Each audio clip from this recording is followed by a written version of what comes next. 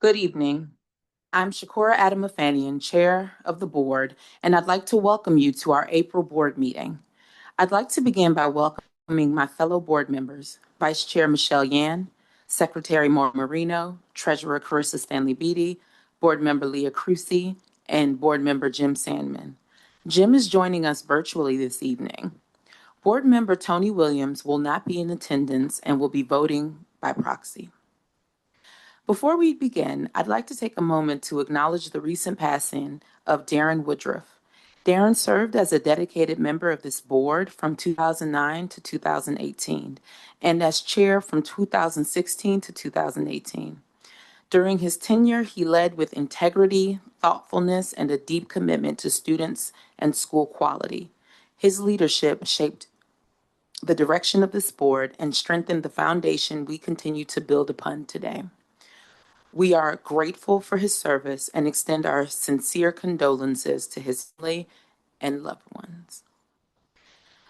I also want to thank the school leaders who have worked closely with our staff to prepare for tonight's meeting.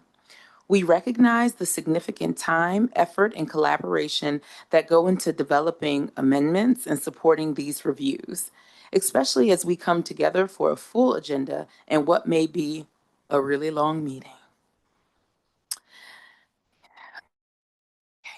Our theme tonight is transparency and trust. These are not just guiding principles, they are essential to the work that we do. Accountability requires visibility. It requires that our decisions, our processes, and our outcomes are open and clear to communities we serve.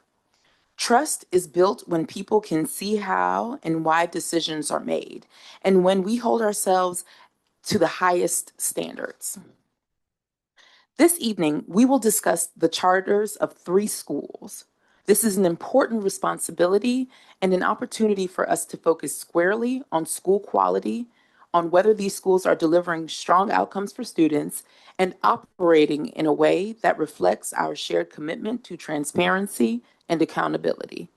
Our evaluations of charters is one way we ensure that trust is maintained.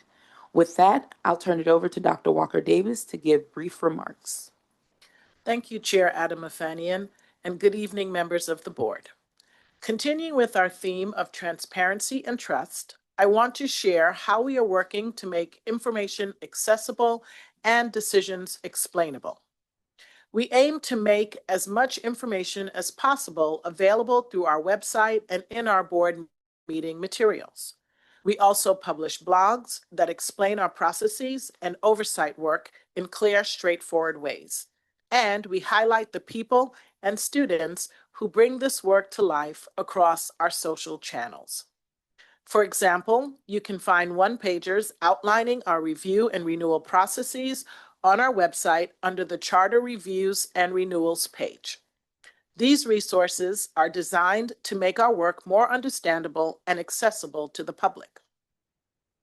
I also want to thank school leaders for showing up last week to testify before the DC Council on their and the sector's budget-related needs.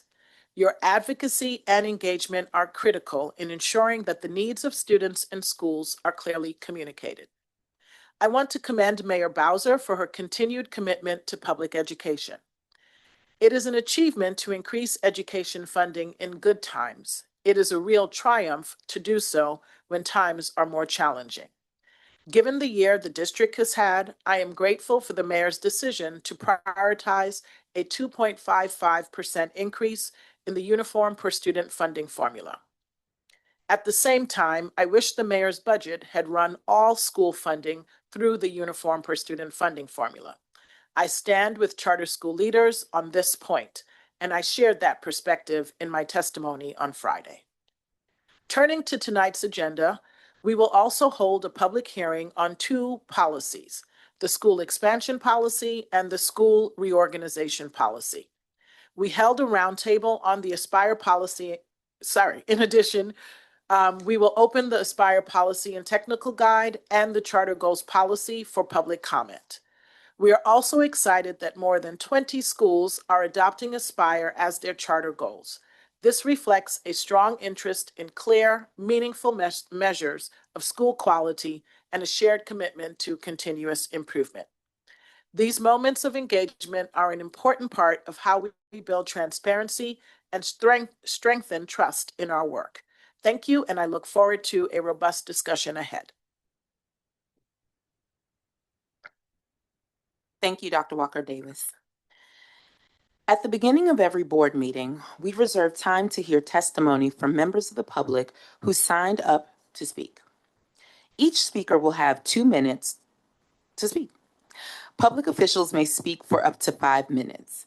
If you need to make a few additional points after your time finishes, you can email your testimony to public.comment@dcpcsb.org.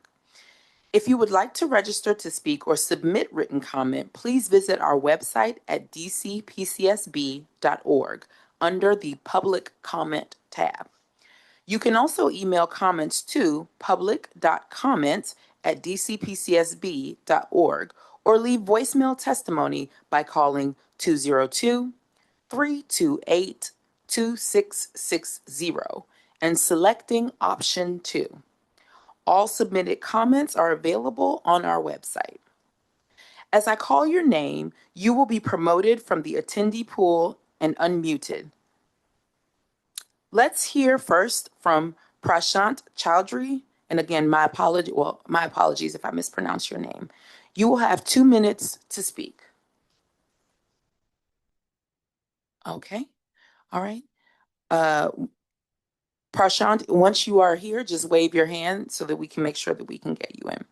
Okay. The next witness is Darian Luce.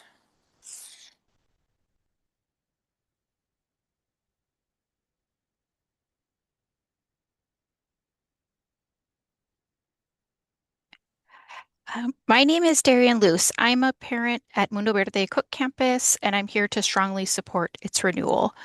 I have 2 children at Mundo. My daughter is in 2nd grade and has attended since kindergarten, and my son is in pre-K 4 and has attended since pre-K 3. I chose Mundo because of its commitment to bilingual education, expeditionary learning, and sustainability, and it has delivered on those promises. My children are now able to converse confidently in Spanish, which is an incredible gift. And my daughter in particular has developed a real love of reading in Spanish, which has been amazing to watch. What really sets apart Mundo for me is how learning comes to life. My children come home excited about their field trips and hands-on experiences, whether they're building something with recyclable materials, walking to nearby buildings, visiting museums, or speaking directly with local business owners. These experiences make their education feel real, meaningful, and connected to the world around them. I also want to highlight the teachers. They are knowledgeable, caring, and invested in each student's success. During parent-teacher conferences, they take the time to provide thoughtful, practical strategies that help us support learning at home, and that partnership makes a big difference. Lastly, I want to highlight under Shalini's leadership, I have noticed greater transparency and willingness to engage with the parent community. This past year, I've seen a rededication to what a great public charter school should do: partner with families, support teachers, and prepare children to be thoughtful, capable members of their community. Thank you for your time. Thank you for your time and thank you for sharing your reflections. Next, we will have Olga Cano. Olga, if you can raise your hand, you'll be promoted. Thank you.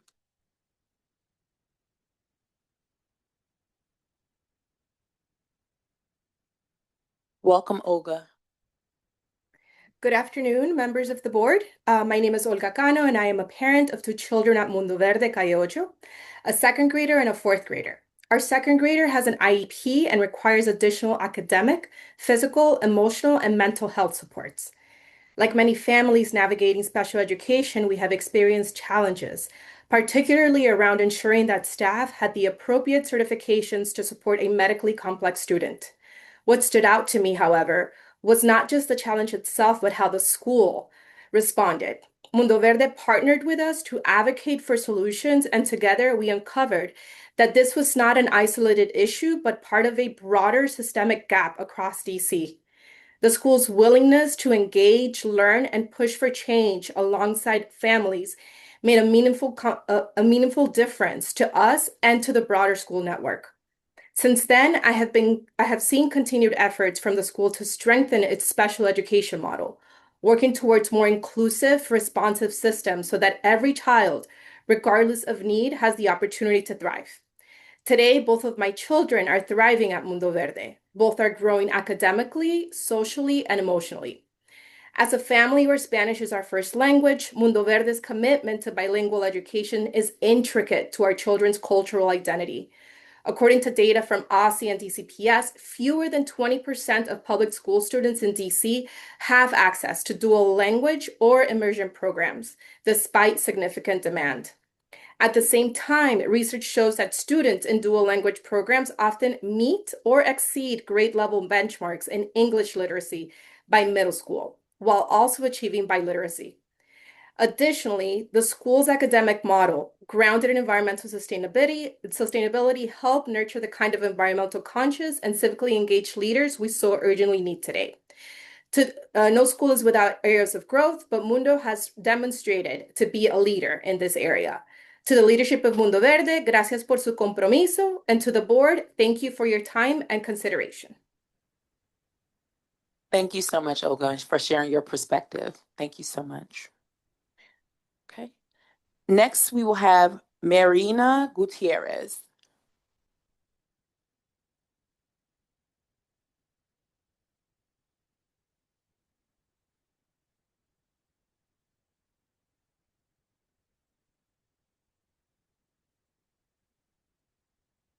Hello. Hola.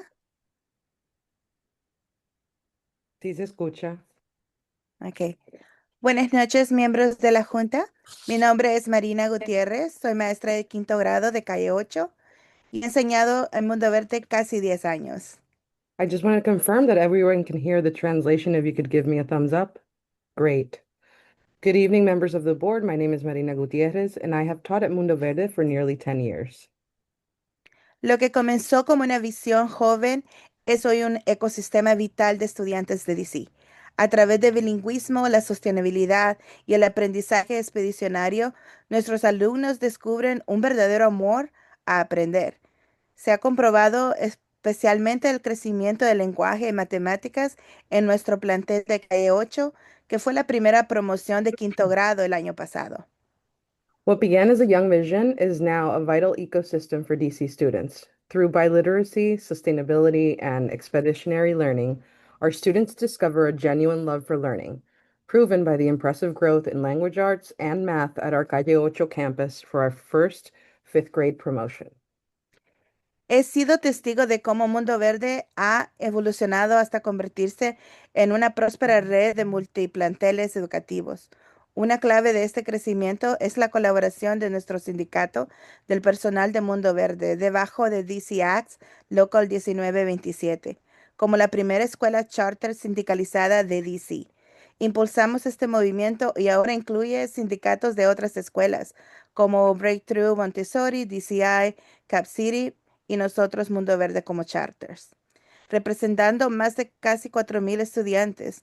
Y esta alianza ha mejorado los resultados estudiantiles porque valora las voces de quienes estamos en los salones de clase.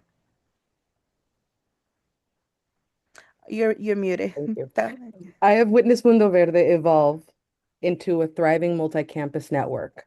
A key to this growth is our collaboration through the Mundo Verde Staff Union under DC Acts Local 1927. As DC's first unionized charter, we sparked a movement that now includes staff unions from Breakthrough Montessori, DCI, Cap City, and Mundo Verde charter schools representing over 4,000 students. This partnership improves student outcomes by valuing the voices of those in the classroom. Bajo nuestra nueva directora ejecutiva, hemos entrado en una etapa de una profunda colaboración y estabilidad. Nos mantenemos académicamente competitivos a través de un nuevo currículo y capacitaciones a tiempo real, que impulsa tanto el desarrollo docente como el rendimiento estudiantil. Habiendo sido mentora de becarios que ahora son maestros líderes, me enorgullece especialmente la trayectoria del talento sostenible que se ha construido aquí. Under our new executive director, we have entered a season of deep collaboration and stability. We are staying academically competitive through a new curriculum and real-time training that drives both teacher development and student achievement. Having mentored fellows who are now lead teachers, I am especially proud of the sustainable talent pathway we have built. Mundo Verde no es la misma escuela que hace 15 años. Es más fuerte y colaborativa, pero se mantiene profundamente arraigada a sus raíces. Aunque hemos navegado cambios, nuestro crecimiento es real y ha llegado a través de transiciones, mientras continuamos trabajando hacia una mayor estabilidad y excelencia. Al mirar hacia los próximos 15 años, seguiremos formando ciudadanos globales compasivos que lideren y cuiden de sus comunidades aquí en DC. Mundo Verde is not the same school it was 15 years ago. It is stronger and more collaborative while remaining deeply rooted. While we have navigated changes, that growth is real, but it has come through transitions as we continued working towards greater stability and excellence. As we look to the next 15 years, we will continue to shape compassionate global stewards who lead and care for their DC communities. Insisto a la Junta a renovar nuestra licencia para que podamos seguir cultivando a los líderes que nuestra ciudad necesita ahora más que nunca. Muchas gracias, Junta. I urge the board to renew our charter so we can keep cultivating the global stewards and leaders our city needs now more than ever. Thank you to the board. Thank you. Thank you, Mariana. Thank you. All right. Next, we have coming Samadhi Williamson, and my apologies if I mispronounce your name. And actually, if you can pronounce it for me, that'd be wonderful. It's Samadi Williamson. You pronounced it correctly. Okay, go me. All right, very good. Go ahead. Hi everyone, my name is Samadi Williamson. I'm a sophomore at Spelman College and a member of the first graduating class at Mundo Verde. My family and I have been with Mundo Verde since the beginning. I attended the school from the time I was in kindergarten when it opened in 2011 until I transitioned to middle school in 2017. In addition, my three younger siblings attended it from preschool until they went to middle school, with the youngest just finishing in 2025. Where Mundo Verde truly stands out is through its language and cultural programs. Having us be fully immersed in the Spanish language by simply talking to us from the start like we already knew it was an amazing teaching method, and it has allowed me to remain bilingual even though I am no longer as immersed. One of my favorite memories was being able to travel to Puerto Rico in the 5th grade, participating in service activities, exploring nature, and learning about Puerto Rican culture. Its method of science learning has also stuck with me throughout my education, with the expeditionary learning format sparking my curiosity for the sciences. As now I'm a chemistry major, dual degree engineering, majoring in chemistry and minoring in Spanish. Finally, Mundo Verde has opened a lot of doors for me, as it allowed me to easily transition to DCI, which is one of the best public high schools in DC. Overall, Mundo Verde has given me an incomparable education and foundation that has developed me into the student that I am today. Thank you. Thank you, and well done. Congratulations on all of your achievements. Spelman's awesome. That's the, and you said a dual degree in what again? Yeah, I'm in a dual degree engineering program, so like chemical engineering. Chemical engineering, and your minor in Spanish. All Yes. right. Congratulations. Thank you so much. All right, thank you. Next, we will have Victor Udowe. And again, my apologies if I mispronounce your name.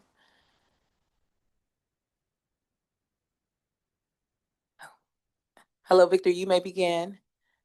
Yes. Hi, Can my you name pronounce is your last name for me, please? Udoewa. Udoewa. Udowe. Thank you so Yeah. much. Please. Yeah. Thank you for having me. My name is Victor Udoewa. I'm a Mundo Verde parent in the Cayocho campus in Brookland. I have a fourth grade daughter, a second grade son, and a pre-K 4 son, and we have been at Mundo Verde since its founding year of that campus in 2019. So this is our seventh year, and I took part as one of the founding members of the first version of our PTA that was focused especially on equity. There are three questions that I usually ask of my kids to know if I'm in the right place or if I should start looking for a different place. Those are one, are my kids learning? Two, are they happy? And three, are they safe? And I can say across the 7 years, through ups and downs, the answers to all three of those questions has always been yes. And that's something I'm very, very thankful for. Secondly, I've been really impressed with the fact that when we have had challenges, especially being a new campus and all the kinks that come with starting a new school, whether it's not enough uniforms or the signups for the summer program are behind or the bullying that increased during COVID. I've been very impressed that I'm not at a school that is able to kind of maintain its performance, but we're at one that's getting better. So this year, especially, last year, especially. So th these 2 years specifically, I can say it is a much stronger, better school, better operated, with better performance than it was when we first came. And that's beautiful to be in a place where there's growth. In fact, when I think of people who have left the school over the years, I think the number one thing that I've seen is people who've left because of issues with, support for children with IEPs. And so I was particularly nervous when one of my children was diagnosed recently with ADHD. And I was wondering what was the experience going to be like. And I was thankful that when we went through the process, it was smooth. We felt supported, and our children, or this specific child, felt supported in the whole process. And that's an amazing thing to be able to say and to see that growth. So I'm thankful to be able to speak on behalf of the school, and I urge you to support the charter renewal. Thank you so much, and thank you for taking time this evening to share your thoughts. Much appreciation. Okay. Next, we have Leah E. Squires.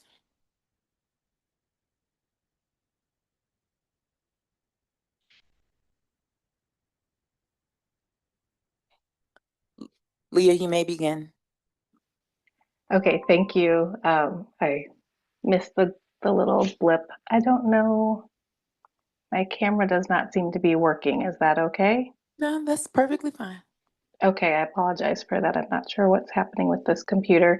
Thank you for giving me time to speak. My name is Leah Squires, and I am a parent at the Inspired Teaching Demonstration School, and I'm here to speak my support for our charter renewal. I am the parent of two students at ITDS in fourth and sixth grades. I also serve on the ITDS board of directors. I'll start by saying that my family ranked ITDS at the very top of our lottery list without actually visiting the school back in 2017. And this was because the reputation of the school in our circle of friends was so high, and we were able to see enough from the online materials to know that this was a place where our children could begin their learning careers, and we have not been disappointed since. Um, since joining the school community in 2017, my admiration of the school has grown, and I have served as a room parent on the board of our Parent Family Association and now on our school board. I was also fortunate to participate in the selection process of Dr. Sunday Riggins, our current executive director, and it's been a joy to be engaged in observing how she leads our school community to commit to all students. Um, I wanted to share a quote that my son gave me, who's in fourth grade, when I asked him what I should share with the board tonight. And he said, share that the teachers are nice, really smart, and they make learning fun. I will have to submit additional comments because I see I'm short on time already. But this is music to my ears as a parent because that is my one goal for my children is that they develop a love of learning, that they will sustain them throughout their whole lives. So I strongly encourage the board to support our charter renewal, and I will submit my additional comments online. Thank you. Thank you so much, and please extend our thanks to your son. Well said. You're welcome. Will do. Thank you. Thank you. All right, we're going to call up now Dylan Donahue.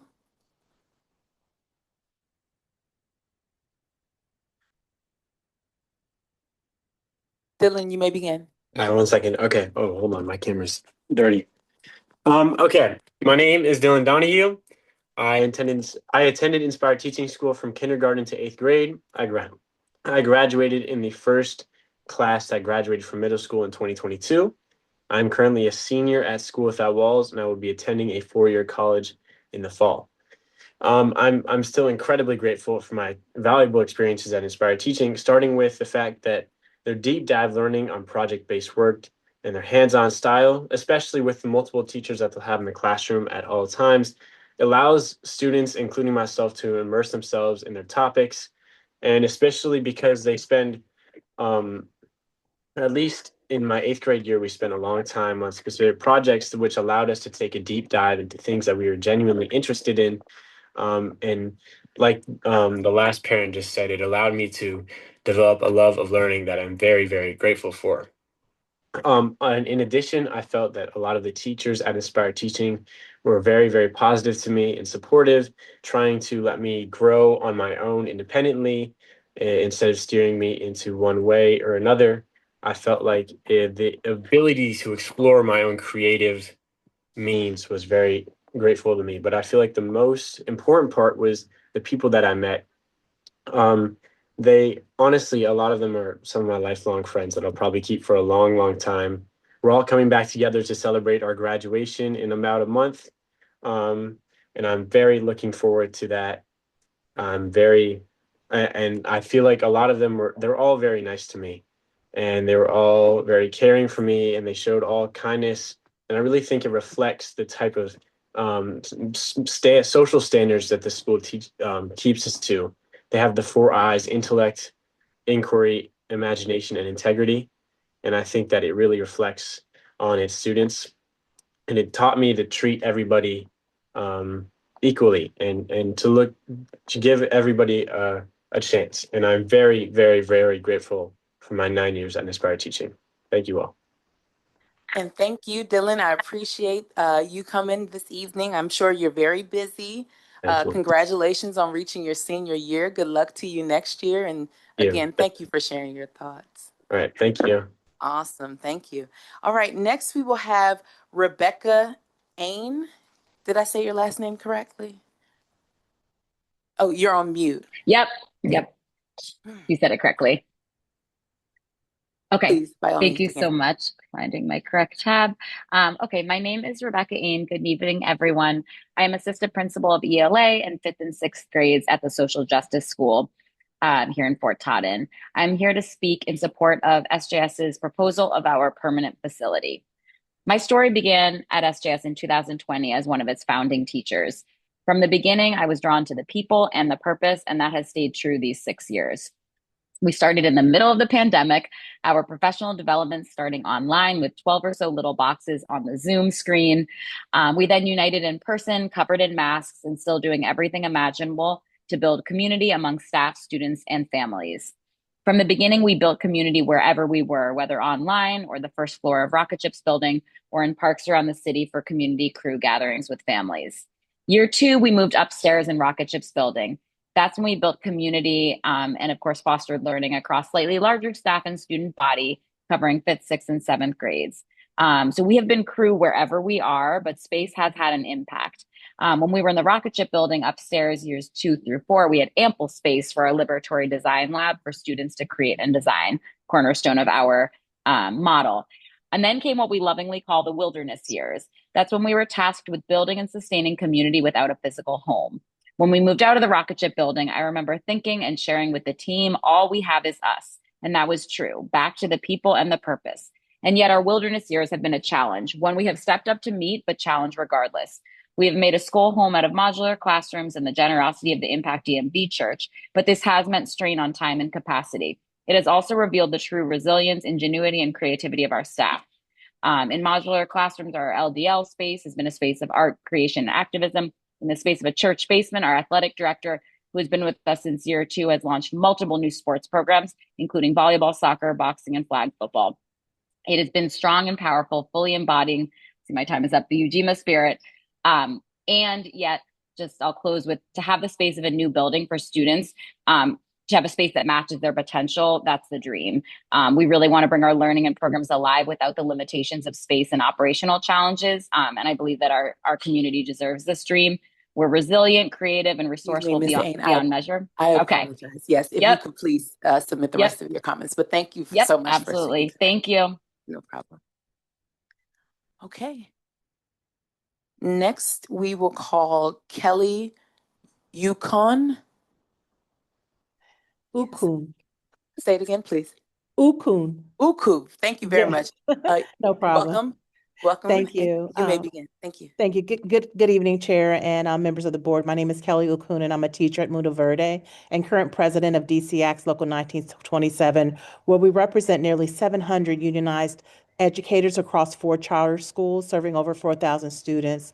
As you consider the updates to the school reorganization policy, I do urge you to use educator voice, staff retention, and community trust as meaningfully reflected in how the board identifies school health and not just academic or financial data. Across our sectors, we are seeing signals of instability, breakdowns in trust, rising turnover, and lack of leadership responsiveness that are not always captured through your walkthroughs or compliance reviews.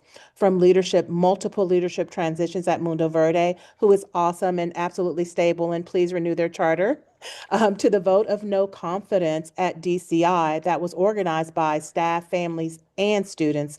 These are not isolated concerns. They are early signals that should inform oversight before reorganization becomes necessary. We are seeing these concerns raised publicly at DC Council hearings. That is something to take notice of. So my ask are threefold. First, strengthen stakeholder engagement through consistent and permanent structures like your advisory bodies or quarterly town halls that inform oversight. Second, elevate staff retention as a standalone metric because it is a leading indicator of school stability. By the time outcomes decline, the staff has already left. Third, require deeper governance review for schools in lower Aspire tiers, including transparency around how boards are responding to community concerns. We're not asking to manage schools, we're asking that the board to have the information it needs to act much earlier. The picture looks different now, and so should the conversation. That's all I have. Thank you. Thank you so much, and thank you for bringing these concerns forward. We certainly will continue to follow up on it. It's much appreciation. Thank you. And I did submit a very long written testimony as well. I submitted it to you guys. We look forward to reviewing it. Thank you so much. Thank you so much. All right. Okay. Next, we will have Alexandra Simbana. Welcome. Hi, can you hear me? I can. Okay, Actually, can you thank speak you. up just a little bit more? Yes, can you hear me better now? Perfection. Yes. By all means, Wonderful. please. Thank you so much. I appreciate that tonight's theme is transparency and trust. That is, in fact, what the DCI community is lacking and desperately requesting to help stabilize for its beloved community. Over the last month, I have been seeking help initially from this board at a special meeting on April 8th, from the DCI Board of Trustees, the State Board of Education, the DC Council, the whole, and now this body again. After nearly 4 years of good faith effort and having reached an impasse with the executive director, the teaching staff held a vote on March 12th through the 19th with 232 non-supervisory staff. Of those 186 staff who voted, the majority of 94 presented a vote of no confidence in the executive director. That represents a total of 175 staff. Participation in the vote was voluntary and votes were cast in secret. Those who abstained from the vote were reporting fear of retaliation. Key elements are the rapid loss of highly qualified teachers. Since 23-24 school year, 134 staff have departed the school under the current leadership. More pointedly, since the March 19th DCI board meeting alone, 9 additional staff have been fired and advised that their contracts won't be renewed. This vote of no confidence alone should be a clear indication that this community needs further oversight over the current chair and board of trustees. As we've seen before with other school campuses like Mundo Verde, Lamb, and others, when they've been in a time of crisis, sometimes school communities need levers of oversight that exist outside of the school. What I want to make very clear is that the key stakeholders of the DCI community, students and teachers, are most concerned about the future of their second home, the DCI campus. On April 22nd, students held a walkout to speak up for their beloved DCI school and teachers. The students have also a petition of over 800 signatures, but the students aren't alone. The parents and family community are closing in on 550 signatures. We're raising these concerns because we want the school to succeed. We ask that the Public Charter Board step in to defend the school of 1,300 students. Thank you very much. Thank you so much. I appreciate that. Thank you for bringing your concerns forward. Thank you very much. We'll be looking into that. Much appreciation. Thank you, ma'am. Thank you. All righty. Okay. And our final speaker for the evening, Simone Odoms.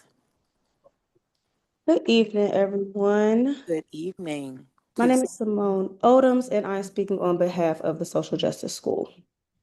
So I realized that one of my many faults is being overly judgmental towards people who either don't like or just don't care about their jobs.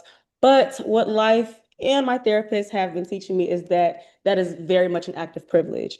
My judgment comes due to a lack of understanding of what it means to not be thoroughly invested. I mean, heart, nerve, and sinew in your workplace. I just can't relate.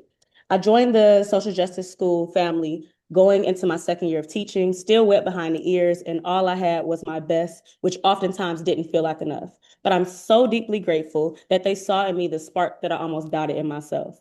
They picked me up and dusted me off real good. And by no means do I claim to be perfect, but this place has grown me up and molded me into my best self. I've been awarded so many opportunities that have stretched my potential into something concrete. And while this work is no easy feat, my place of work, the Social Justice School, has my full investment. I mean, we took it all the way back to the Mississippi Freedom Summer Project, teaching in church basements, constantly having to get in where we fit in. And we did, and it worked, and we made some great gains. And we have success stories in the forms of current 9th, 10th, and 11th graders who come back to pour just a little bit of love into our cups, even the ones that terrorize us a little bit. This is the type of place that even when you leave it, it never leaves you. This is the type of place that loves wholly without pretense, that fills your cup back up, the kind that is urgent and important and necessary. And while we have endured plenty, it's about time to reap some of the benefits that we've or reap some of what we've sown into our community so that we can continue growing in leaps and through bounds, so that we can continue making gains, so that our babies have a real home, one to feel proud of. Our continued growth necessitates permanence. Thus, I am hopeful that our efforts to move into our new facility are supported. Thank you so much for your time. Thank you, Simone. Much appreciation for the comments, and thank you for all that you do every day. And also thank you to all of our educators who participated in our public comment or even our online watching. Thank you for everything that you do. Thank you I so appreciate much. you. All right. Well, thank you to our speakers this evening. This concludes the public comment portion of our agenda. Just a reminder, if you weren't able to get through to your full comments, please don't hesitate to send the full scope of the comments to us. Thank you so much. All right. Okay. First on the agenda tonight, we have public hearings on several charter amendment requests. I yield the floor to Bijan Lane, specialist in the School Performance Department, to introduce the amendment request from Social Justice Public Charter School. I would also like to invite representatives from the school to introduce themselves and provide remarks after the introduction from Bijan. Thank you. Hello, my name is Bijan Lane, and I am a specialist in the School Performance Department. Tonight, the board will hear from Social Justice Public Charter School regarding its request to amend its charter agreement. The school seeks to relocate from 333 Kennedy Street Northeast to 5455 3rd Street Northeast beginning in school year 2026-27. The current and proposed sites are on the same plot of land. Representatives from the school are here to answer your questions. Thank you so much, Bijan. Good evening, Social Justice School. Myron, I'm going to start with you. If you can just introduce your team and then share any opening remarks before we begin. Thank you. Hey, good evening, everyone. My name is Myron Long. I'm the founding executive director of the Social Justice Public Charter School. Here with me today, I have Amber Ramos, apologies, our director of operations, Brandon Johnson, co-founder and head of school, and Yeni, our board chair, amazing board chair, and Alexandra Alderman, our ed ops partner as well. So thank you for having us today. We are literally in the mobile classrooms behind us, as you can see, with students just leaving because we have not really an office here, so we will make it work. This moment represents a journey 6 years in the making. The Social Justice School story begins in Ward 5, where we piloted and ultimately birthed Social Justice School in the LaRon Riggs community. We began our formal journey at 5450 3rd Street, co-locating with another LEA for our first 4 years. By year 3, we began the search for a permanent home, spending 18 months visiting more than 20 sites and engaging our community through multiple family events to ensure their voices shaped our path. In year 5, we transitioned into a temporary facility, trailers, and shared space within walking distance of our original campus. While that move was necessary, we acknowledged it was not ideal for our families and we saw an impact on enrollment. Despite this, SGS has remained financially strong with healthy days of cash on hand, a strong financial performance score, and a positive net income. We've had 0 findings of fiscal mismanagement. At the same time, we continue to invest in our academic programming, and in school year 24-25, those investments resulted in SJS earning a level 2 on the Aspire framework, achieving all possible growth points, ranking in the 75th percentile on the DC report card, and demonstrating the highest growth of any standalone middle school in the city, and we are not done. Today, we are requesting approval for a permanent facility at 5455 3rd Street on the same plot of land as our current temporary campus and directly across the street from our first home.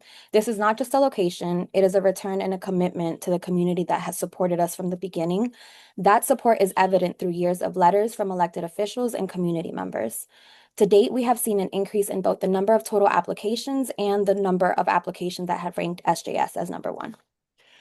This proposal is financially sound. It is a turnkey 30-year lease with rent abatement and includes the option for a subtenant, and it does not require SJS to take out a loan. We have rigorously tested multiple financial scenarios with our Finance, Audit, and Facilities Committee, including current and former charter school CFOs. And in all cases, SJS remains financially solvent. We have also partnered with EdOps to model both best case and worst case scenarios. We are deeply grateful knowing that securing a facility in DC is no small feat. We have done the work and we stand ready to answer any questions. Thank you. Thank you so much. Thank you, social justice team. Let's see here. Okay. All right. I'd now like to open up to my colleagues who'd like to ask the first question or anything like that. Okay. Vice Chair Yan. Thank you, Myron, and the social justice team. You spoke to a potential sublease if enrollment stays flat. Can you just speak a bit more to these plans and what it would look like and how confident you are you would be able to secure a sublease in time? Yep, we are currently in the negotiation stage of both an LOI for a subtenant for next school year. And the way that we structured the lease agreement, we just have to give a notice to the landlord. We don't have to give any get it actually approved from our landlord. And so we did that flexibility. Right now, the space holds 14 classrooms for middle school students. And so there is an opportunity as we continue to ramp up in enrollment to have some of that space be rented out by a subtenant. Thank you. Thank you, Vice Chair Yan. Secretary Marina. Thank you so much, Myron and team, for coming to share this proposal with us tonight. I wanted to talk a little bit about enrollment because it's so important to the financial health of this plan. So you experienced enrollment declines for 2 years in a row before stabilizing this year. And this plan relies on a pretty meaningful increase in student enrollment. Can you talk about your plans for recruitment and enrollment, how enrollment is looking for next year, and what your plans are to ensure that you hit those targets? Yes, we did look at our enrollment projections for next school year, and we made sure that we were strategic with the increase that we wanted. We didn't want a drastic increase, so our increase is actually less than 20 students, where we're actually already on track to meeting our enrollment number for next school year. We received an increase in number of matches for this school year, so we did increase the total number by 46% this school year, and we've also increased the number of acceptances for matches. In prior years, we've had a less than 10% acceptance rate for matches, so oftentimes our summer ends up being very heavy for recruitment. We are very grateful that at this point, through Enrollment Saturday, we've received such a large number of acceptances from our matches, and we do have the wait list that we're still working through to ensure that we're able to fill the remaining seats. To date, we have about 22 remaining applications to fill the remaining seats for next school year. So we are on track and we're looking very healthy with paperwork being received for these families that have accepted as well. And I would add, That's Mara, awesome. that we Yeah. also really took the feedback from the finance team very seriously around like enrollment projections. And so we've worked tirelessly with Valeria and Kathleen and Michael at the time to have projections that were ambitious but realistic based on enrollment trends. And so we took that feedback very, very seriously in order to build out the financial model. That's super helpful. Thank you. I just want to make sure I'm tracking. So, how many total new students are you aiming to have? What are you aiming for in terms of total enrollment for next school year? Yes, so it's a mix. So we have secured 85% re-enrollment for next school year. So of our existing, we don't have many seats that we actually need to fill. So it's about a total of 60 applications with 40 of them already being accepted. So it's about a 20 student gap currently. Okay, so you're trying to add 60 new students. That's not net enrollment increase of 60 because some of that is backfilling spaces of students who are not Eighth re-enrolling. graders. Correct. Okay. And eighth And graders, of right? that, 40 have already committed. So you Correct. have 20 more students that you're trying to secure. Correct. And And 25 of our applications are undecided. So we are still working through those applications to gain their, seat acceptance. We do other strategies to help push their application process and decision-making process along. So we encourage families to come in for private tours, tour the facility, connect with our support teams, and or participate in a shadow day. Our shadow days have been very effective. We actually just had one today. She had a wonderful day. She's super excited to join us next school year. So they've been very effective. And we're still taking kids. We actually just had a new student enroll with us today. So we're gonna enroll through as long as we can. and it sounds like those are all strategies that are part of your plan to increase conversion. So again, I'm trying to make sure I was tracking all the great points you were making that in the past you had less than 10% conversion from matches to enrolled students, and you're trying as an enrollment strategy to use these shadow days and other techniques to increase that yield. Yeah. Did I understand that correctly? Okay, awesome. Can you just speak, this is my last question, just longer term, it sounds like you're going to have to keep this up every year to aggressively grow your enrollment to be financially sustainable. So can you talk about some of the multi-year strategies that you're using to make sure you can continue to hit those enrollment targets? Yes, of course. So we have both an internal and external approach. So externally, we do work with a marketing firm that helps us push content throughout the whole school year. So this starts from the beginning of the school year. If students are still looking for a placement for the year, we have those ads that come out. We have ads that come out anticipating our application opening up, and they're still ongoing. So now our ads are encouraging folks to submit an application and also come in for a tour. These go on through the school year. Internally, we make sure that we have strong partnerships with local LEAs. So some of the LEAs that we have very strong partnerships with include Rocketship and DC Bilingual, and DC Bilingual. So with Rocketship specifically, we continue to strengthen our relationship with them this school year. Since they're right across the street, we actually got the majority of their students to submit an application. So we continue to foster those type of relationships. We do school visits, so we also partner with schools like Sela. We go to other schools in Ward 7 and 8 because in the past we have also gotten a decent amount of applications from those wards. So we don't just recruit from within our ward. We make sure that we're working with partnerships. We create partnerships with LEAs that are aligned to us and are also close in proximity to us as well. Thank you. Thank you. Board Member Sandman? Secretary Marino asked most of the questions I wanted to ask. I just want to pin a couple of things down. What is the net enrollment increase you're looking for in the coming school year?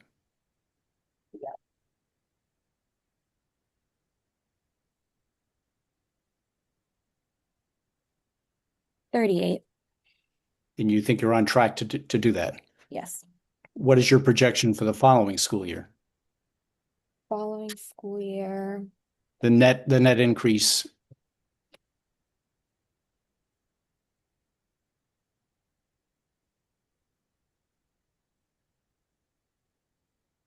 Sure, give me 1 second. Sure.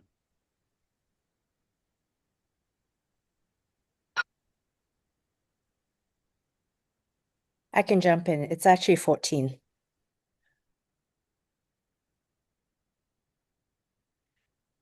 So what is uh, the progression of enrollment increase that you anticipate to get you to the total that you're aiming for?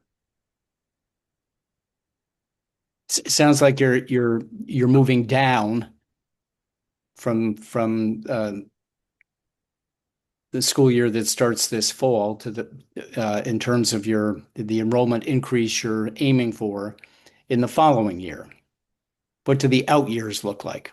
I see. Well, this school year, we actually started with a net of 97 students. So it is still an increase for us from this year for next school year. Right. And for out years, give us 1 sec. So for 27, Can I just, that increase was in school year 25, 26? yeah, so for this school year, no, not the increase, the net number that we had for this school year of students, Yes. we had a total of 97. So we are aiming to increase to 117 for 26, 27, and then Mhm. to 137 total students for 27, 28. Okay. And what about the following year? 157. Okay, got it. Thank you. Thank you, Board Member Sandman. Treasurer Stanley Beatty? Thank you, Chair Autumn. I'm going to continue with this line of questioning just to make sure I have it correct. So this year you're at 97. Next school year, your net increase, is it 38 or is it 20? Because you said 117, that's 20. So next school year, what's your net increase? 20. It's 20. Mhm. And that brings you to 117. And then the Yes. following school year, it's what? 137. So another 20. Okay. Okay. I'm going to pivot a little bit. It's the same line of questioning, but I'm going to get at it from a different angle. You all are proposing with this facility amendment a 30-year lease. Talk to me about your thinking and your ability to get comfortable with that long term of a lease. Yes, I mean, quite frankly, I think that when we compare the option to take out a line of credit versus the turnkey structure of this particular transaction, I think all things pointed to us making sure that this was the right opportunity, but also we have a strong relationship with our landlord in terms of like the rent abatement that they've given us in 3 years now. And the opportunity to continue to be steadfast within this particular community as well. Because, I mean, to be transparent, in our search of over 20 sites, we went to a variety of different other neighborhoods, and our families, quite frankly, said, if you move there, we will not come back. And so this was driven primarily by community engagement and community input. Okay. Treasurer Stanley Beatty, I just want to make sure you got your question answered. I didn't, but I know how to keep going. Okay. So let me ask you the question in a different way. So I appreciate the commentary about the location and about your dedication to Ward 5. I get that, and I've heard you talk about that before. So I understand it and I believe it. What I am asking specifically is about the tenure of the lease. So 30 years is a long time. Tell me how you got comfortable with the term of the lease. Is it because, well, I don't want to put words in your mouth. Tell me how you got comfortable with the term of the lease. Not the location, but the duration of the lease at 30 years. Absolutely. So I think it was a combination of a few things. Like I said, we have a very robust finance and facilities and audit committee who looked at different modeling and options that we had on the table. And I think one of the primary drivers was we wanted this to not be a scenario where we would have to move again within the terms of the lease. Okay, so you're almost doubling your square footage. We're going from about 12,500 to 22,000. How much of that square footage are you intending to sublease? Probably about 6 classrooms initially. Okay. Do you know the square footage, Myron? Out of the 22,000, what's the square footage that you're Um, I, intending to sublease? I can get back to you on that. I don't know the exact square footage off the top of my head. Okay. Okay. I'll make sure to send the follow-up email. Yeah, is it okay? Is the help me understand, is the sublease necessary in order for the building to be financially sustainable for you? Do you have to do the sublease, or can you sustain the rent through just your enrollment? We can sustain the rent through just our enrollment. Okay. And And even it, in the contingency scenarios that were provided with the 5-year budget, even at a reduced enrollment projections and staffing model to match those enrollment projections, our days of cash average about 197 on the out years. And we've also done some really, again, thanks to our partnership with PCSB staff, we've done, again, some modeling with like a very flat enrollment as yeah. well. And even in that scenario, like all of the traditional indicators of financial solvency in terms of days of cash remain extremely positive, partially due to the rent abatement that we'll receive over 3 years or the course of the lease. And we continue to be in really good partnership and really good standing with the landlord and the developer in order to continue to engage in those points as well. Okay. So when you say flat enrollment, do you mean the 97 or do you mean the 117? When you say that you can sustain Mhm. it with flat enrollment, what's the flat number? Yeah, we were encouraged to look at what it would look like for 105 for 5 years. Okay. So that when you say flat, you mean 105. So there is an increase from your 97 today. Right. Yes. Okay. Okay. Um, okay. And when you talk about the rent abatements, from what I can read, there's 2 years of rent abatements. Is there three? Yes. Again, It's because of our partnership, we actually were able to extend the rent abatement now.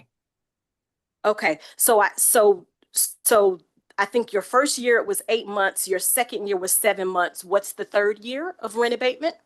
We have the flexibility to divide And the correct me total. if I'm wrong about the two that I've already quoted.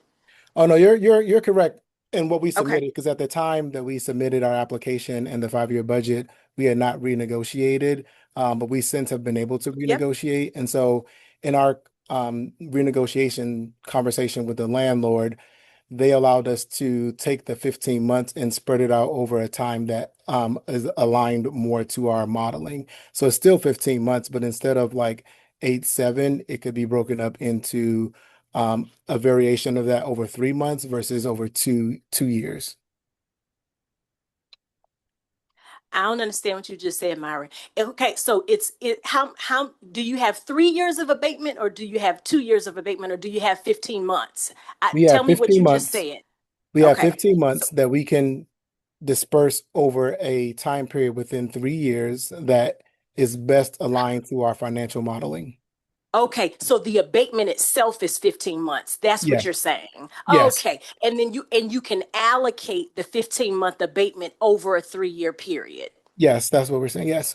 Okay. All right, I got you. Okay. So then after the 3-year period abatement, you still then have a real increase in your occupancy expense, right? There is a real increase in what you're paying now versus what you will be paying, correct? That is correct. Okay. And at some point the abatement goes away. Yes. And what you are saying is that even without the sublease, if your enrollment remains flat, and we're calling flat the 105, the new facility is sustainable with a 105 enrollment. I just want to be clear about what we're saying. Yes, we are Are saying we that. saying that? Yes. Okay. Okay. All right. There was a statement, and I'll ask this of the LEA, and Will, if you can answer it, I'll take that too. There was a statement that I read that mentioned, where is it? That there was a yes, that after the abatement, there provides for a liquidity cushion during the initial relocation. What is that liquidity cushion? how are we accounting for that? I guess does it flow through the KFIs? And then what do we mean when we say initial relocation? What does that mean? That's a period of time?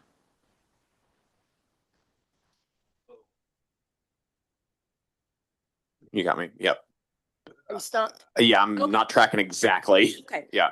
So in the material, we reference the rent abatement. So it's the 8 months in the first year, 7 months in the second year.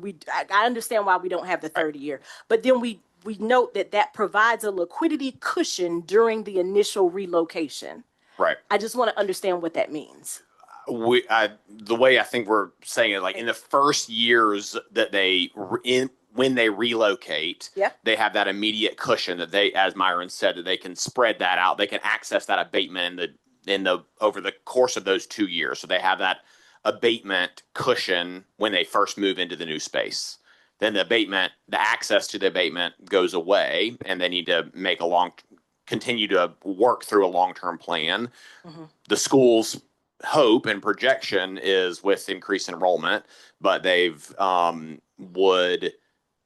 enrollment does not increase, then they will not have access to that abatement any longer. And so they would need to have a permanent subleaser to supplement their budget to make the lease continue working. Did I get there? You did, but so that's the part that I'm trying to clarify, right. And just indulge me here. So yeah. when the rent abatement concludes, right. Because it will, are we saying that at 105 or whatever the number is, that enrollment sustains the new rent without a sublease? No. Is that true? They would, if enrollment does not increase beyond 105. Beyond 105. Beyond 105. Okay. The LEA would need, by FY29, they would need to have a subleaser in there to be able to supplement that rent. Okay, now we're talking. Right. So that is a critical point. So what we are saying is that flat enrollment does not sustain this facility. That's right. They have to have a sublease in FY29. Increased enrollment. That's right. Let's assume enrollment is 105. I mean, sure. We've talked about enrollment. Yes. They've had declining enrollment. So the only time we've seen an increased enrollment has been this school year, right? And I understand what the plans are, but let's assume that it's flat because that's what they said. They said at 105, we're calling that flat. Yep. Okay.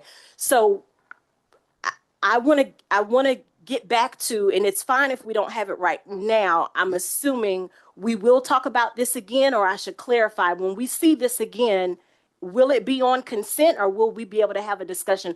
I need to know how much square footage needs to be leased. And I want to further understand the breaking point. Because if we approve this, we're approving this knowing that they have to have a sublease. Yep. That's an important caveat here. Yeah, I think you've got it. Yeah, in FY29, if the school's enrollment has not increased, they will need additional resources to support their rent payment. That is accurate. Thank you. Yeah. So when we see this again, Dr. Walker Davis or Chair Adamafani, Okay. And then while they're doing that, what's the status of the renovation to the social justice team? Is it done? It's in progress. I mean, the expectation is that we move into the building and they turn the keys over mid-July. We've met all the major construction milestones. Love for you to drive by because you can see the building. It's painted, but the permanent electricity has been actually established today. So the generator is off, the elevator is inside, and because we wanted, again, we are not in the construction or facilities business per se, but we have learned through this arduous process that contingencies matter. And so we actually extended our CFO for the mobile classrooms in the unlikely event that the space would not be ready. And so Yep. if that happened, we would start the school year off in the mobile classrooms and then move at a natural transition point like Labor Day and or Thanksgiving. Okay. All right. And I heard you say, and I appreciate you carving that out. And I think I've heard it from you all before when you were thinking about taking this move, the actual construction or I'll call it renovation. The renovation itself, you all are not having to put forth any financial contributions for that. That is purely coming from the landlord, correct? Yes, that is Okay. correct. Yes. And help me understand one other thing, Myron, is there any sort of tie to the renovation that they're contributing in the actual structure of the lease? Like, is your rent abatement tied to a certain amount of renovation, for example? Like, I'll give you an example. Sometimes you can structure a lease where, let's say, you have like a renovation budget of 200,000 to make it easy. And let's say of the 200,000, you only use half. Well, then that will affect your actual abatement. So is your renovation cost tied to your abatement at all? Meaning it's the So 15 months no matter what the renovation cost is. the 15-month is no matter what the renovation cost is. Okay. Okay. All right. Treasurer Sandy, Dr. Walker Davis has the response to your question. When we'll see it again. Yes. Okay. Go ahead. Thank you, Chair Adamafanian. So this item is up for a vote by the board next month. The board can discuss this again. So we have an opportunity from a staff perspective to get those questions that you raised answered, Treasurer. And then if the board wants additional discussion, you can discuss that prior to the vote. And if there's a desire for the LEA to attend that, we can inform the LEA to be present for the vote as well. Okay. Thank you for that. So thank you, social justice team, and thank you, Will, to you as well. For me to get comfortable with this, I would need to understand how much of the square footage you're talking about subleasing. And I would want to understand sort of the analysis behind that. And then I would want to know sort of your comfort level and your diligence in regards to actually securing a sublessor, right? Because 2029 is going to come fairly quickly, and we have to assume that that's going to be where you land, is that you need this sublessor. So I would need additional information as it relates to that, including how much space you're talking about subleasing. We can definitely provide that. Thank you. Thank you so much. Board Member Crucy. Thank you for those questions. I have a related, I guess, my follow-up question for whatever, this is for Will and PCSB staff, for what you provide the board in the in-between is kind of contextualize the 30-year lease. I'm admit that I'm not familiar with how common or rare this is, along with the question around portion that would need to be subleased. Yeah, thanks. Leases range in terms of length of time. I have to ask my team for a little more specific number of leases or months for your kind of your average, but a long 25, 30-year lease is not unheard of. It's not necessarily super common but I mean, certainly we have several schools that have similar length leases. Thank you very much. Thank you to the social justice team. We will see you all next month for the vote. Thank you. Thank you all. Okay. Next, I'll ask Bijan to introduce the request from Learn DC PCS. I also invite representatives from the school to introduce themselves and provide remarks once Bijan is done introducing the amendment. Bijan? Thank you. Hello again. The board will now hear from Learn DC Public Charter School regarding its request to amend its charter agreement. The school seeks to remove a school management organization, or SMO, from its charter agreement beginning in school year 2026-27. The SMO operates Learn DC Public Charter School's pre-kindergarten program. The school plans to operate the pre-kindergarten program independently starting next school year. Representatives from the school are here to answer your questions. Thank you, and welcome to the Learn team. Let's see. Do we have everyone? Thank you so much. Shona, do you want to begin by introducing your team? And please pardon me if I said your name incorrectly. That is correct. Thank you so much. Thank you. Good evening. Thank you to the board for this opportunity. We have members from our team here to speak on behalf of our amendment requests. We have Troy Presswood, our board chair. We have Sekou Robertson, our managing director of schools. We have Greg White, our CEO, Renee Rodriguez, our pre-K director, who will take part in leading a majority of this conversation as well. We have Donna Moore, our chief financial officer, Stephen Rakowski, our data specialist. Am I missing anyone, Sekou? Nope, you got everybody. It's perfect. Thank you. Thank you. Please begin with your comments. Good evening, everyone. Thank you, board chair and fellow board members. My name is Renee Rodriguez, and I serve as the director of early childhood for Learn Charter Network, and I'm here on behalf of Learn DC Public Charter School. Before I begin, I want to take a moment to express genuine gratitude for the work Apple Tree has done alongside us. They've been true partners in serving our youngest learners. The strong foundation they've helped build in our pre-K program has made it possible for us to be here before you today. I also want to start by saying something I mean really sincerely. It's an honor to do this work. I think being the first experience a child has in their formal education is not something that we take lightly. That first classroom, that first teacher, that first sense of whether school is a place you belong. We believe those moments really shape everything that comes after them, and Learn DC is ready to provide them to every child who chooses to come through our doors. That conviction really is what brings us here tonight. We're requesting approval to finalize our partnership with Apple Tree and fully integrate our own pre-K program into Learn DC beginning in the 26-27 school year.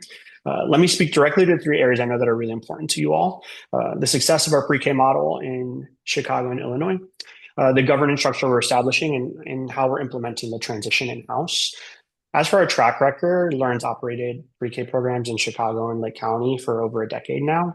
What began as a 40-student pilot has grown into a network that will serve, around 400 pre-K students next year.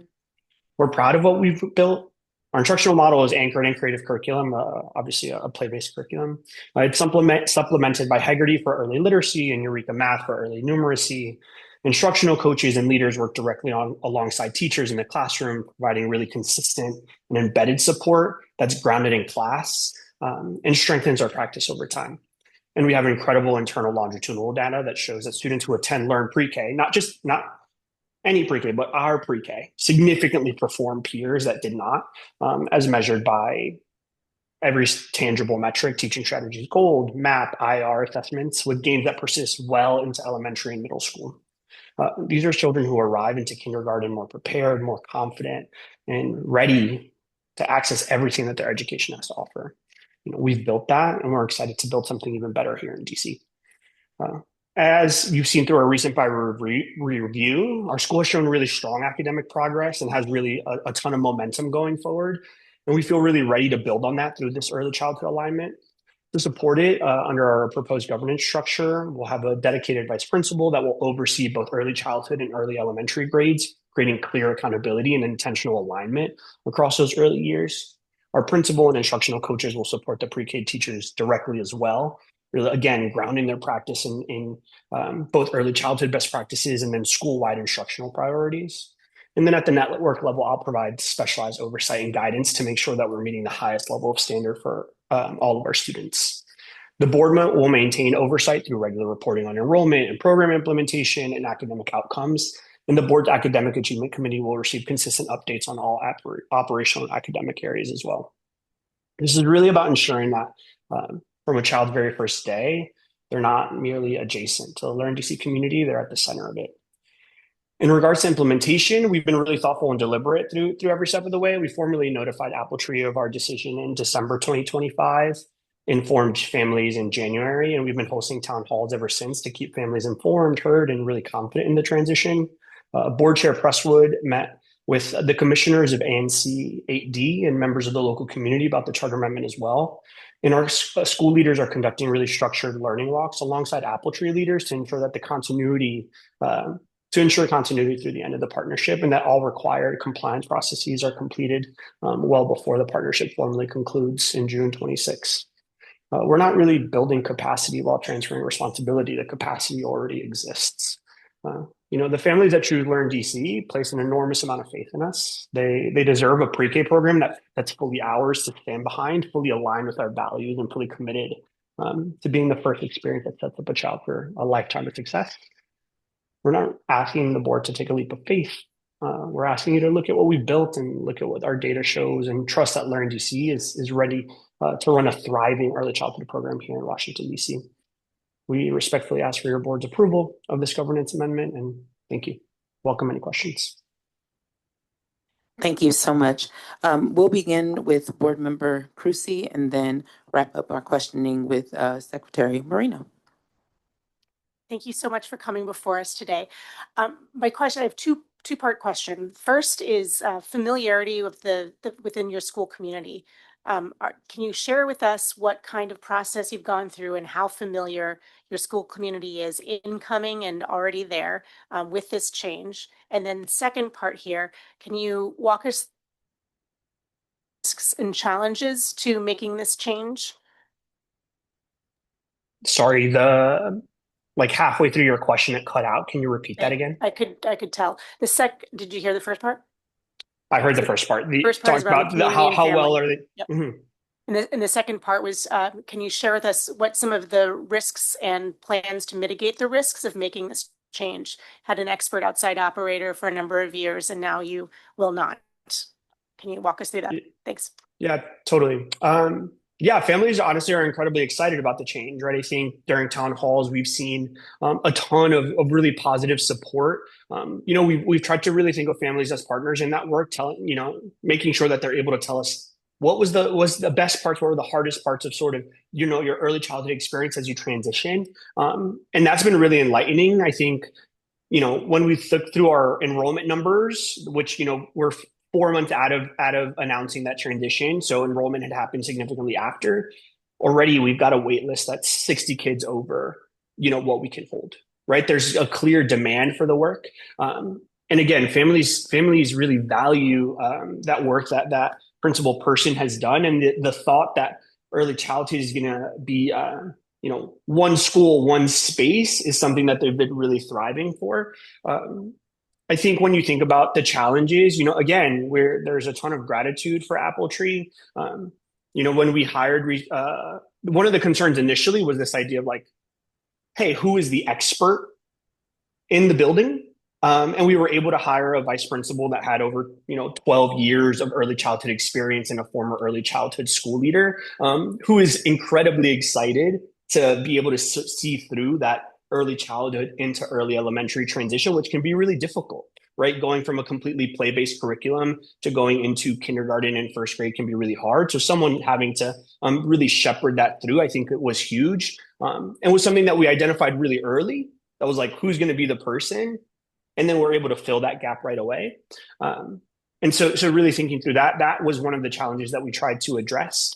I think the things, again, that we're excited about is the like both instructional alignment, but also just like the cultural alignment, right? That when kids come in 3 years old, like they get to wear their gopher, they get to wear their gopher, uniform and get to be a part of all the things that a sixth grader at Learn DC is a part of as well. And seeing that all the way through, I think is incredibly impactful.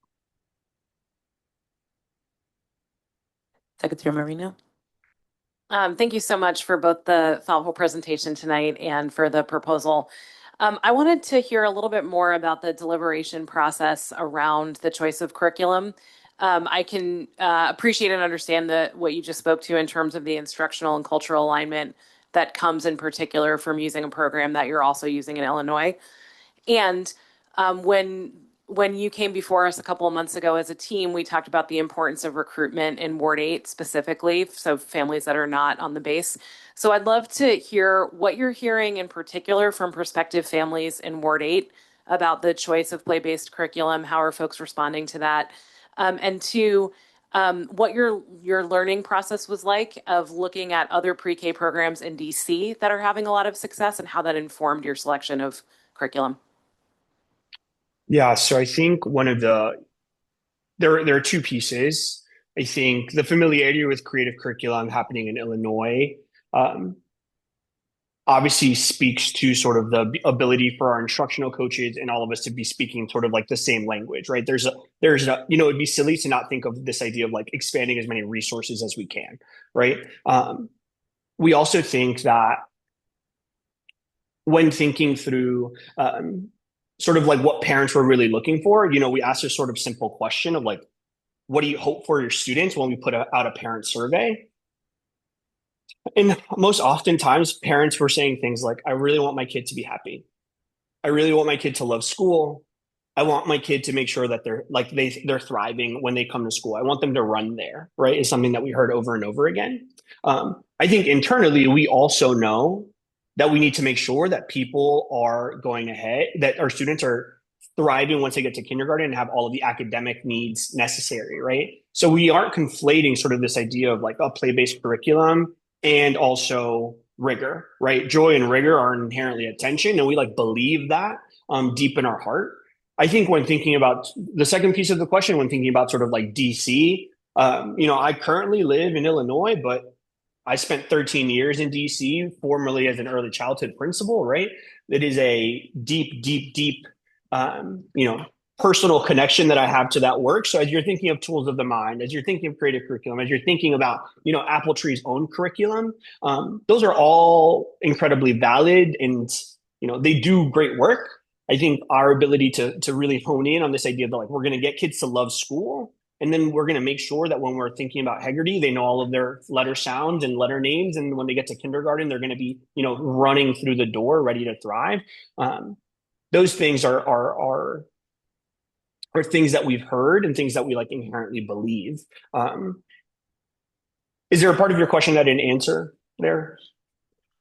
Yeah, you spoke to a parent survey, which I assume is a survey of your current family. So I'd love to hear prospective families that you're working to recruit, what you're hearing about curriculum choices from prospective families who live in Ward 8, not on the base. Yeah, so I think, when we recruit for other families, we tell them what the curriculum is, right? There isn't inherently like you get to choose this or this. We're telling them that it's a play-based curriculum. We really ground it in this idea of like it's developmentally appropriate. Again, same idea when you're 3 years old. It doesn't make sense to be like cranking out worksheets all day. What you should be doing is learning, through play and making sure that you're building your schema. It's our responsibility to ultimately teach the teachers, hey, these are the standards. And I know that on April 27th, every 3-year-old and every 4-year-old should know this and this, right? We create these beautiful environments that get kids to love school, while the teachers ultimately are the ones responsible, of course, for making sure that kids are where they need to be. Parents really buy into that mission, right? It's something that they also believe in, right? And again, what we make it abundantly clear is that they're going to come into our classrooms. They're going to see these really beautiful spaces. They're going to see kids playing. They're also going to see a ton of learning, right? Because learning at 3 years old doesn't look what learning looks like when you're in sixth grade, right? It's just not the same thing. And ultimately, if we were in really impactful early childhood spaces, we don't remember loving school that way, right? You're 3 years old. We do remember being in sixth grade and trigonometry or whatever. And you can tell I never taught sixth grade. But yeah, parents have really bought into that space. Both when they come in for school visits or when we recruit, you know, out in the ward. Thank you. Okay, I'm sorry, Learn Team. I do have one last question. This is coming from me. Shauna, this is to you. Really quickly, so I'm hearing a lot about the excitement for and the demand that you all are building with respect to your waiting lists and excitement to join the program. Can you share with me a little bit about any concerns you've heard from either staff or families during the process? What are the specific concerns that folks have with the transition of Apple Tree from your school? And then how are you responding to that feedback? Thank you for your question. I won't I want to say that if anything, there's been conversations around why haven't we done it sooner from families more so than a concern about it happening. However, those that have emerged were simply, how is it different from Every Child Ready? Right. And so when we had our presentations and brought families into the fold early on, it was making sure we were very clear about what the similarities and differences are. And ultimately, they just want to know, will my students still grow? Right? Will they enter kindergarten ready or will they be behind? And I'll tell you that with the merger, it made it, there were some challenges in terms of data sharing and making sure that students came in with the skills that we needed them to come in with in order to transition to our curriculum. And so there were gaps. However, when we met with families and we played out what this looks like, we put a side-by-side comparison of the two. I believe we were able to create a sense of comfort with the transition specifically. They wanted to know too about whether or not we had experience with pre-K before. So we shared that with them. Having Mr. Rodriguez, who was a former principal in DC of early childhood, is helpful. Our assistant principal, also assistant principal of early childhood school in DC before as well. So we had that, I would guess, in our favor to be able to say we've done this before, not just, in Illinois, but we also have people who are well versed in pre-K on our school team who will help with this transition as well. We invite families in not just for the town halls when he's coming up monthly to have informational sessions and town halls, but also to take tours and connect with kindergarten shadow days where they're coming in and they're spending time in the kindergarten classroom, again, so that they feel comfortable with the transition. I have not heard anything that was challenging enough where I would say, hey, we need to abort mission. I've only heard that let's continue. We're doing the right thing. They hear us. They know that we've been doing well with our students. They trust us. Let's move forward. Thank you. Thank you for that. And I just want to, one last question. I want to build on the question from Secretary Marino around engagement with Ward 8 families. What does recruitment specifically look like in the ward? Again, noting the promise from your school and to the community. Can you just speak a little bit more concretely about what that has looked like? Yeah, so ultimately for me, the goal is to continue to increase our Ward 8 population, regardless of the grade level. And that was part of our addition of our parent recruitment and engagement liaison, who actually is a Ward 8 representative. And so she's in those attending the events in the community. She's connecting with families. She knows that that's one of her KPIs. So every time she's out there, she's building partnerships with other organizations to bring kids in. The Boys and Girls Club was one of those partnerships as well, right? Just being out there and connecting with families. So she's in their space to connect with them. She's attended some of the daycares in order to bring families on as well in the neighborhood. I can't speak to all of the names because I don't live in DC, unfortunately, but she does. And so I would say she knows that this is the priority and she's actively engaging them. We do believe in the pre-K for all philosophy, and we want to make sure that we do it well. Thank you. Thank you very much. Absolutely. Okay. Oh, I have one more question. Treasurer Stanley Beatty. Thank you for that. I took you off guard, Chair Adamafania. May I just ask a question of the Learn team? Who on this team that's present, who lives in DC?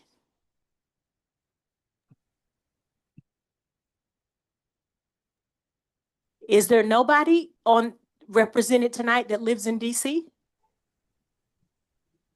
I live in Maryland, so I'm a DC resident. I live in Ward 8.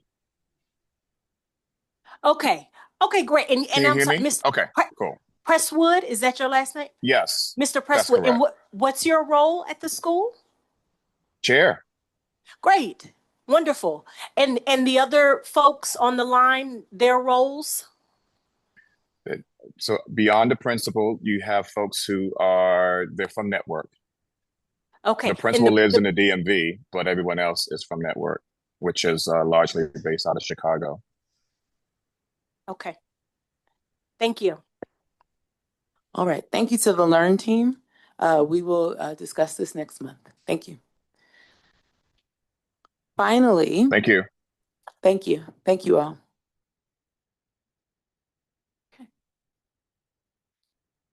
Finally, Sterling Temp from the School Performance Department will introduce the amendment request from Brea Public Charter School. I also invite representatives from the school to introduce themselves after her remarks. Thank you. Sterling? Good evening. My name is Starling Temp. I am a senior specialist in the School Performance Department. Tonight, the board will hear from Brea Public Charter School regarding its request to amend its goals and academic achievement expectations. The school proposes revising its entered or retained employment and post-secondary goals into a singular goal, changing its mission-specific goals to align with its Aspire school-specific performance measures, removing its in-seat attendance goal, and updating the business rules for all goals. These changes ensure alignment between the school's charter goals, the Aspire policy and technical guide, and the standards defined in DC PCSB's charter goals policy. If approved, the changes will apply to school year 2025-26 and beyond. Representatives from the school are available to answer the board's questions. Thank you, Sterling. Hi. Hi, there you go. They're very Yes. good. Welcome to the Brea team. Christy, if you can start by introducing your team and then moving into your comments. Yes, great. Good afternoon. So, yes, I would like to introduce Elizabeth Bowman, who is our Chief Academic Officer for Adult Ed, and Lisa Luceno, who is the Senior Director for Early Childhood Strategy. We also have Doris Garay, our board chair, and I don't know if you see her in there somewhere. She may be joining us soon. And then finally, we have Karen Hertzler, who is the Director of Accountability, and Karen will be sharing and participating with you this evening around our goals and reviewing our goals. We are happy to answer any questions in this 20th year of Brea. Our two-generation school is going through a wonderful year with parents and children, and we're looking forward to celebrating their graduations next month. And we had Dr. Walker Davis come and visit us just a few weeks ago, and we welcome any board member who hasn't come to come and visit us anytime. And I will turn it over to Karen to talk about our goals. Good evening. I'm Karen Hertzler, and I was part of as were Christy and Lisa, part of the original team who proposed Brea Public Charter School in the original charter application. And we just have some small, what I consider small updates to our goals and I'll review those for you. So as Starling said, one change is to consolidate we had two employment and post-secondary goals, and we're consolidating those into one goal to align with the way Aspire does it now. And we will also increase the target for that employment measure to 70%. So one purpose of consolidating is so that we can use the same data set to report both for Aspire and for the charter goals. Another change is we're aligning our Aspire school-specific measures. Brea is strengthening its existing pre-K parent-teacher conferences charter goal to require participation in at least 2 of 3 parent-teacher conferences during the year. So that was an existing goal. We're just increasing the amount of times that you're required to participate in a conference to meet the target. Next, we're adding a new measure that will address students who come to the school with infant and toddler children. So as I'm sure you know, Brea parents bring their children 0 to 5 with them to school. And so this measure will address parent engagement for that younger group, parent engagement in conferences with their infant and toddler children's teachers. We will also be removing our adult in-seat attendance measure, and that is also to align with Aspire. And finally, updating applicable business rules for the charter goals as recommended by the PCSB staff. So with these changes, we'll have a total of 8 goals related to adult, early childhood, and two-generation education. We're happy to talk about any questions.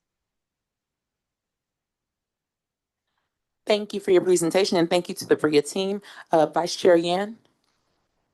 Thank you. Thank you to the BRIA team for your presentation and explanations. The one that I just had a question on was in-seat attendance. So I understand removing the measure, it doesn't exist in Aspire, and adult schools attendance is just a little bit different.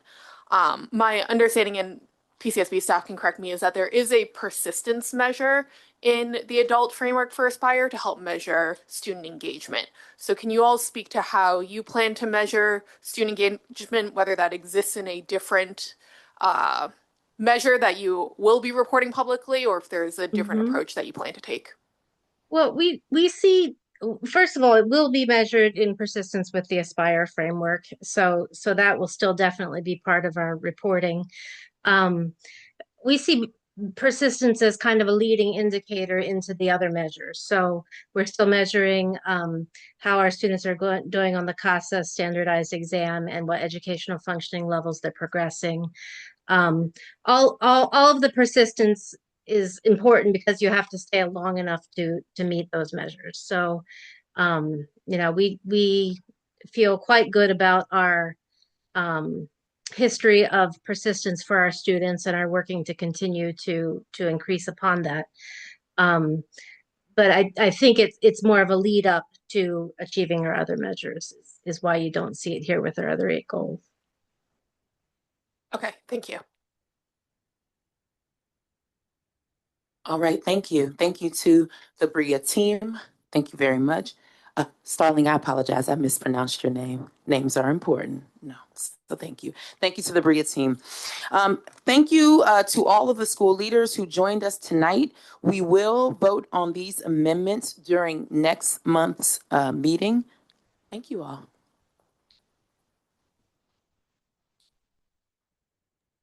Thank you. Thank you. All righty. Moving right along. Next, we will have a public hearing on 2 related policies: the school expansion policy and the school reorganization policy. I yield the floor to Hannah Cousineau, Director of the School Performance Department.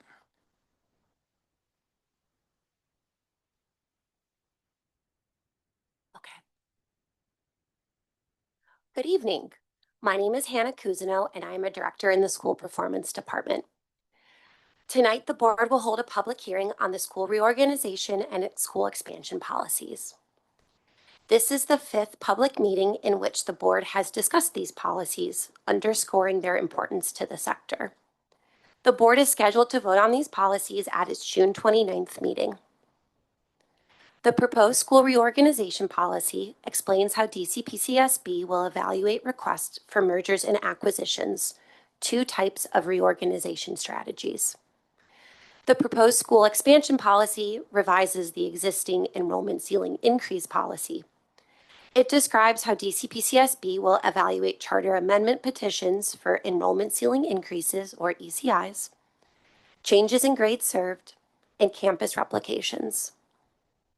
Before the board begins its discussion, staff has prepared a short presentation to situate these policies within DCPCSB's broader oversight, review engagement efforts to date, and identify unresolved questions for your consideration.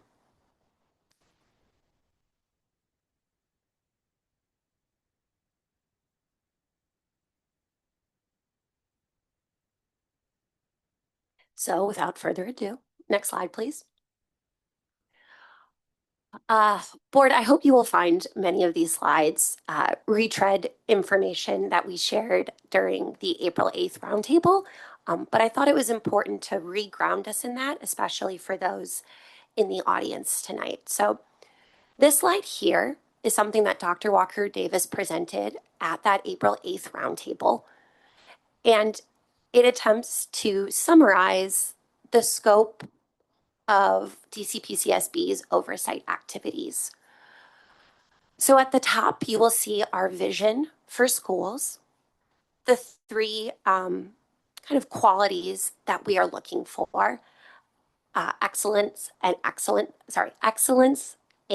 equality in our equity in our schools, the ability for them to meet need and demand, and finally for them to be financially sustainable. And in order to meet that vision, you'll see in this middle section, we have created a host of policies and guidance and data points. There's 3 columns, each relate to a pillar of that overall vision. And tonight's focus is on that sector planning policy suite. And when we mention that suite, we are referring to our new school charter application guidelines, the proposed school expansion policy, and the proposed school reorganization policy, as well as an enrollment outlook that we are creating in partnership with the DC Policy Center. But this does not stand alone, and you'll see there are those arrows, right, from the Aspire circle and the school financial oversight policy circle that inform the way that we created and plan to implement our sector planning policy suite. And finally, we acknowledge that at the end of the day, one of our main activities as the charter authorizer is to conduct reviews and renewals of our charter schools. And you'll notice that there is this dotted arrow, right, with 2 points going from the sector planning policy suite to the review and renewals, demonstrating the way that reviews and renewals can influence the way that we utilize those policies. So for example, if at the end of a charter review, the board determines that we should initiate the revocation process of a school, that might put into play an acquisition that would be then governed by the school reorganization policy. Next slide, please. So, what is sector planning? To define that term, we use this definition. Sector planning is how we use data, policy, and decision-making to shape a charter sector that is quality, responsive to community needs, diverse in its offerings, and finally sustainable, meaning that they are able to consistently enroll students over time and meet those targets. You'll notice that each of those 3 boxes gives some further information on what that looks like. So for example, when we're talking about data, that is encompassing demographic data, enrollment data, community needs, as well as performance data. So thinking once again to our circles, performance data can include information from like our Aspire system. Policy, which we'll be talking about mostly tonight, sets out standards and clear processes for schools to follow in order to submit requests. And finally, the board has its duty to vote on requests to open, expand, reorganize, and even close schools, thereby further shaping this charter sector that we want to see. Next slide.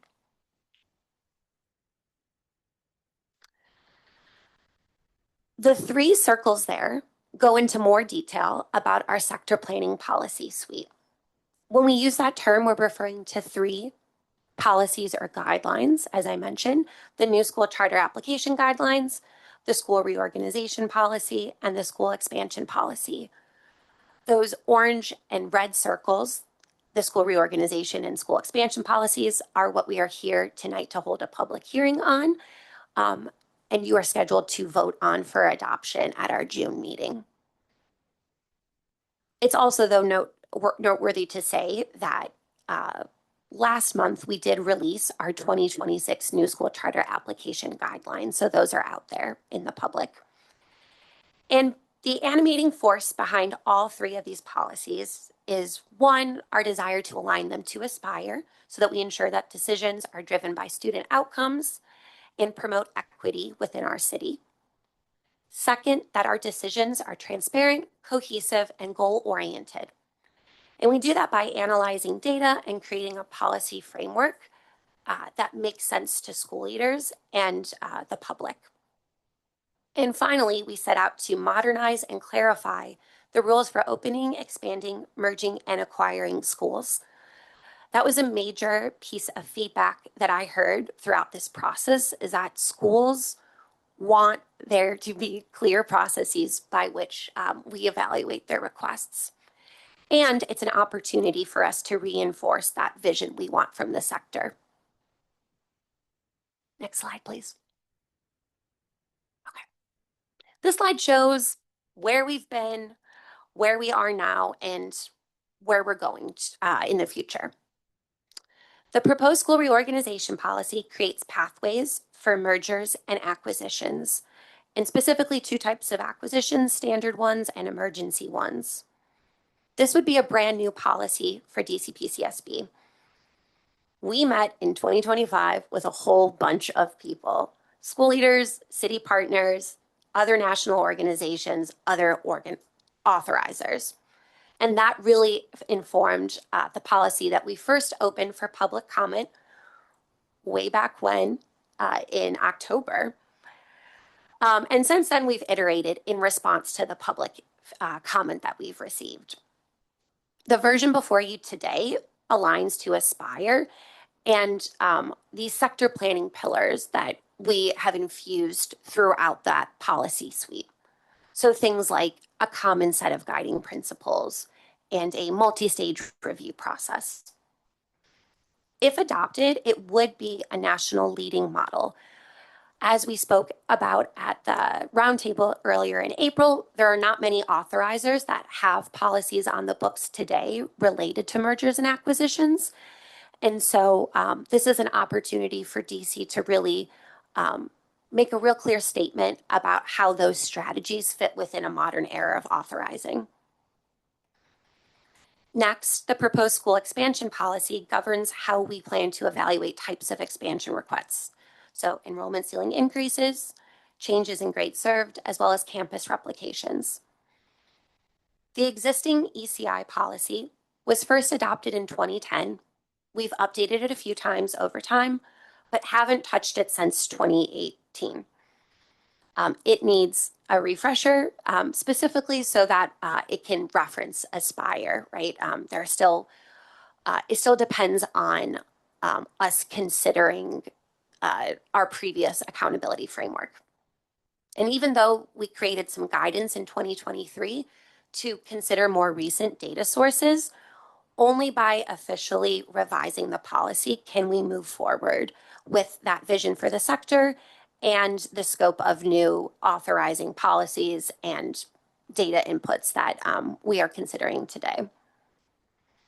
The public comment window closed today for this policy.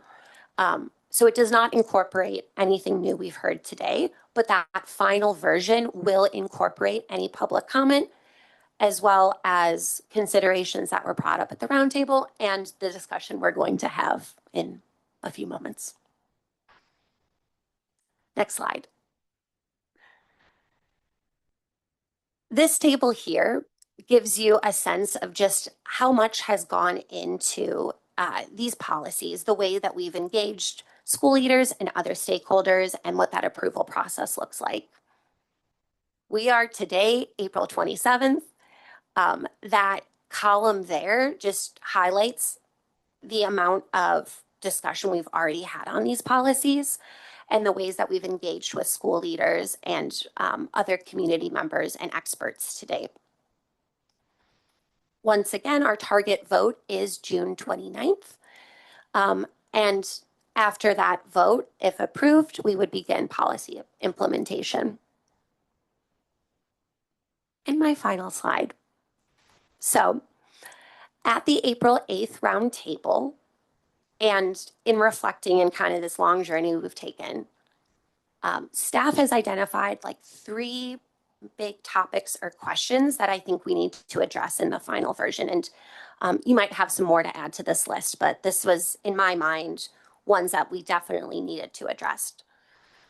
First is this concept of a de minimis expansion request. I believe it was Peter Anderson from Washington Latin, but as well as other members of our school expansion policy working group with school leaders, brought up that PCSB should come up with some type of abbreviated review process for schools seeking small enrollment increases. And so we can talk tonight about what that could look like, as well as how we're defining small. Another area for consideration is around financial trend performance and how our final policies can include considerations for year-to-year financial performance, maybe in a way in which similar to a way we're considering like year-to-year Aspire performance. But I know we'll talk about that more in a second. And then finally, I think we still have this unresolved question around that merger pathway and what minimum eligibility criteria can look like specifically for that year-to-year Aspire performance. We continue to hear questions about pushing us to consider requests from merging schools that earn level 3 or higher on Aspire for 2 of the 3 preceding years. The current criteria as proposed in the policy is that in a partnership of 2 merging schools, at least one needs to earn a level 2 or higher on Aspire for 2 of 3 years, whereas that second merging school partner can earn a level 3 or higher. So we could potentially broaden that scope or think of some other ways to consider a more inclusive standard. So on that note, I will hand it over to you all for your questions. Thank you so much, Hannah. Vice Chair Yen? Thank you. Thank you, Hannah, and the entire PCSB team. We've come a very long way. I know this has been a very thorough process, and I think it's a very exciting place for us to be. Like you mentioned, this is going to be a national model for a set of policies. So appreciate all those who've provided public input, comment, and all of the ways the staff has sought to incorporate that. For these 3 things, first of all, thank you, Hannah, for putting them together. I'm generally supportive of all 3 of these. I do want to speak to the last one in particular. I think unsurprisingly, I do believe that we should remove the criteria that one of the schools needs to be a level 2 or higher. I recognize that I think merger applications are going to be rare. I don't think we're going to get a lot of them. I think it's a hard thing for schools to decide willingly to undergo a merger. And I believe it can be an innovative tool towards school improvement.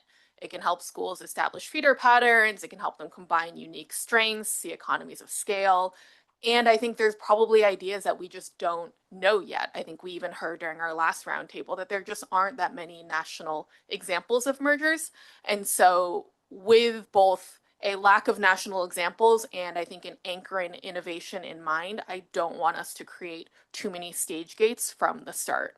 I certainly don't mean that we should approve every set of level 3 schools that comes before us, but I think right now where we are, this is the first version of this policy. I would like us to at least allow applications from level 3 schools. So I'll just say that on that piece. One other thing that I would like us to consider, and I've raised this at a previous meeting, is that for the emergency acquisitions path, I would like us to ask whether they have received interest from other LEAs in the process and to indicate, I think in the section around consistency of mission, a justification for why the acquiring LEA is the best fit. I think without, and I've talked to staff about, should we make it an open request for acquisitions? I recognize that the timeline can be tight for that.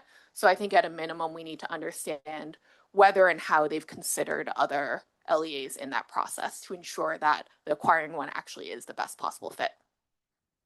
I'll stop there. Thank you, Vice Chair Yen. Secretary Marino? Thank you so much. I want to echo Michelle's thanks, Hannah, for your incredible work on this, for Dr. Walker-Davis, the team, and also want to thank the folks who participated in our roundtable earlier this month, the folks who have been involved in working groups, people who have submitted public comment. There has been so much that has gone into these policies, and I just want to appreciate the effort that's been involved. And I want to start by saying I think the animating criteria for me and all of our decision making around our policy work should be what's going to drive quality for young people in DC. And I think these policies reflect a number of really important components that align well to that. And I think we're at a place in the process where, with some relatively minor adjustments, we can strengthen it even further. So I agree with Michelle's comments on the school reorganization policy, and would support those changes.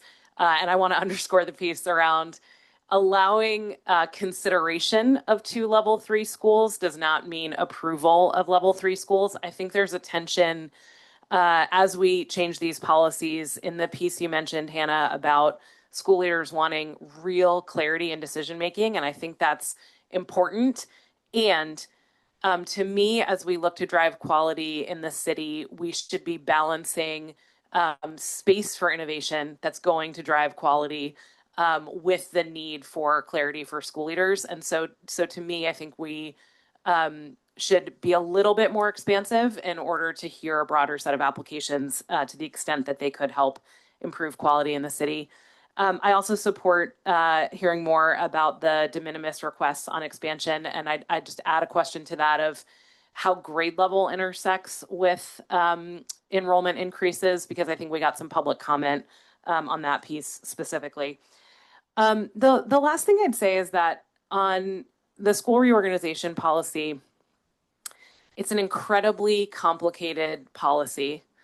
And at the end of the day, I think what matters most is the decisions this board makes in terms of holding schools accountable. And I think we need to keep raising the bar on accountability in order to ensure that folks who need to take seriously the idea of a merger or an acquisition in service of quality are doing so. And so the policy, of course, is an important foundation for this work. But I think in order to use it to drive quality, we're going to have to increase accountability at the same time. And so I'm looking forward to working with my fellow board members and with the team on how this policy can be paired with increased accountability over time. Thank you. Thank you, Secretary Marino. Board Member Salmon. Yes, thank you, Chair Adamafanian, and thank you, Hannah, for the great presentation and for all your work on this proposal. I have a different view from Michelle and Maura. The exercise of the board's authority to approve a combination of 2 schools is an opportunity for us to improve the quality of the combined entity. The proposal that's been made is the result of a lot of research and expert advice intended to further that goal, to elevate the quality of the combined entity. I think it's a wise proposal. I think we should have a high standard before we permit 2 schools to combine. I think the recommendation is based on the reality that when you combine 2 middle-of-the-road acceptable but unexceptional entities, you end up with a larger middle-of-the-road acceptable but unexceptional entity. That was the conclusion of the experts that we retained to advise us. They reported that experience in other jurisdictions across the country is consistent with that, although, as I recall, they qualified that observation by saying there aren't many examples of mergers of charter schools across the country, and I accept that. But I'm just also guided by my personal experience. I used to be an antitrust lawyer, and I've seen a lot of mergers and acquisitions in the for-profit sector. I've also seen them in the not-for-profit sector. And anytime I have seen a combination of 2 middle-of-the-road, acceptable but unacceptable entities, the combined entity has not resulted in improved consumer service or higher quality. I think the place to start is by having a high standard to insist that at least one of the 2 schools be level 2 or higher. If with experience we find that that's too restrictive, we can reconsider, but I think it would be difficult to move in the other direction, to start with a policy that allows 2 level 3 schools to merge and then try to change to a policy where one has to be level 2 or higher. I think our goal should be to elevate the quality of the combined entity, and I think the proposal is the best way to do that. Thank you, Board Member Salmon. Treasurer Stanley Beatty. Yeah, thank you, Chair Adamafania. I just wanted to put some color on the financial trend performance suggestion. That was something that I would like to see added, quite frankly, to both policies, wherever we're mentioning KFIs. And it's solely because, as you all have probably surmised, KFIs are a metric for a point in time. And so for these types of decisions, we really should be introducing financial performance that allows us to see where the LEA is over a period of time. I think that's a broader context, and I think that that gives us more information and a greater foundation, quite frankly, from which to discuss these issues. I think point in time metrics can be dangerous simply because they're not as informative as you think they are. So that's where that was coming from. I agree with you, Hannah. I think you said something like framing it around the way we're looking at charter school goals, maybe on a 3-year period. We can talk about what it looks like, but that was my rationale for the suggestion, is that point in time metrics are just not enough.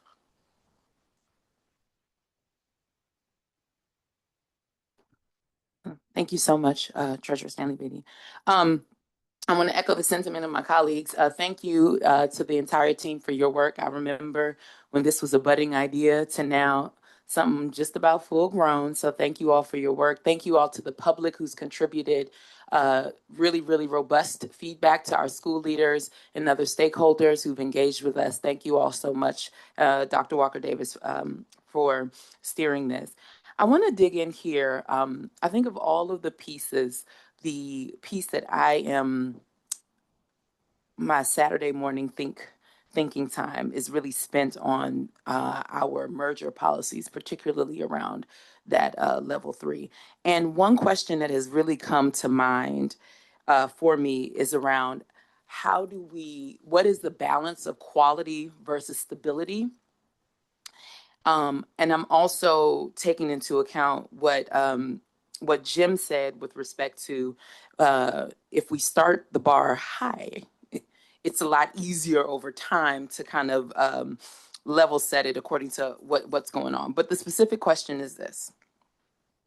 And I want to open it up to my colleagues to respond, react. Hannah, please, Dr. Walker Davis, would love your thoughts as well.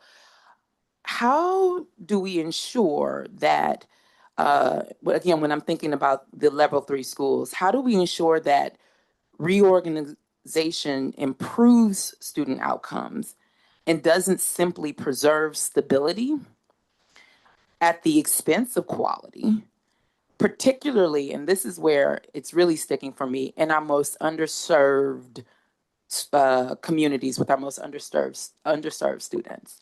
And so how do we ensure that this isn't just to focus on stabilizing schools, but actually driving quality? So would love to hear starting from my colleagues, and then staff, you all join in as you hear things. Just that one. That's just the mergers, level 3. That's the one I've been thinking about. So would love to hear how you all are wrestling with that. And then I have one other question. Yeah, I'm happy to start. I mean, I think a merger itself is not stability, right? It is a fundamental change to an organization. And so I think both the understanding of why are two schools merging, what is the purpose behind it, the goal behind it, that allows us to get at how is this going to lead to a path towards improvement, and to encourage them to think differently about what things look like today. Because if you are a level 3 school today, and to Jim's words, you're fine, you're not exceptional, in a stable place, you can keep moving forward as a level 3 school. I think a merger is an indication that you're trying to shake things up a little bit. I think to the other point of, starting with a high bar and lowering it versus starting with a lower bar and raising it. Calibrating. I think that's what I like. Calibrating it. Yeah. I think that I think we already know mergers are going to be rare. I think we've heard that from the experts. know it. I think more asked the question of like how many folks are talking about it. I think we already know it's going to be rare. If we start with that bar, we may not see any. And so we may still have the same level of information that we have today to go off of. And then I do believe that historically PCSB has raised the bar from a policy around expansions of just level 2 and on the PMF to a high level 2 on the PMF. So I think we also have a precedent for the other way around of calibrating upwards. So I think both are possible there. Okay, I want to build on that, and then I know Leah, you want to jump in, and then I have about 6 other questions, so we'll keep it going. No, you're laughing because I'm just kidding. I'm just kidding, public. Okay, so I want to build on that. You said something around mergers and understanding that at the point of a merger, it's going to be unstable anyway. Did I hear you correctly? Yeah, I think Okay. it's a point of new ideation for what It's all gonna be organization new. can look like. I think specifically when I think about our most historically disadvantaged students, I wouldn't want academics to be the thing that suffers. You already have back end operations that you're going to have to figure out, which is fair, and that takes time.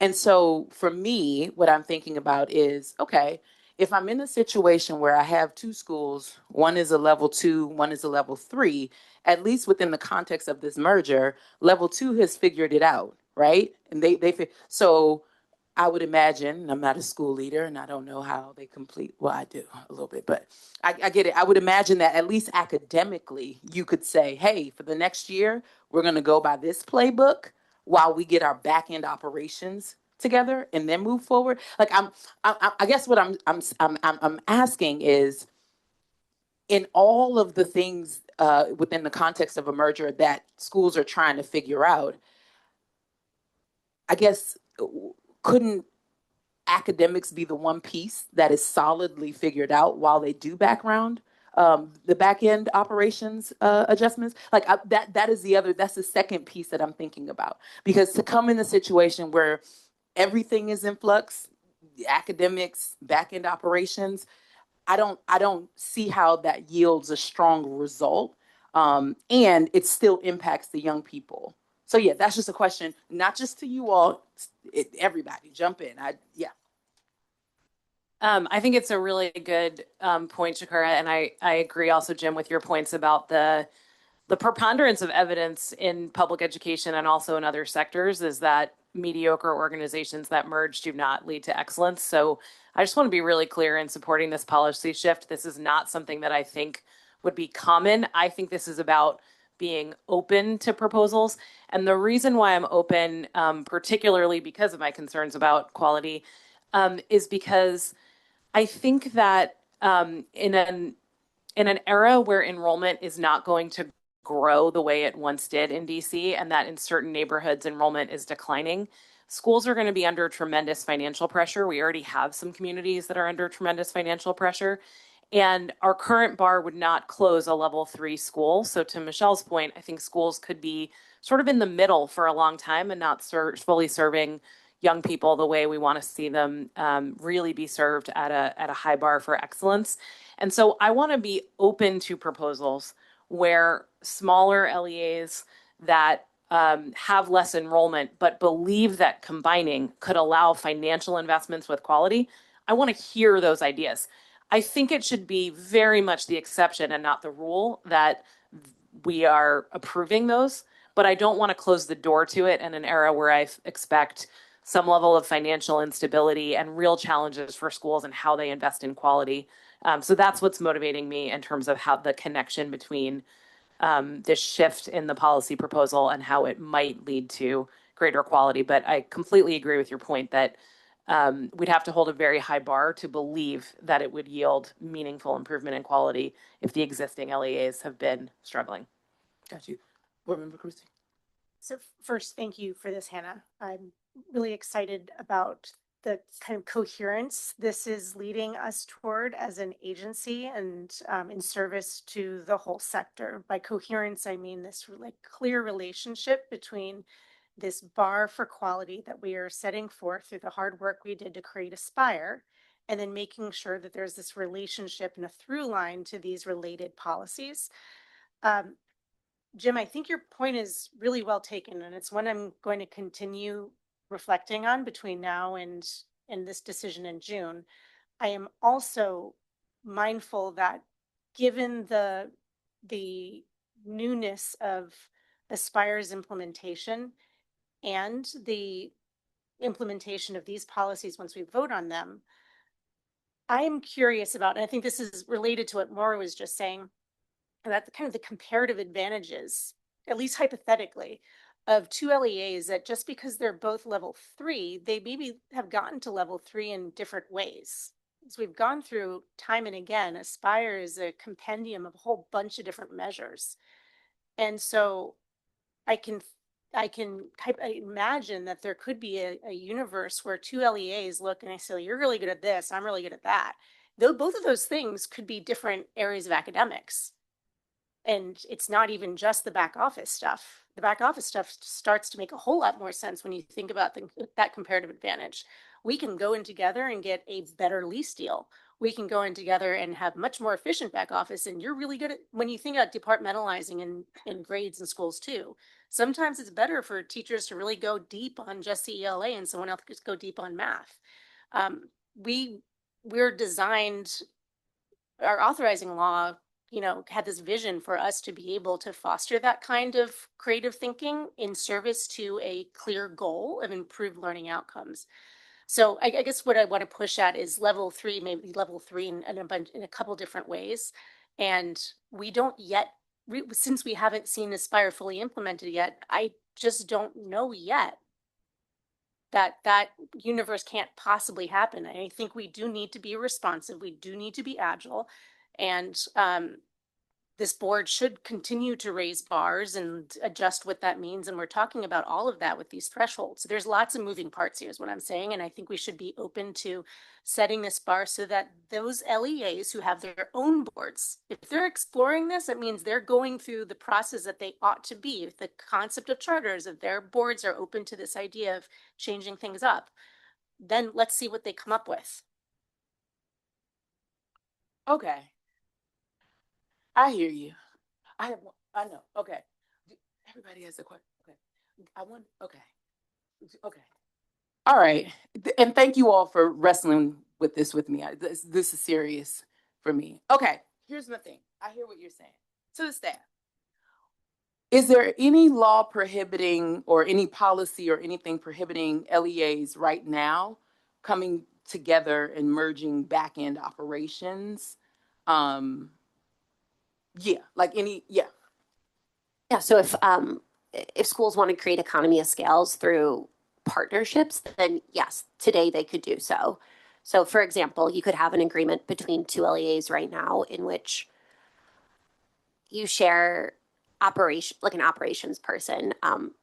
Lots of partnerships exist today. I'd say like around like staffing and service provision, right? So thinking about all the related services a student may need, you could contract each with like the same service providers to, spread those hours across different schools.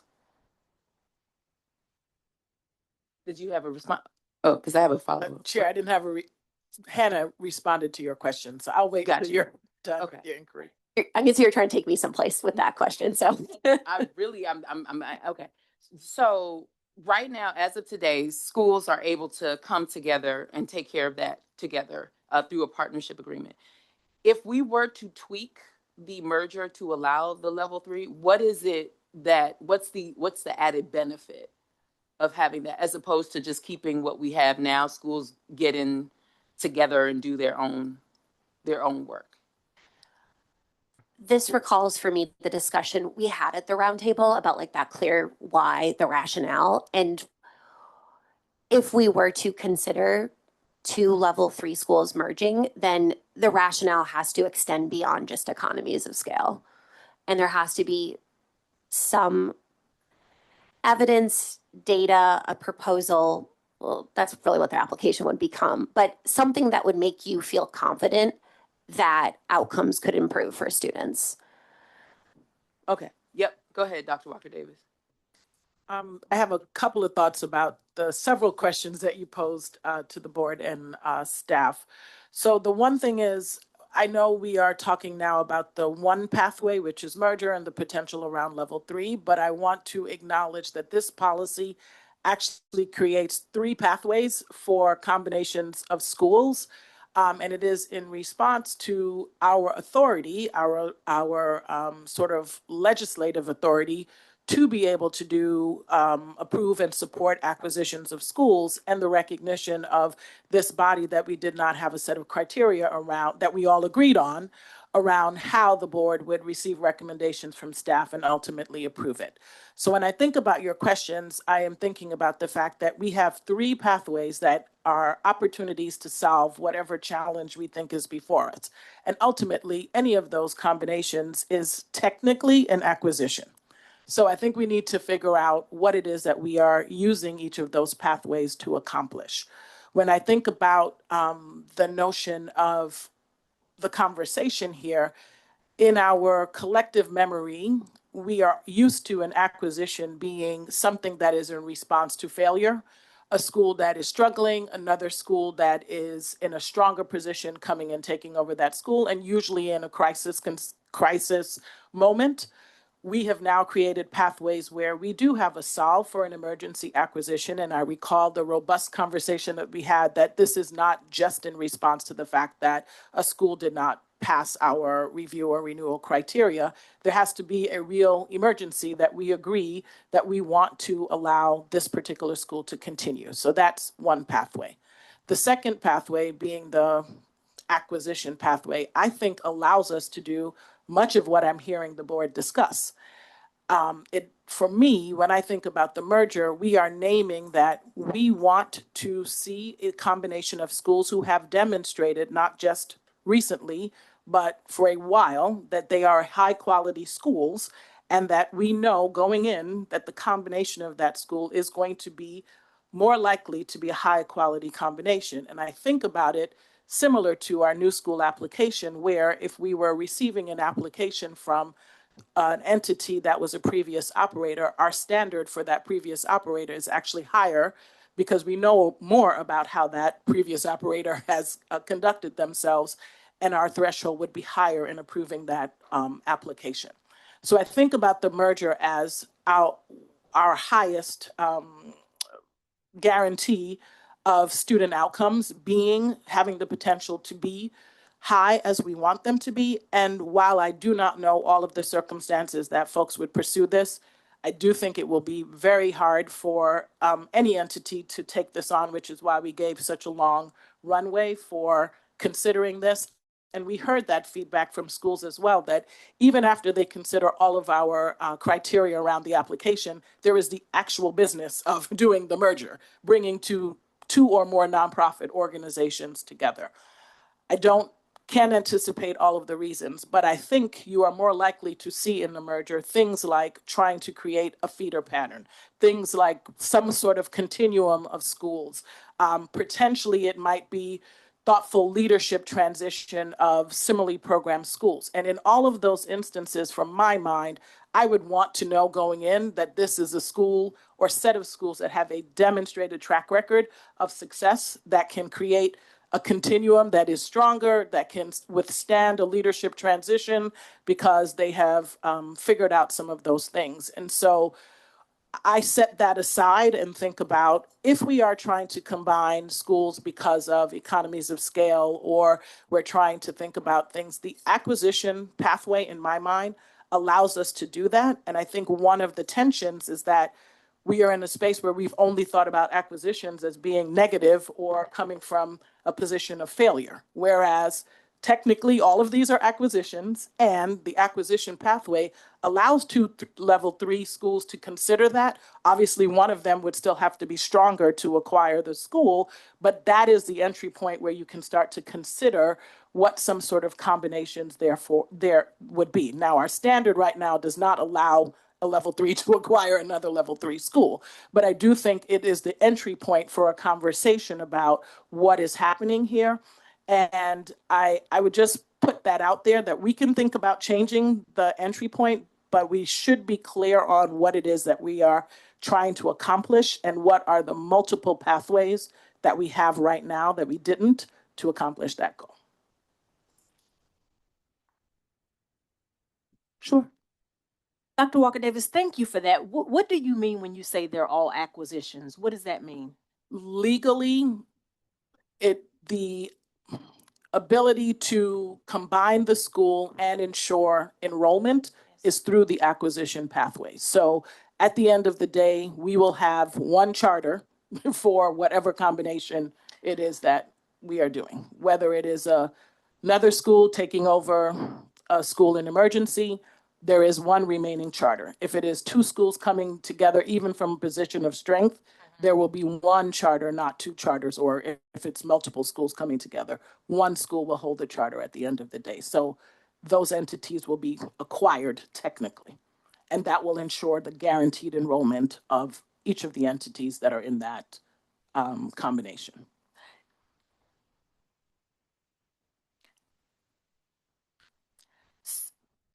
So you know where I'm going with this. So I'm not sure, but I think so.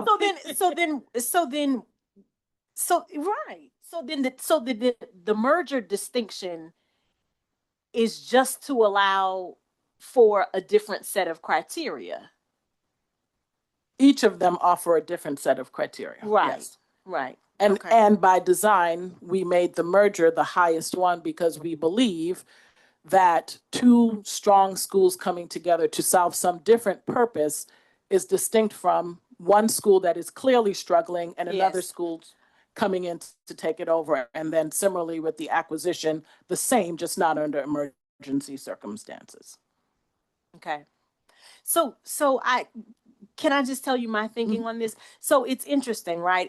If the idea is that the merger is to allow sort of two schools to come together, I do see the merit in hearing from schools that perhaps are both at a level 3, because maybe there's some innovation that they have identified or that they think that they're able to explore. I also appreciate Leah's point when we sort of open up Aspire and really start to talk about it and look at it, in that they can get to level 3s in very different ways, right? Like we've done a lot of conversation around that and how somebody arrives at a level 3. So with those two sort of data points in mind, I don't necessarily know that I agree that 2 level 3s don't have the potential for improving outcomes. I don't know that I'm there. I think that I would be open to wanting to see why they want to merge, and allowing them to tell that story. And then it's up to us to define or to determine whether or not the story is compelling, if that makes sense. It makes total sense. And just to be clear, I didn't say that they couldn't. I think we have more of a demonstrated evidence that the two at higher levels have. I want to get back to something that Hannah said about our clarity of expectations.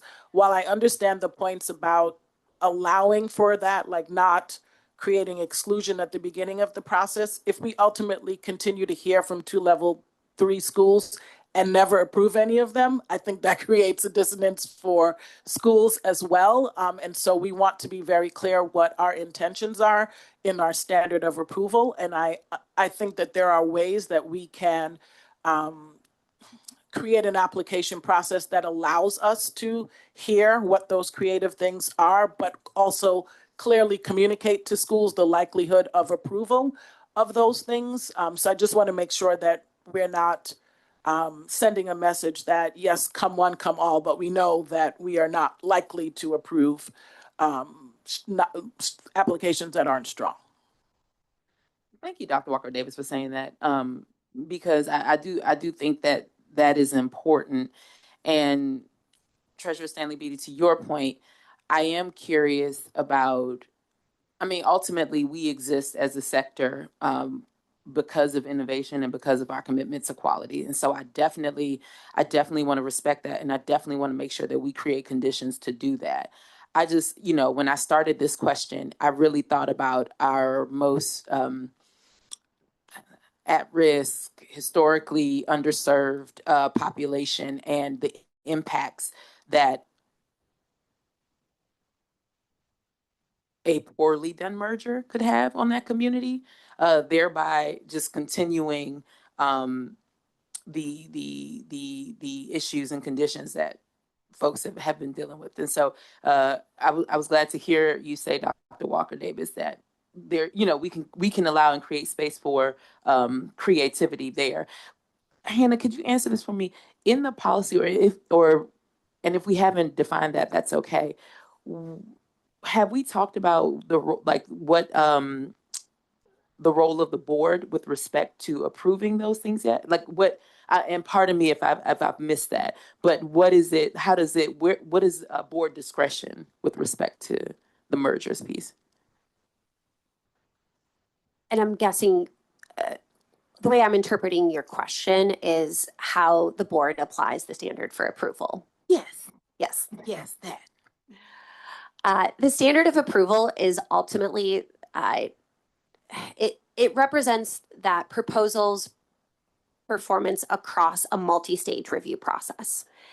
We are considering the written application, we are considering past performance, and we're considering the leadership capacities of those school leaders, their staff, their board members. It's holistic in that sense, and it's iterative as we pick up new information and evidence over time. The rub by changing the minimum eligibility criteria is we then would have to grapple with that level 3 performance further down the process. So you are creating less clarity upfront for that school community with the hopes that the plan that they would present to us and be able to expound upon would be able to demonstrate the proposal's ability to better serve their school communities. So there is a lot of discretion that the board is afforded in that process. It's ultimately a qualitative standard. The quantitative elements were supposed to be was kind of why we created this minimum eligibility criteria, this like quick up and down checklist. Do you do A, B, and C? Cool. Go forward with a more development in your plan, more engagement of your school communities. So that's just that would be the question we would need to grapple with. Ultimately, how do we consider this track record as we are also evaluating your plan for the future? Got it. One last question before I turn it to board member Salmon for the final statement. To my colleagues on the board, are there any other questions? Oh, I thought I heard. Okay. Are there any other questions or outstanding questions that you all have that you think from the perspective of families who are listening tonight, community members, elected leaders? Are there any other questions that we haven't talked about that if we were to wear their lens, they would be curious about? Any other questions? Yep. I mean, I think it speaks to this discussion, which I think has been really productive. I'm wondering if school leaders would have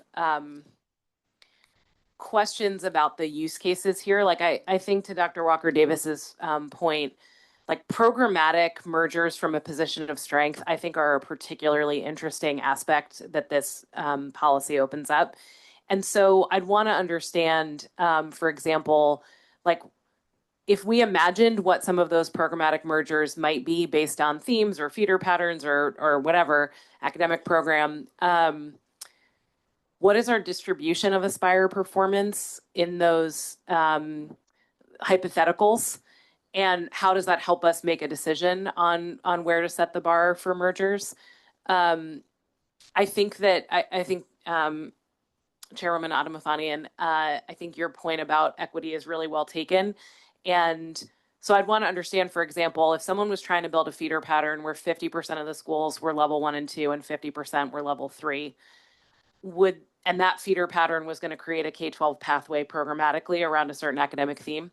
If that was going to shut out students who live east of the river from accessing a level 1 and 2 high school, like that to me would be a compelling reason to allow for a 50-50 multi-LEA merger. I don't know that that exists. So I don't want us to like change this policy because, you know, there was a vague concept that maybe there would be something outside of the lines. So anyway, your prompt just made me think like, are there school leaders who are talking about this with each other who have that question? Are there ways that we could understand that better before we make a final decision in terms of the utility of the policy in different school types? Point well taken. Anyone else? My big old questions. Anybody else? No? Very good. Board Member Sandman, you have the final comment / question, line of question, however you handle it. Go ahead. I just want to make a point.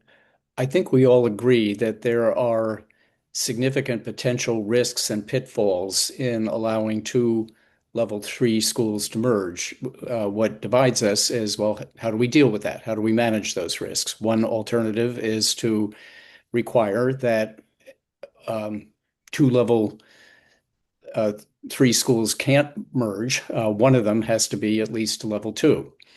The other is to permit the application, but to scrutinize it rigorously, to have very high standards for the approval of a merger of two level 3 schools. I prefer the first alternative. I'd rather use the tools that we have as a charter authorizer to try to increase the number of level 2 schools so there are more eligible candidates to merge with a level 3 school. But I respect the opposing view. But this discussion, and particularly one of Chair Adamafanian's last questions and Hannah's answer, makes me think that if we're going to go that route, if we're going to have we're going to permit an application to merge between two level 3 schools, but have a very high standard, I think we need more specificity in our standards than the proposal currently has. I don't think we should just leave it to the board's discretion. I think we need some guardrails. Here's an example. I think one of the reasons that combinations of acceptable but unacceptable entities almost never yield a whole greater than the sum of its parts is because a significant component of the case for merger is economies of scale. The promise that the two entities will be able to function at lower cost and that the money that's freed up will be available to improve quality. I've never seen that happen. Every promise of economies of scale falls short of the promise once the combination goes through. So Hannah said, as I recall, that shouldn't be a reason.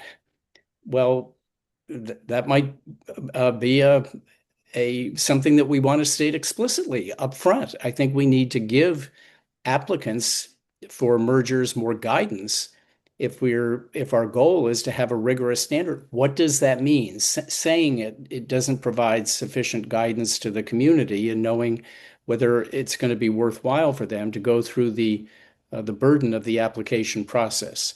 So if that's the direction we're headed in, if that's where a majority of the board were to come out, to permit applications for mergers by two level 3 schools, but to have a high standard, I'd like to know more about what that high standard looks like and give clearer guidance to the community. Thank you, Board Member Salmon. Thank you, Hannah, and again, thank you to the team. I just want to name this. Regardless of difference or the conversation, the back and forth, what's exciting to me is that we are really talking about how do we deliver on our promise to the communities and, quite frankly, the students, not just young people, but our adult charters as well, but the students who decide to take a chance with us in our sector. How do we deliver on the promise? And so I think where we land, I think we'll be better for it. But the conversation tonight y'all have given me more to think about on Saturday. But I look forward to Hannah, the work you and the team will do to, again, those test cases, helping us figure out what that rigorous standard looks like. And thank you all. Thank you all to my colleagues for your questions and your indulging of my Saturday morning musings. All right. So with that, we will be voting, and just as a reminder to the public, just remember that we will be voting on these policies during our June meeting, not next month. All right. Okay. Very good. We are now moving on to our public meeting. Is there a motion to approve tonight's agenda? So moved. Is there a second?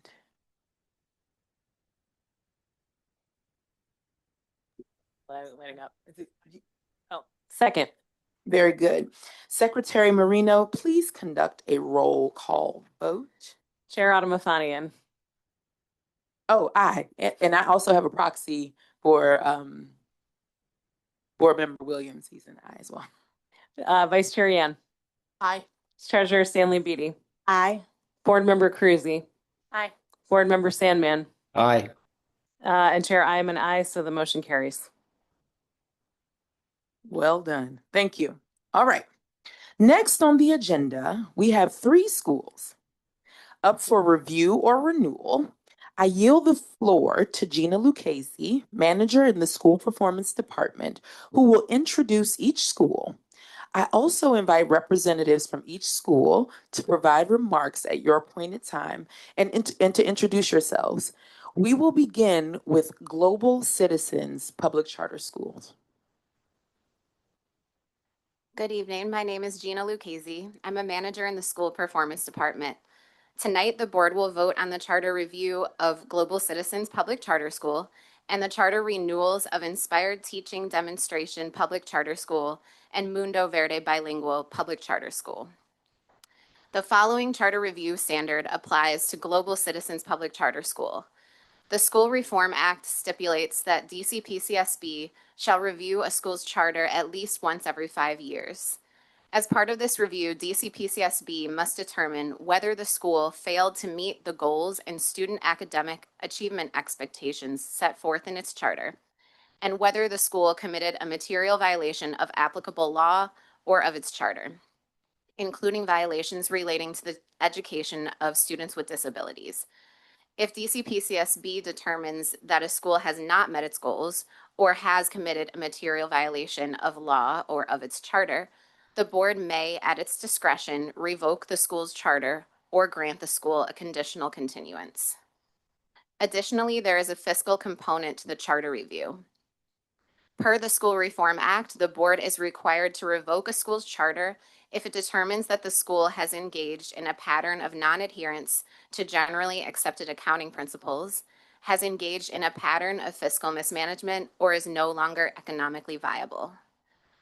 Given the disruption in schooling and data collection during the COVID-19 pandemic and DCPCSB's development of the Aspire system, DCPCSB did not assess charter goal attainment for school years 2020-21 or 2021-22.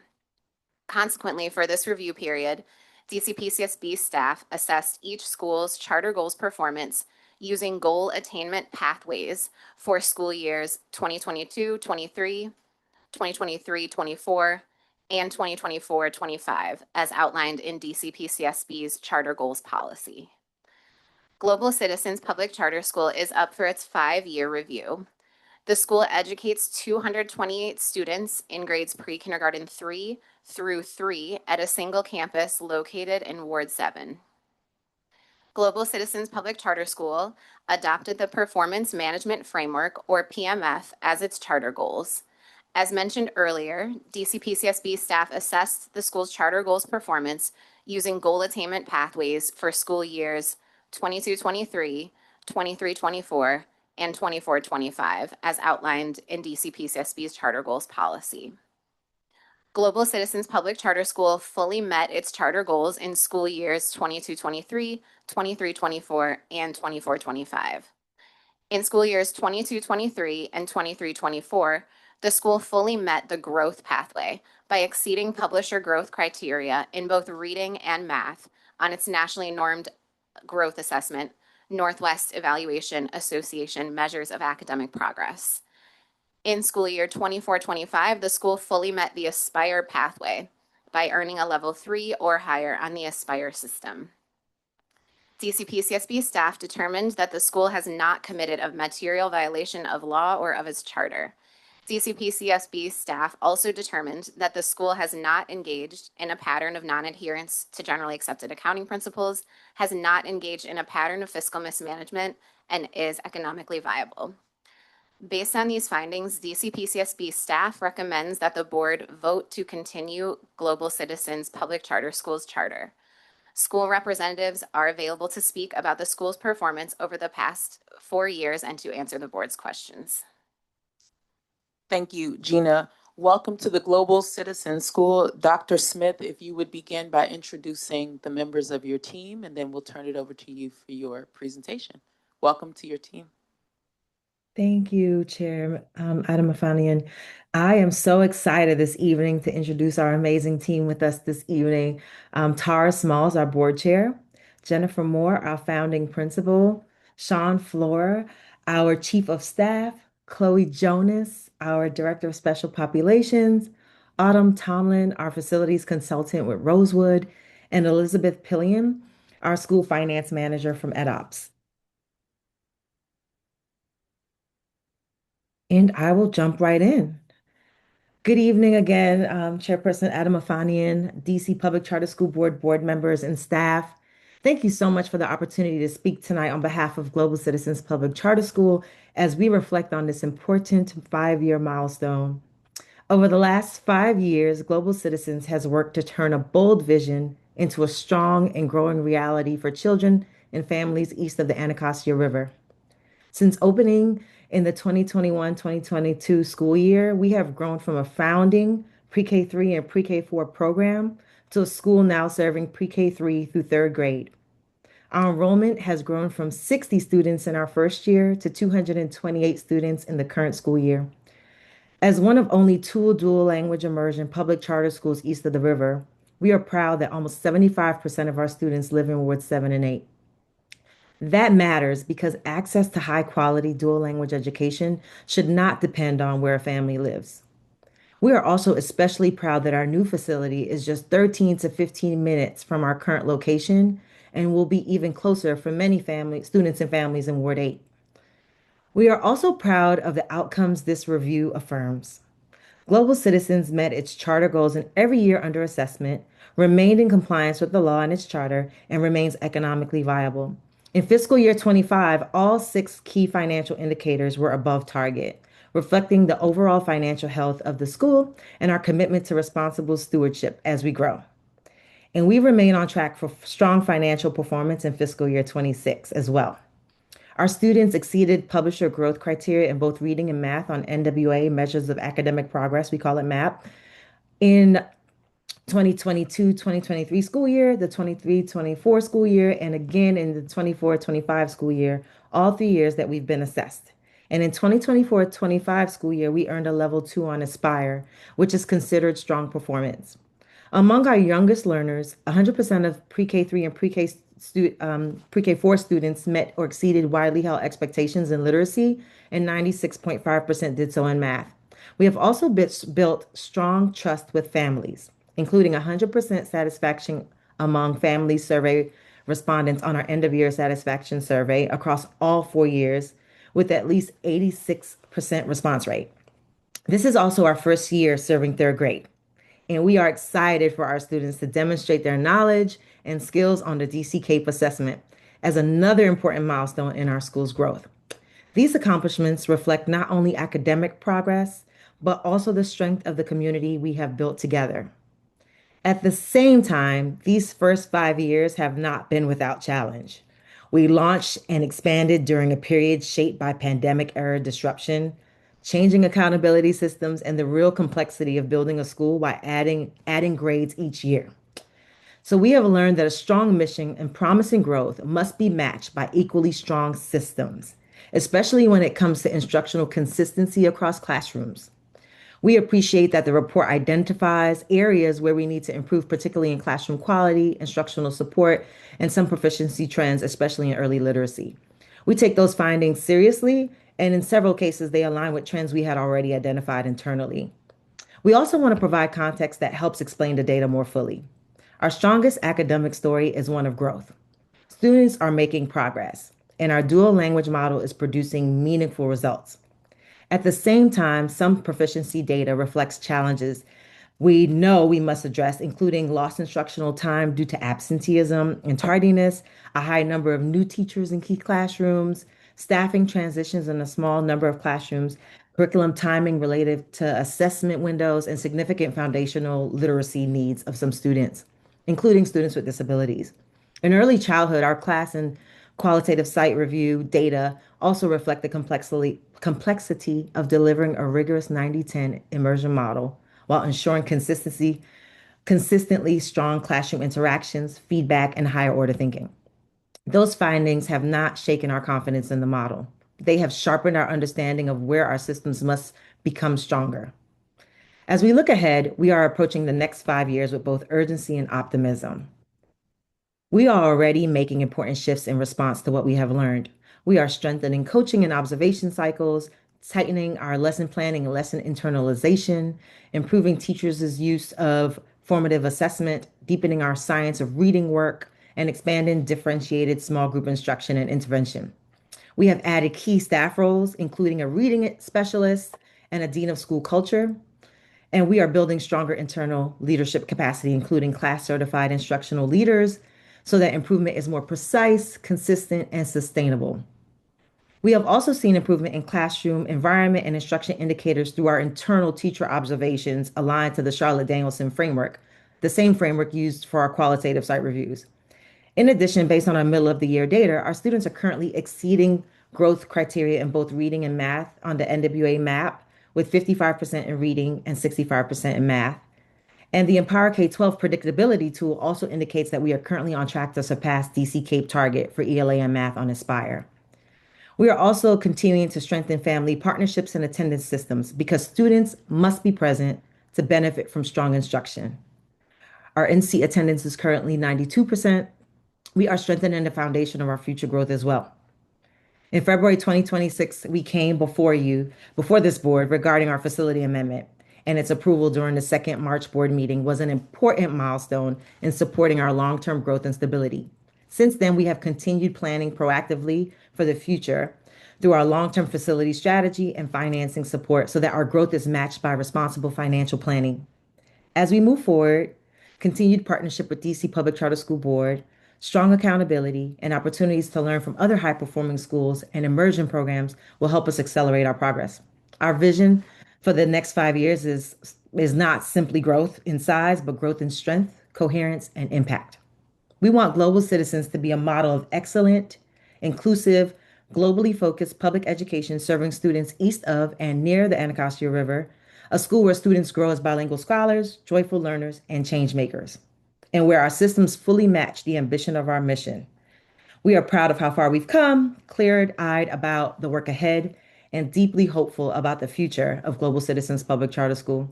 Thank you so much. We look forward to answering your questions this evening. Thank you, Dr. Smith. And again, congratulations for getting to this point. You all certainly, y'all traveled some waters to get here. Yeah, I know. But congratulations to you all. I want to turn it to Treasurer Stanley Beatty to start with some questions. Thank you. Thank you, Chair Adamafania.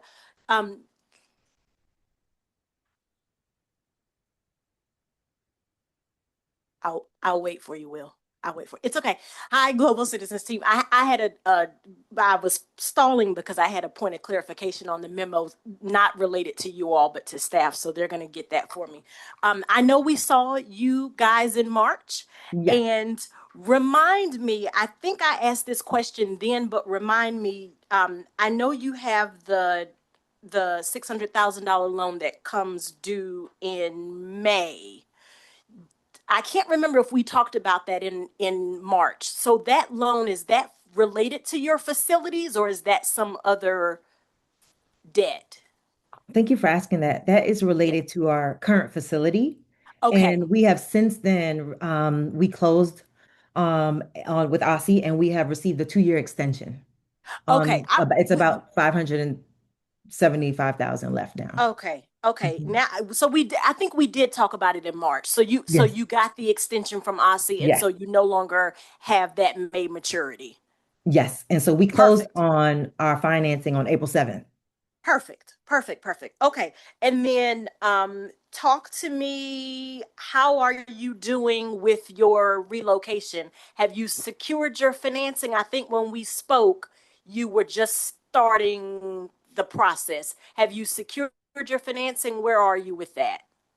I'm so grateful to be able to share that. Yes, we have Good. a favorable facilities arrangement. We went to closing on April 7th for all of our financing. So let me just share that with you. So the total Okay. project budget for leasehold improvements is approximately about 3.5 million, Yep. and we are contributing about 200,000. Our landlord with tenant improvement allowance is contributing 975,000.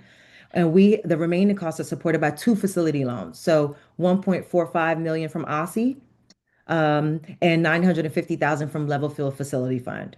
And all of that, those closed on April 7th. You closed on everything. Yes. Good for you. Good for you.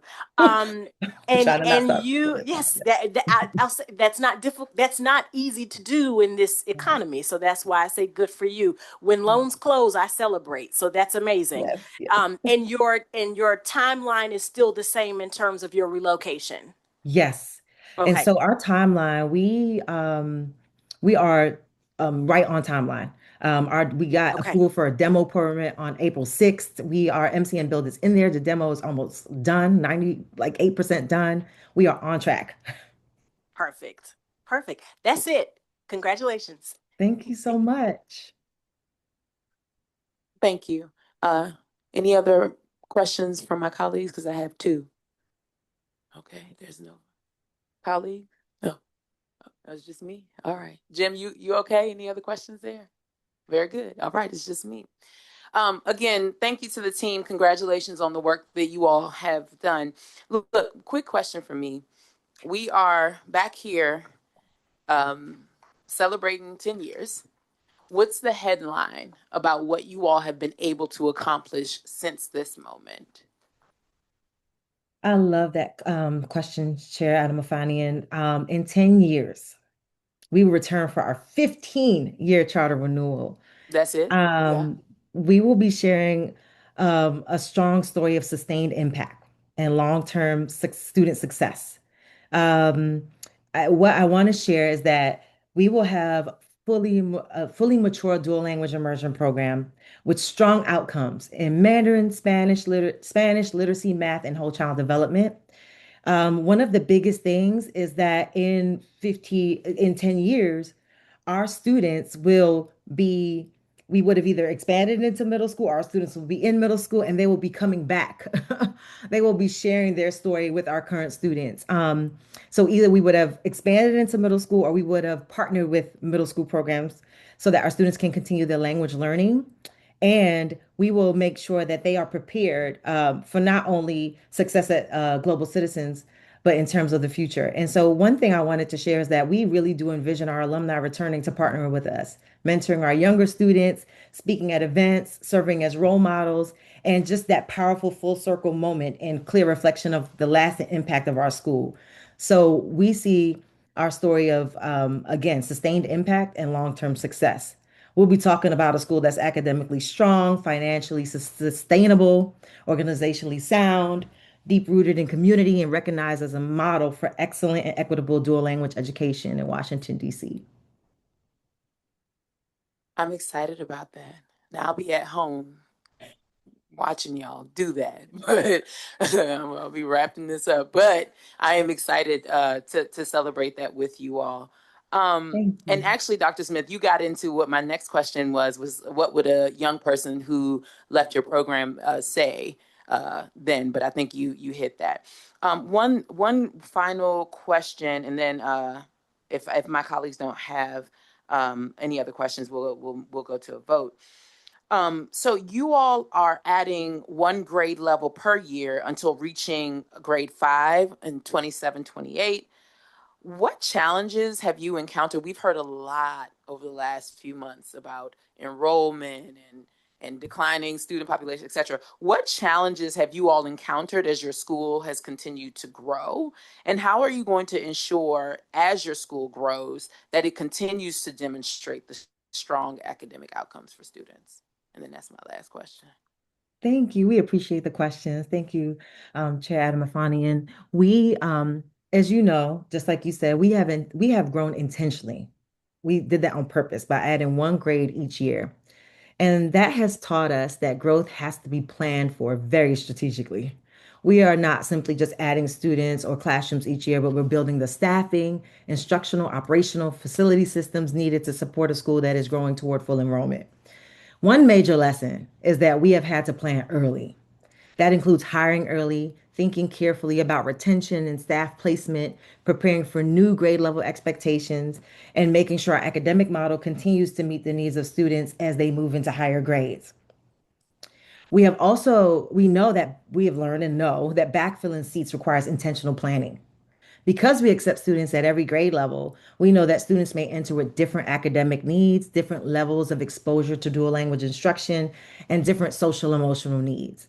That has pushed us to be even more thoughtful about academic planning, intervention, school culture, and family support. We have also learned that facilities planning had to begin early. We started, that process over almost 4 years ago because we knew where we wanted to be located, and we knew that adding a grade would require the right long-term space to sustain the program. And the overall adding a grade each year has reinforced the importance of planning ahead while remaining responsive to the students and families we currently serve.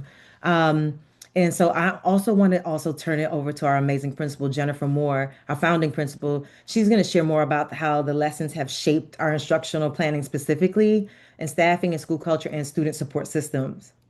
If I may add somebody else besides my voice. Please, by all means. Thank Thank you. you. Thank you so much for giving us time this evening.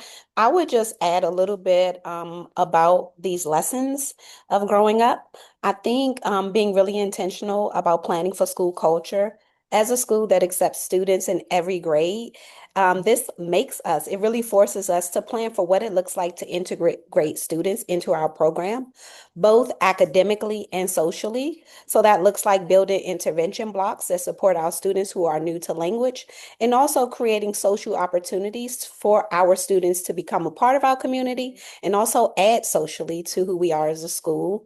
The other thing that I would add is making sure that as a school that grows up each year, we're always thinking about those new milestones. Right now, our oldest students are third graders. And if you're an educator, you know that there are some characteristics and milestones to third grade as it relates to friendship and their opinions about things. And we continue to learn that as we grow up. We're getting into fourth grade next year. And so we have to think about the impacts of puberty socially, as well as what it looks like for brain development. And so that impacts both our academic and social programs. And so these are lessons that we're learning and we're building on to make sure that we're prepared to support the whole child. As you know, that is a part of our vision. Thank you.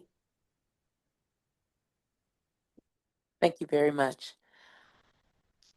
Final call, colleagues. All right. Colleagues, I will now entertain a motion. I move to continue the charter of Global Citizens Public Charter School. Second. Oh, okay. Secretary Marino, please conduct a roll call vote. Chair Adam Afanian. I am an enthusiastic, I can't wait to celebrate I. And my colleague, I know, right? And my colleague, Tony Williams, is an I as well. Vice Chair Yan. Aye. Treasurer Stanley Beatty. Aye. Board Member Cruzy. Congratulations. Aye. Board Member Sandman. Aye.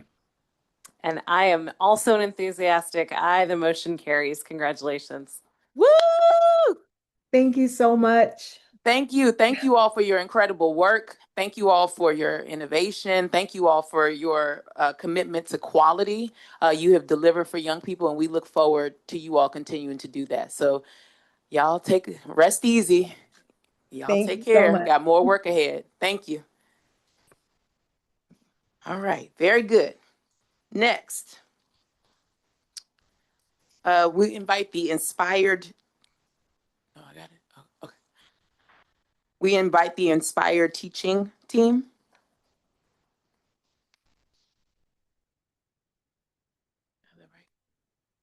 Okay. And Dr. Riggins, if you could introduce your team once everybody is there.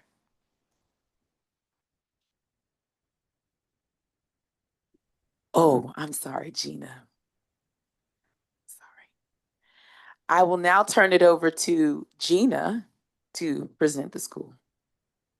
Thank you, Chair Admofanian. I will now introduce the Charter Renewal Standard, which applies to Inspired Teaching Demonstration Public Charter School and Mundo Verde Bilingual Public Charter School. The standard for charter renewal is established in the School Reform Act.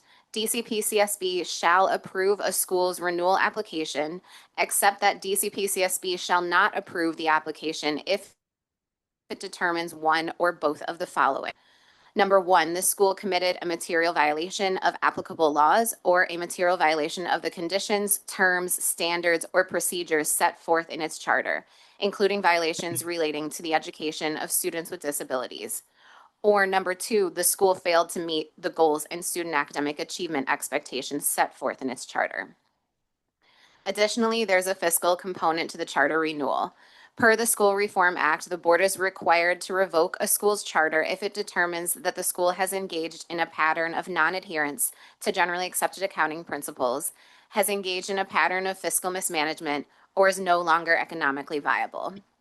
Inspired Teaching Demonstration Public Charter School is up for its 15-year charter renewal.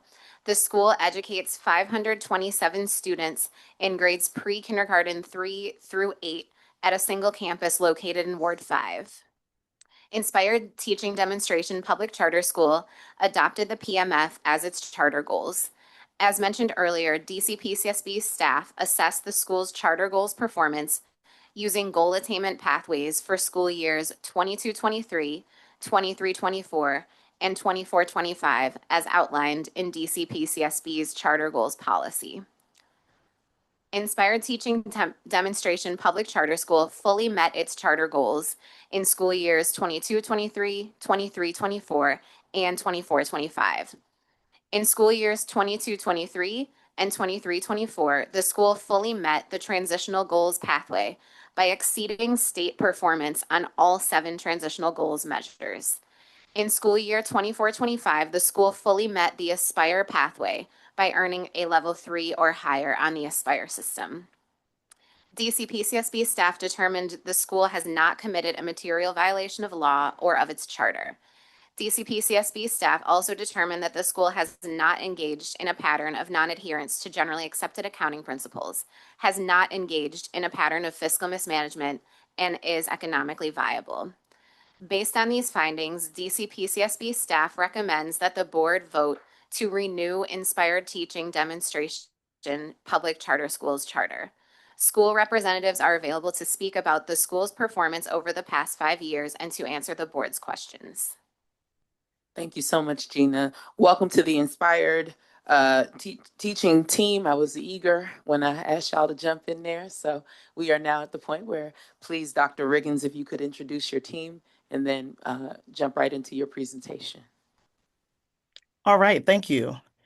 I am joined this evening by Michelle Lerner, Board Chair, Kate Keplinger, Founder/Chief Operating Officer, Mary Pitts, Board Vice Chair, Dr. Marunji M. McCraw, Principal, Shanna Wang, Board Treasurer, and Sarah Brown, School Finance Manager from EdOps. All right. Good evening, Chair Adamafanian and members of the DC Public Charter School Board. My name is Dr. Sunday Riggins, and I am the Executive Director of Inspired Teaching Demonstration School. First, I would like to express gratitude for the board, Dr. Walker Davis, and PCSB staff. Preparing for our renewal was an extremely helpful, reflective, and introspective process for us all. The new Aspire framework highlights our strengths and growth areas, and we are excited by the opportunity to continue to get better and better each year. Inspired Teaching Demonstration School was founded in 2011 by a group convened by the Center for Inspired Teaching, a DC-based nonprofit organization. Inspired Teaching is rooted in a belief that every student possesses the ability to be an accomplished learner, thoughtful citizen, and an imaginative and inquisitive problem solver.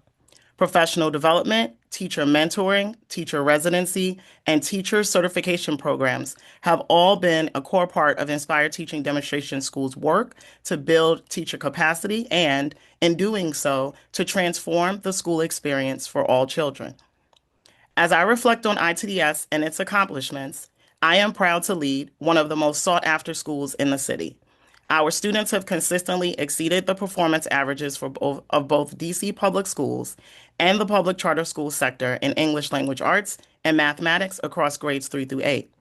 We were one of 8 schools highlighted by PCSB for performing in the top 20% of the sector for ELA and math. Our graduates attend highly selective high schools across the city, and our students are fully invested in being good citizens and members of their community, whether they are testifying before DC Council, marching in the Pride Parade, advocating for our school to begin composting, which we do now, or learning how to be activists during Black Lives Matter Week of Action. They exemplify our mission in practice. We believe in being a whole child-centered community. We believe in being diverse by design, and we have a shared and unwavering commitment to the success of all students. When we say all, we mean all. While we are proud overall of the success of our students, we also take seriously when we have fallen short. Growth and progress for all of our students, especially our students receiving special education services, as well as our multilingual learners. In the spring of 2024, we made that commitment public and clear in our Inspired Roadmap, our strategic plan for school years 2023-24 to 2028-29. As outlined in that plan, our goal, Elevate Achievement to Close Gaps, states that we will ensure all students, especially students who are racially marginalized and students with disabilities, can achieve at or above grade level and leave ITDS prepared to excel in high school. To reach this goal, we are focusing on investing in leadership and especially teacher leadership, customizing professional learning for all our educators, codifying our systems, and building a strong data culture. One of our founding principles is that we take kids seriously, and we are committed to being clear about what that means in practice. We are focused on ensuring that every teacher, from novice to veteran, understands how we support students at all learning levels. This will allow our progress to remain steady and constant. I will share a few concrete examples of what we are doing to reach our goals. We've shifted our staffing model so that we have one special education teacher per grade level team. This ensures that the special education teacher and grade level teachers can co-plan. Dr. Riggins, I'm sorry. You're cutting in and out. Oh, uh, can you hear me now? Yep. School Oh, Wi-Fi, I don't I think know. it's us. Is it? Okay. Okay, I'm sorry, Dr. Riggins. Continue. that's okay. This ensures that the special education teacher and grade level teachers can co-plan, co-teach, and together be deeply familiar with the standards, expectations, and curricula for their respective grade level.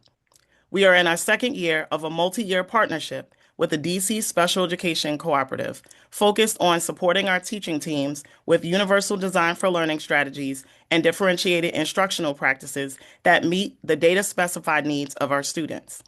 When we look at our subgroup data, including the year-to-year access performance of our multilingual learners, we've seen some inconsistencies and fluctuation over time. We have added a Director of Multi-Tiered Systems of Support, MTSS, position to our team in order to ensure that we have tight structures and systems for monitoring key indicators of student success.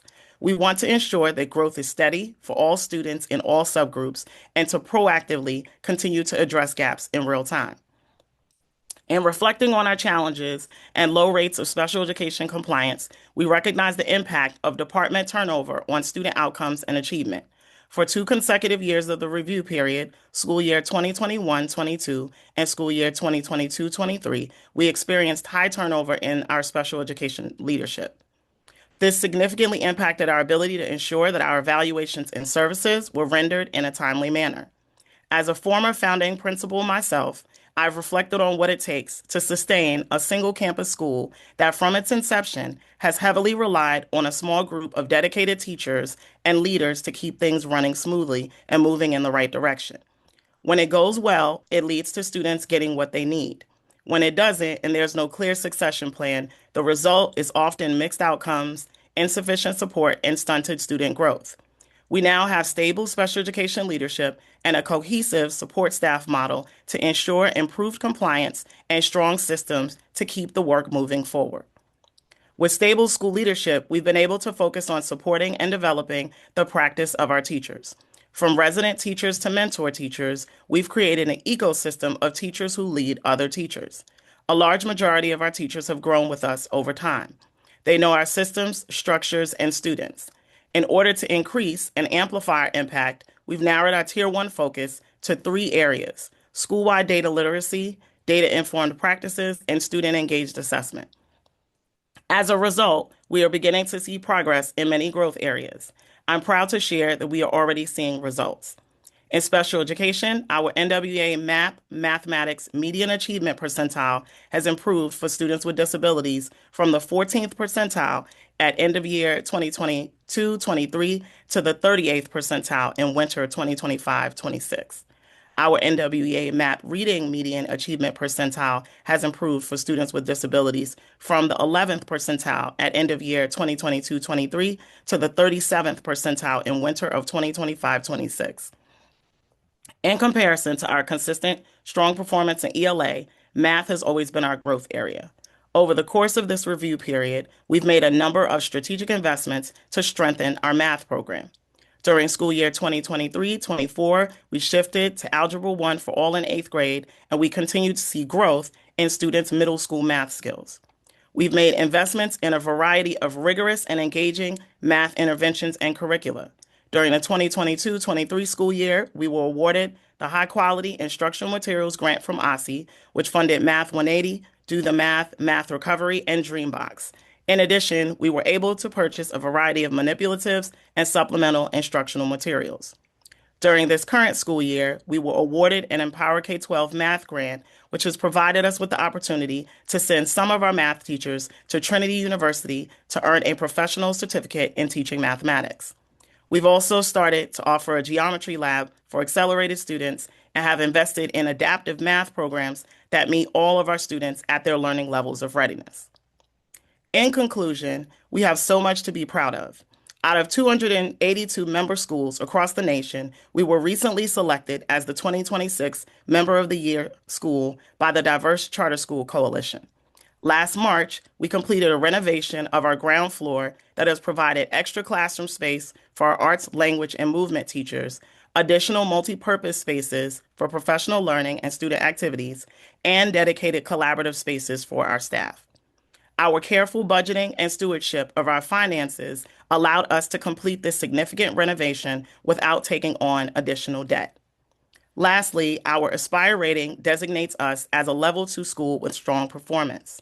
We aspire, no pun intended, to be a Level 1 school with exemplary performance, not because it is the highest Aspire rating, but because it is what we believe our students and families deserve.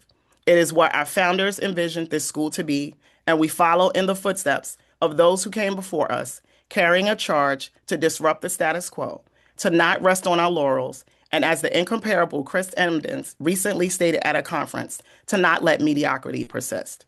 As I shared earlier, when I say all, we mean all students, and we won't be satisfied until all of our students, as our mission states, achieve their full potential. Thank you for your time, and we are ready to answer any questions you may have. Thank you so much, Dr. Riggins. Okay, so we will go in this order. Treasurer Stanley Beatty, followed by Secretary Marino, and then I have a couple of questions. Thank you, Chair Adamafania.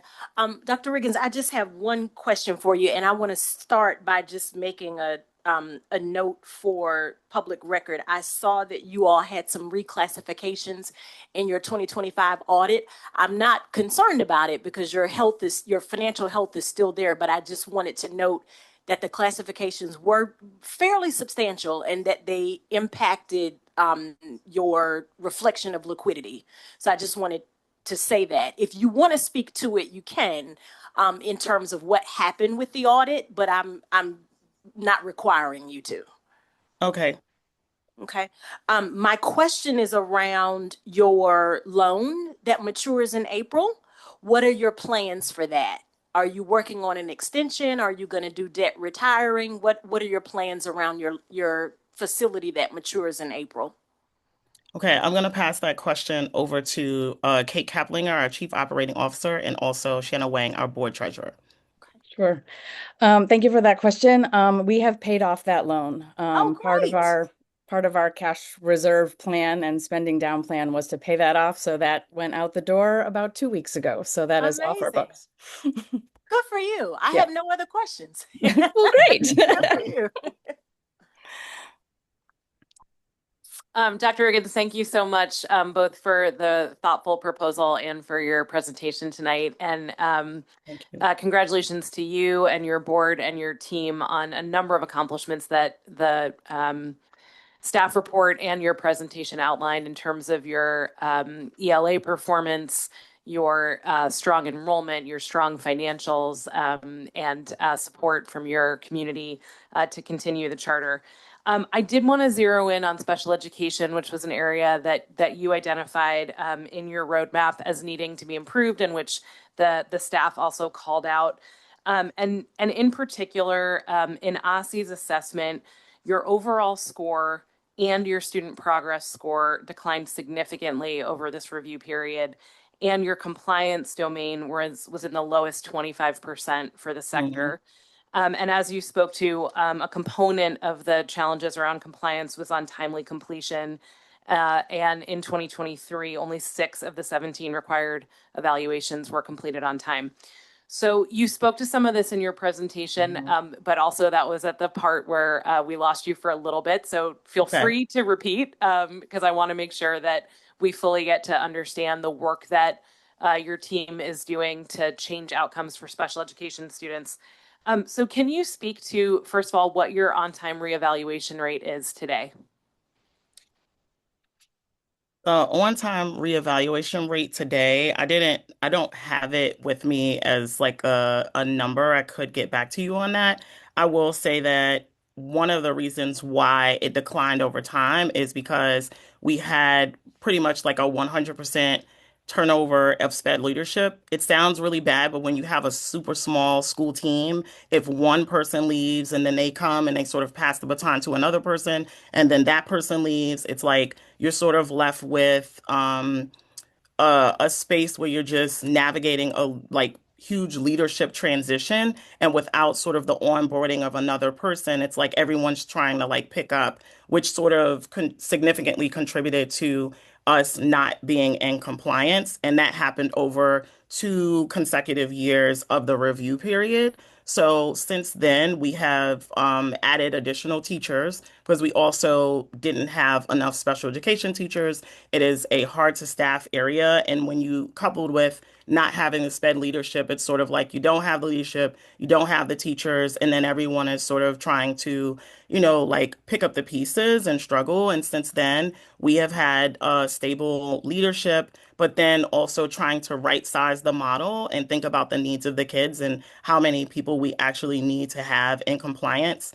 So at this point, we are now finally catching up and not in a place where you're going to see that in the next, for example, the next separate report, our numbers will be changing because we already are seeing growth in our student outcomes as well as the compliance because now we have the people in place to actually like have our SPED compliance numbers where they need to be. And can you speak a little bit more to outcomes? I heard you reference some MAP data, but I was missing some of the context on whether that was MAP growth data or specifically what you were speaking to. I think you said 14% of your special education students started the year and then it went to 38%, but I wasn't sure if that was an absolute attainment or that was a growth goal. So can you just walk me back through that data? That was the median achievement percentile. So that Okay. was just yeah, that was I tried to do the whole review period just to show like growth over time.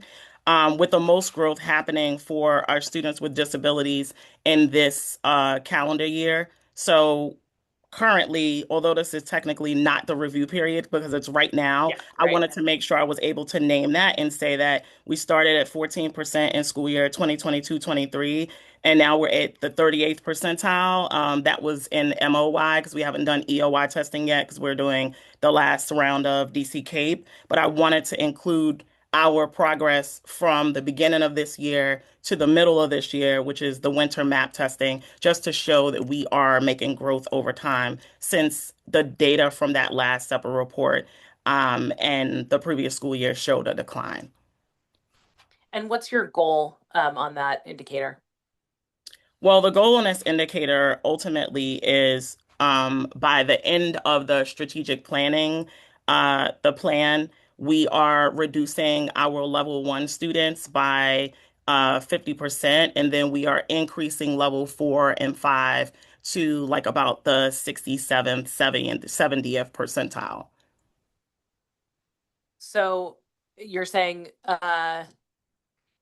70, no, say it again, 70% of your kids. That is our overall goal for achievement to reduce the level ones and increase. It's going to change once we go to smarter balance because we sort of need to figure out what that metric would Sure. be. So we're in sort of like a little bit of a holding period, but the way we sort of broke it down is that we would need to be making about 7 percentage points of growth in math and about the same in ELA from year to year in order to get to the goal of being able to be in the 70th percentile by the end. But that will change once we have smarter balance. I don't know if it's going to be, doesn't seem like it's going to be quite the same. But what is hopeful about it is that according to what I know about smarter balance so far, it mirrors MAP in a lot of ways because it's supposed to be adaptive. So that I feel optimistic that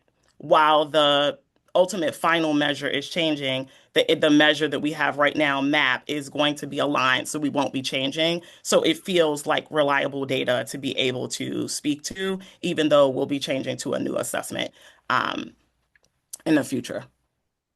Yeah, I know the new assessment really complicates that kind of planning, but what you're describing makes sense. Is that goal specific to your special education students? It's not specific to our special education students. It's specific to our whole school. But we are looking to see what we want to see is that we want to see that kids are growing over time at the rate of their peers.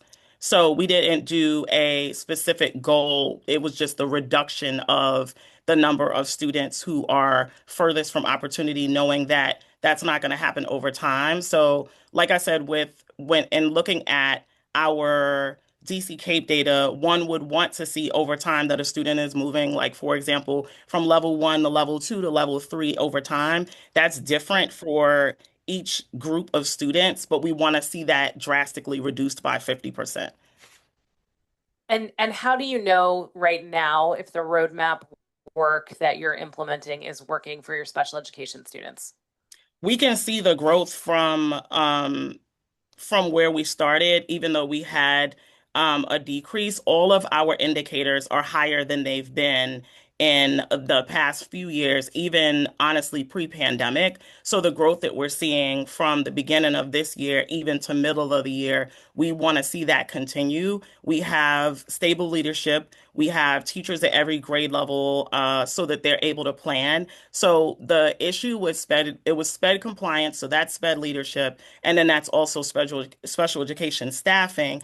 But while we were in a better place, our student needs have changed over time post-pandemic, coupled with not having, when you have new teachers and you have them working with students across various different grade levels, it's really hard for them to get really good at what they are doing and how they were supporting students in grade level bands. So that shift of moving teachers to say that you're going to work with the first grade teacher team and you're going to get really good with the standards and then you're going to differentiate versus sort of being spread across the school. While that worked for a certain amount of time, the churn of special education leadership and teachers, we needed to sort of reset and have a better model for being able to sustain. And also, if you by chance have a teacher leave, if that is a teacher that is just assigned to first grade, it's a different level of replacing and being able to support students if you have somebody that's already a second or third. So if you do have someone who leaves and you need to fill a vacancy, you're now able to say, okay, well, you can work with first and second. But when people are spread really thin, it's really hard to do that, and it has a significant impact. So, um, and the teachers that we have in our special education department, some of them were lead teachers and moved over to special education. So they have been teachers for 5 years, 7 years, and that's very different from when I got here, when we were also like training up new teachers because that's a part of our school's mission. And so it's sort of like when you're trying to train a teacher and teach them about how to be a teacher, coupled with layering on top of special education, like how to meet the needs of kids, how to differentiate, how to be in compliance, how to write IEPs. Like that was a huge learning curve for them. So in our design and thinking about how we get this right and how we right size our staffing in order to meet the needs of students, we figured that we wanted to narrow their focus so that they could really be able to see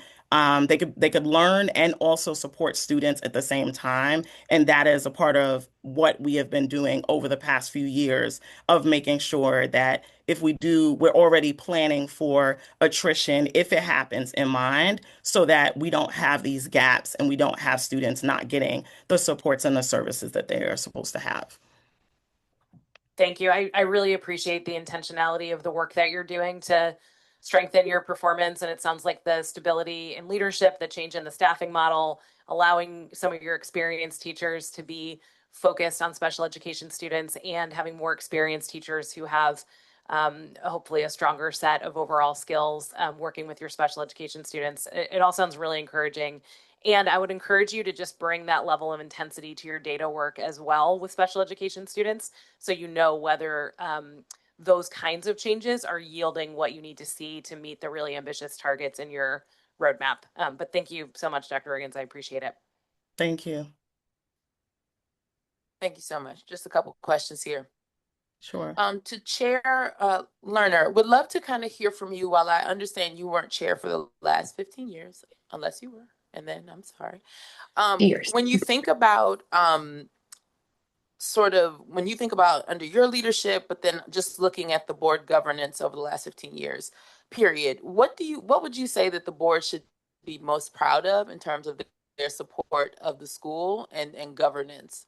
Yeah, I'm just curious. Like, what do Yeah, you all think absolutely. contributes to some of the successes? Yeah. Yeah, absolutely. I would say our board started out as a founding school board, so the board members would roll up their sleeves and solve each and every issue that popped up. Now that we are here at our 15-year renewal, we are not a startup anymore. And so, what I'm really proud of the board today is that we like to say we're noses in, but hands out. We do not run the school. We leave that with Dr. Riggins and her fabulous team. We need to know what's going on. We need to set the strategic priorities and make sure the school is meeting those. But we are not here to fix the HVAC system, which is running fine, and other issues that might pop up. We have our inspired roadmap, as Dr. Riggins has mentioned many times, and a huge focus of that is us being aware of our academic progress.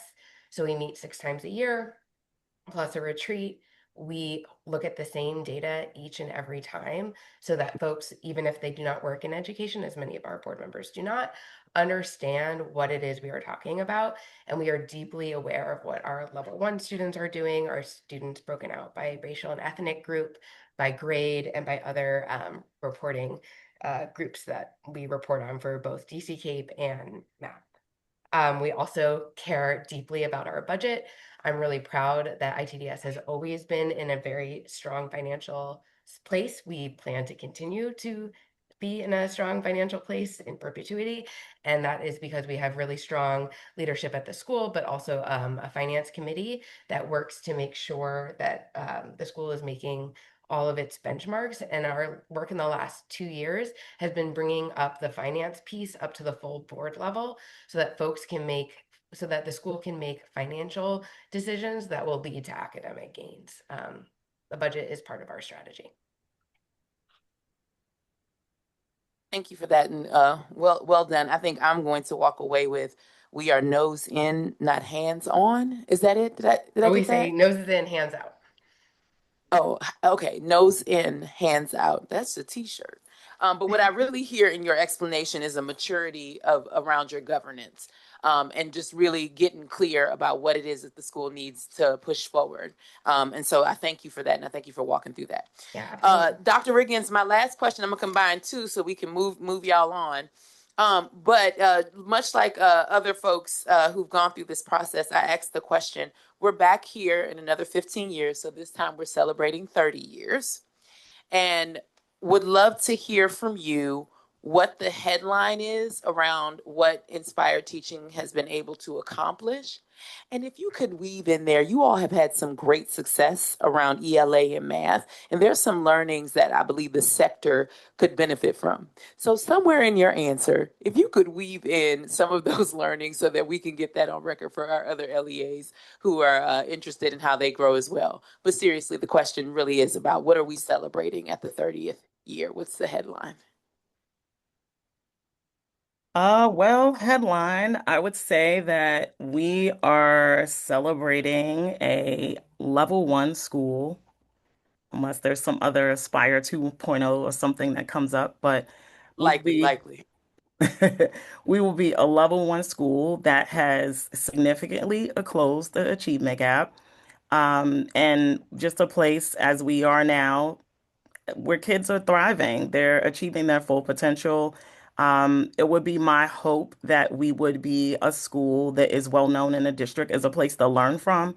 So, our namesake demonstration is about practice being public and not perfect. So, a place where people can come, we can learn from others, they can learn from us. We do that now, but we really like to see that sort of embedded in the educational ecosystem in DC more broadly, so people that know us for that. And by that time, and speaking of teachers, we should have a few teachers who were once our students. I'm working on one right now who is aspiring to be a teacher. She comes and volunteers. She works over the summer. So we hope to have a handful of full-time teachers that were once our students as that sort of like full circle moment. And I would just also say that keeping our students and families connected. I was just talking to our chief operating officer about there's a family group that there is a former student that is graduating from high school and they're going to college and they're doing this sort of grassroots effort to or have a reunion and connect. And so they reached back out to us to get some of the contact information of former students so that they could all meet up. And so it really humbles and just inspires us to know that there are students who spent so much time here from pre-K 3 to eighth grade, and we're still top of mind for them, and they still made like lasting connections and friendships and things like that. That's definitely something that we want to continue. Um, I would say the push is like something to learn from us. Like I said, is that practice is public and it's not perfect. So just leaning into that part of our mission where, like, if we don't get something right, we're willing to come back to the table, think through it, talk about it, share. For all of the areas that we are doing well, we know we have areas to grow, and how we grow and get better is to be able to be reflective practitioners and to see failure or challenges as feedback. And I think that's something that we model really well, especially in the ELA space. We've always been much stronger at ELA than math. And so math has been an area that we have continued to try to grow. And I think that we have continued to sort of like figure out through our projects and activities and things, how do we push kids? We have kids that just have a genuine like excitement and love for reading in our community. So you can hear in the hallways, you hear kids talking about like plot changes in books, and someone's like, I didn't read it, but I read it. But don't tell me, similar to like TV spoilers, there's like book spoilers and things in the hallway. And so it's just a fun, really organic community. And I think that we have a lot to share. We call our educators our secret sauce. And so when I think about how we want to be able to like share best practices in our community, my simple thing is that our door is open. There's lots of things that we are doing well. We adopted Wit and Wisdom, and that's going great. And there's a lot of things we're still learning and growing. And I hope that in the next 30 years, we'll be able to probably give a list of maybe 5 to 7 things that like anybody could come in our school and like pick up resources, materials, tools, and we could be a model for. And we're working on it. We'll get there. In 15 years, we should definitely be there and fully living our demonstration namesake. Thank you so much, Dr. Riggins. Colleagues, if there are no other questions, I will now entertain a motion. I move to renew the charter of Inspired Teaching Public Charter School. Second. Okay. Secretary Marino, please conduct a roll call vote. Chair Adamafanian. I am an aye, as well as my colleague, Board Member Williams is an aye as well. Vice Chair Yan. Aye. Treasurer Stanley Beatty. Aye. Board Member Cruzy. Congratulations. Aye. Board Member Sandman. Congratulations. Aye. And I am also an aye. Congratulations to the team. The motion carries. Woo! Congratulations, Inspired Teaching Team. Thank you for all that you've done. Just really quickly, I'll say this. Oftentimes in education, when you see schools who do well, people like to call it a miracle. That's not what's happening here. You all have been intentional and it shows. Please keep that up. Our children deserve it. The new teachers that are going to funnel through your school deserve it. So thank you. And look forward to, again, celebrating you watching on TV or internet for your 30 year. All right. Y'all take care. Thank you so much. Thank you. Thank you. All righty. We will now move to Gina in just a moment. We'll talk about Mundo Verde. However, Treasurer Stanley Beatty is now recused from this conversation. She will step away from the meeting, and a member of staff will ask her to return when the vote is complete. Thank you. Okay, very good.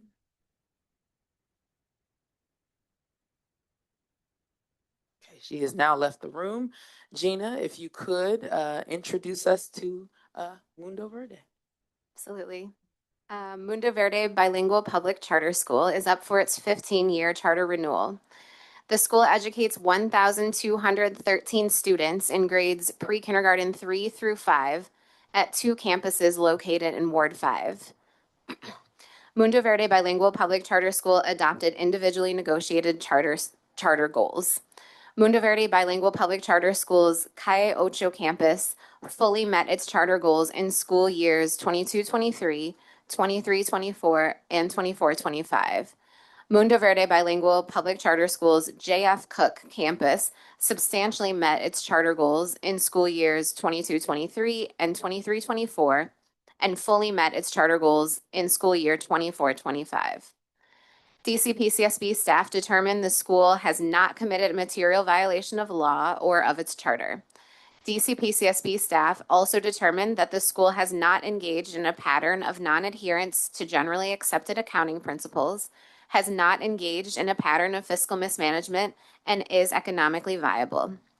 Based on these findings, DCPCSB staff recommends that the board vote to renew Mundo Verde Bilingual Public Charter School's charter. School representatives are available to speak about the school's performance over the past 5 years and to answer the board's questions. Thank you so much, Gina. Welcome to the Mundo Verde team. Thank you. Yep, Shalane, if you can introduce your team, please. And then, Sure. yeah, thank you. Shalini Shibet, Executive Director. I have with me today from my team our Chief Academic Officer, Katie Lundgren, my Chief of Finance and Operations, Maria Jose Carrasco, our Interim Senior Director of Strategy and Impact, Caitlin Campbell-Hahn, and our Senior Director of Data and Academics, Rodrigo Salgado.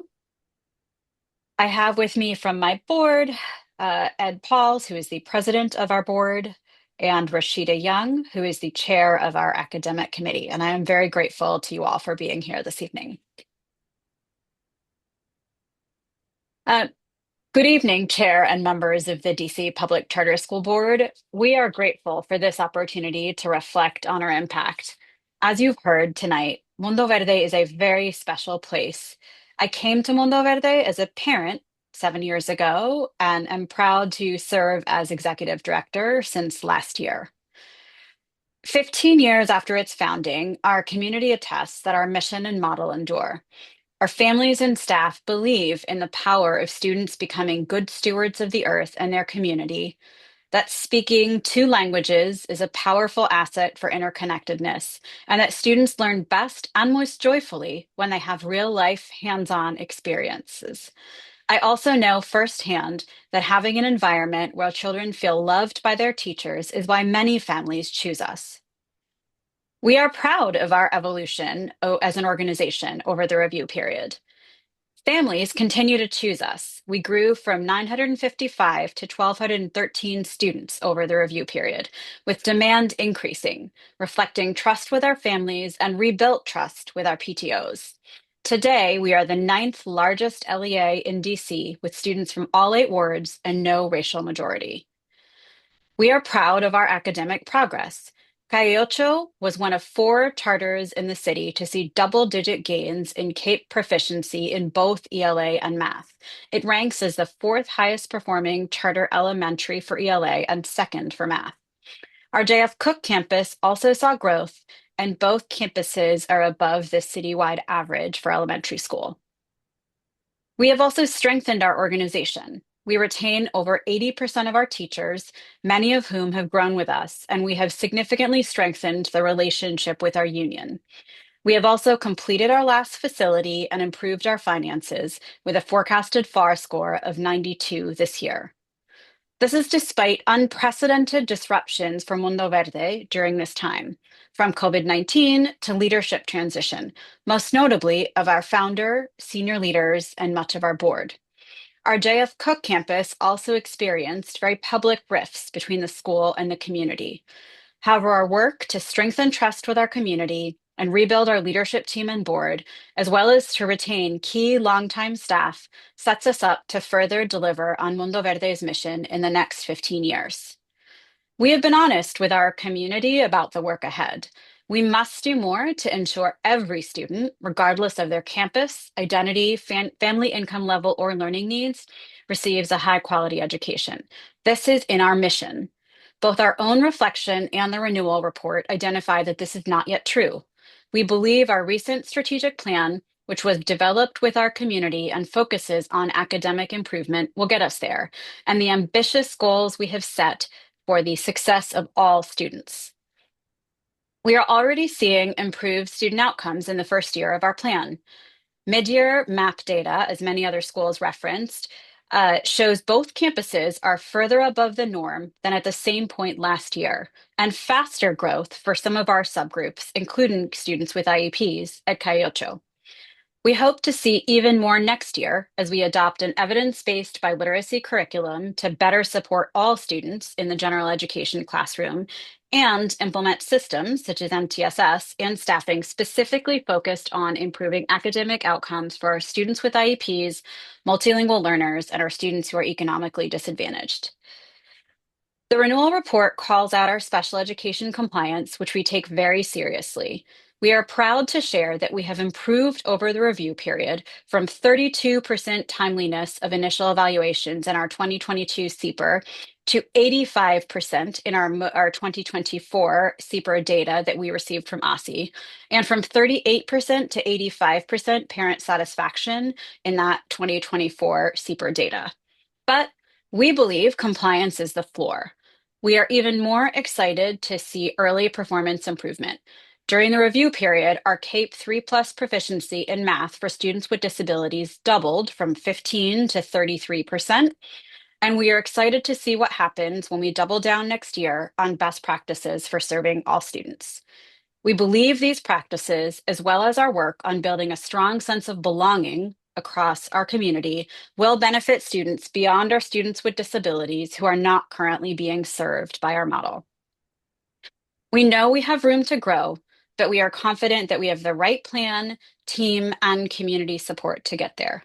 A la comunidad de Mundo Verde, Estoy sumamente agradecida por su apoyo y por haber permanecido con nosotros a través de tantos cambios. No estaríamos aquí sin ustedes. To the Mundo Verde community, I am so very grateful for your support and for sticking with us through tremendous change. We would not be here without you. To the board, we are grateful to be here tonight and we look forward to your questions.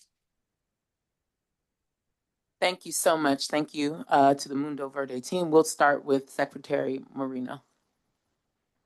Shalini, thank you so much for the thoughtful presentation and the engagement throughout the process. And similar to what I shared a few minutes ago with the Inspired Teaching team, I think there is a tremendous amount to celebrate in this report. I think you highlighted some of that in your opening remarks, but certainly a period in Mundo Verde's history of tremendous challenges, tremendous change, and I think you outlined and the staff outlined in the report the work you've done to rebuild trust with families, to strengthen your team, and to strengthen ultimately academic results and outcomes across this period. So I don't want to minimize any of that. And I do want to zero in on special education.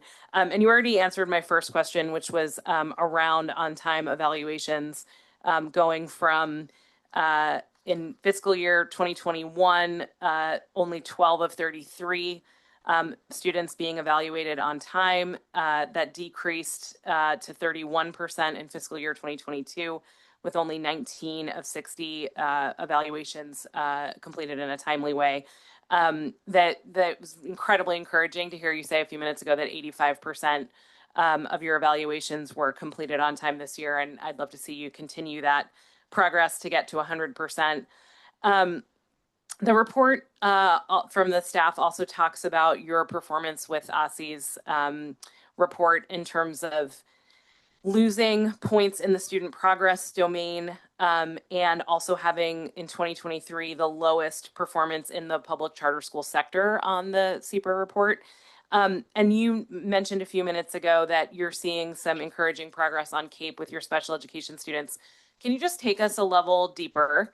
So talk through what your goals are for students with IEPs in the coming years. I know SBAC creates a challenge with measurement, but can you just talk about what you are aiming to achieve and what specific strategies you're using to achieve those results and how you know whether you're on the right track or not? Sure. I'll speak at a high level, and then I'd love to invite both Rashida as our academic committee chair and Katie to talk a little bit more about this. But I think our goal is that we are serving all students in line with what the research says, which is that 80 to 90% of students, that includes those with disabilities, should be able to perform on grade level with the appropriate accommodations, modifications, and supports. We know that, from a compliance perspective and certainly from an outcomes perspective, that our school needs to invest an additional amount to serve the size of our special education population, which nearly doubled in both overall absolute numbers and proportion of our overall student population to where it is now in line with citywide numbers. We do, in our strategic plan, have specific subgroups for specific goals every year to a 5-year target for every single group of students, so that we are accountable to ourselves, our board, and our community, that we are actually moving towards and serving all of our families. And Along those lines, we are looking and discussing with our academic committee on a regular basis. Just here is just the setting of those goals, but we expect later this year to be the first year that we report against that progress. I'll turn it over to Katie to talk a little bit more about the specific strategies that we're using. Thank you, and good evening, everyone. It's an honor to be with you tonight. I am Katie Lundgren, the Chief Academic Officer for Mundo Verde, and I am very excited to talk about how we get from the floor to closer to the ceiling in our next phase, specifically in the way that we serve our special education students. As Shalini mentioned, the past few years have really been focused on compliance and getting our numbers into for reevaluation and timeliness into compliance.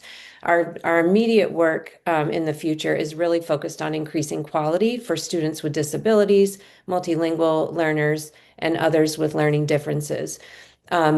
And I should mention that even over the review period, while we didn't see as much movement in the level 4 proficiency, 4+ proficiency, both our students with IEPs scoring level 3 and higher in both ELA actually did increase, and in math it actually doubled.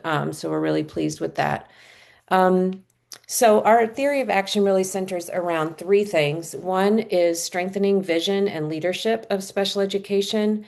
Number two is investing in high quality instructional materials, both core instructional materials as well as intervention. And then third, improving campus level teaming and MTSS structures to make sure that that our teachers, alongside their leaders, are looking closely at student progress on a regular basis, so that we are identifying students who are struggling to get them on track sooner.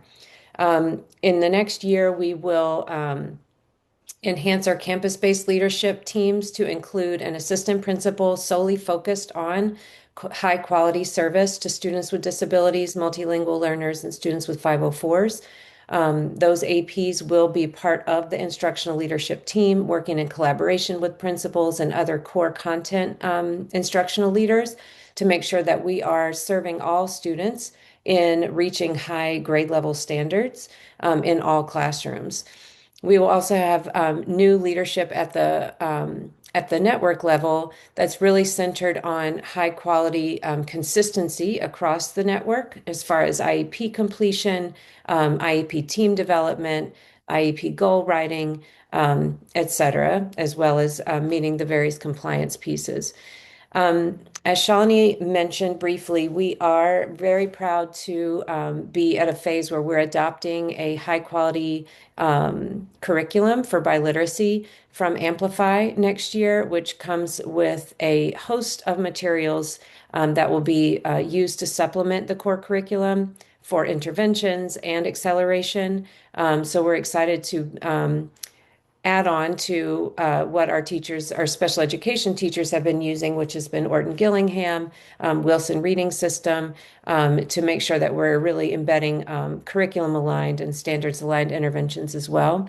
And then finally, the MTSS protocols will be implemented with really consistent practices across the campuses of looking closely at student data to make sure that we are quickly identifying students in need of support and providing them with interventions rather than jumping to a special education referral or letting them slip through the cracks. So we are already seeing those improvements take hold with our students at the middle of year with data, and we're really excited to jump into the next phase. I just wanted to add one note.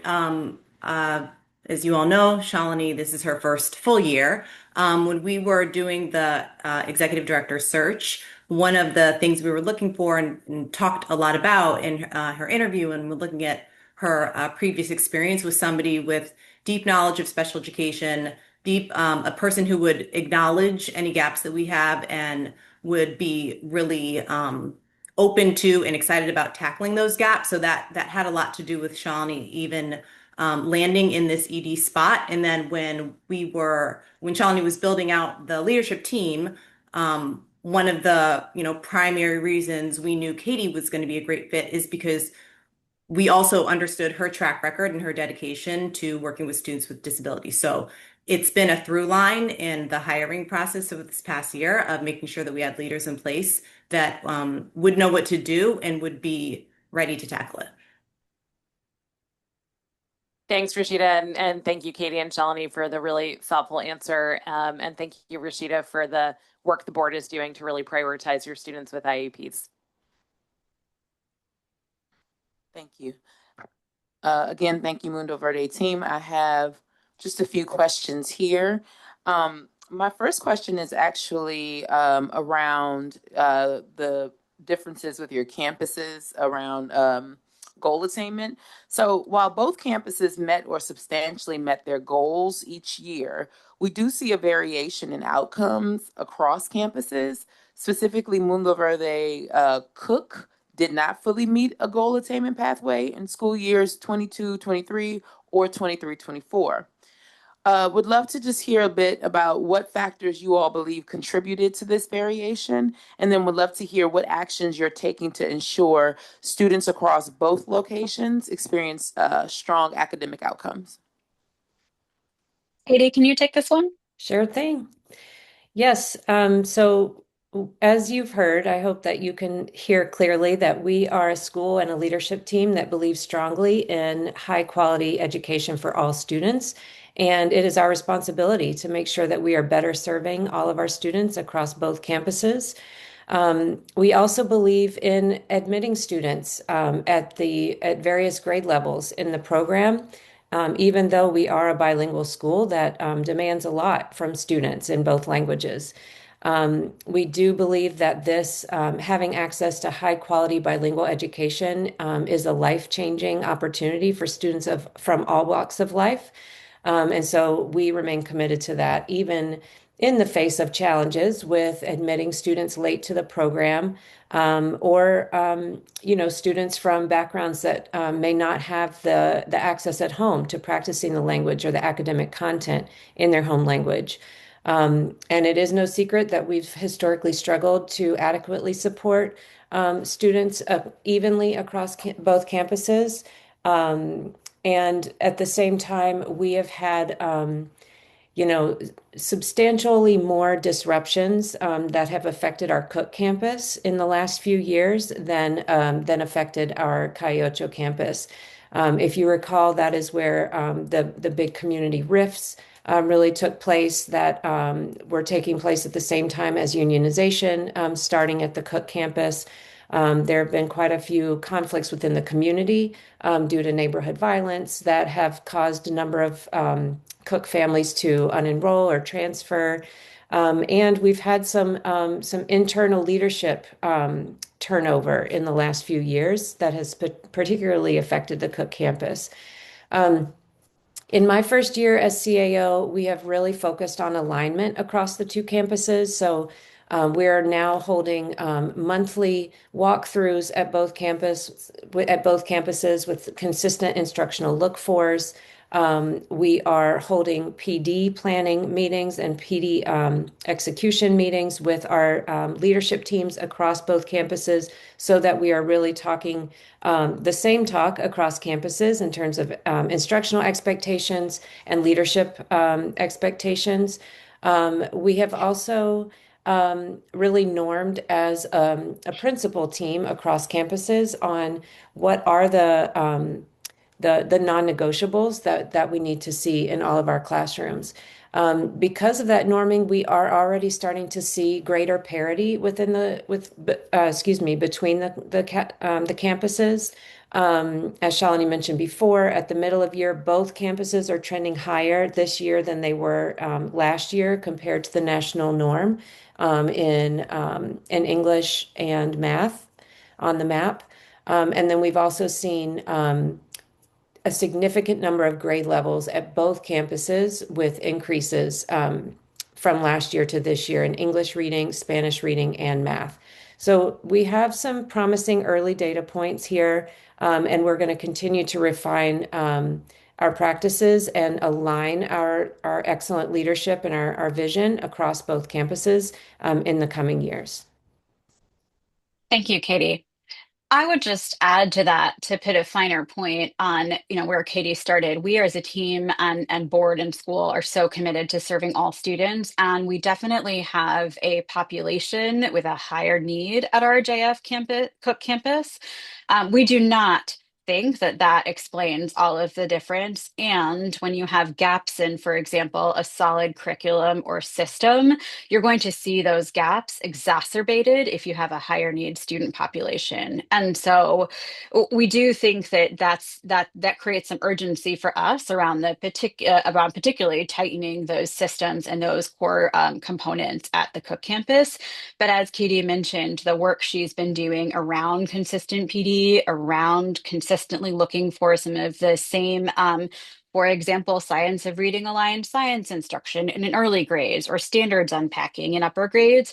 We have been impressed with how quickly we've seen student engagement and the rigor of teacher practice improve and come up to the same, become more similar to what we're seeing at the Cayocho campus. Got it. Thank you so much.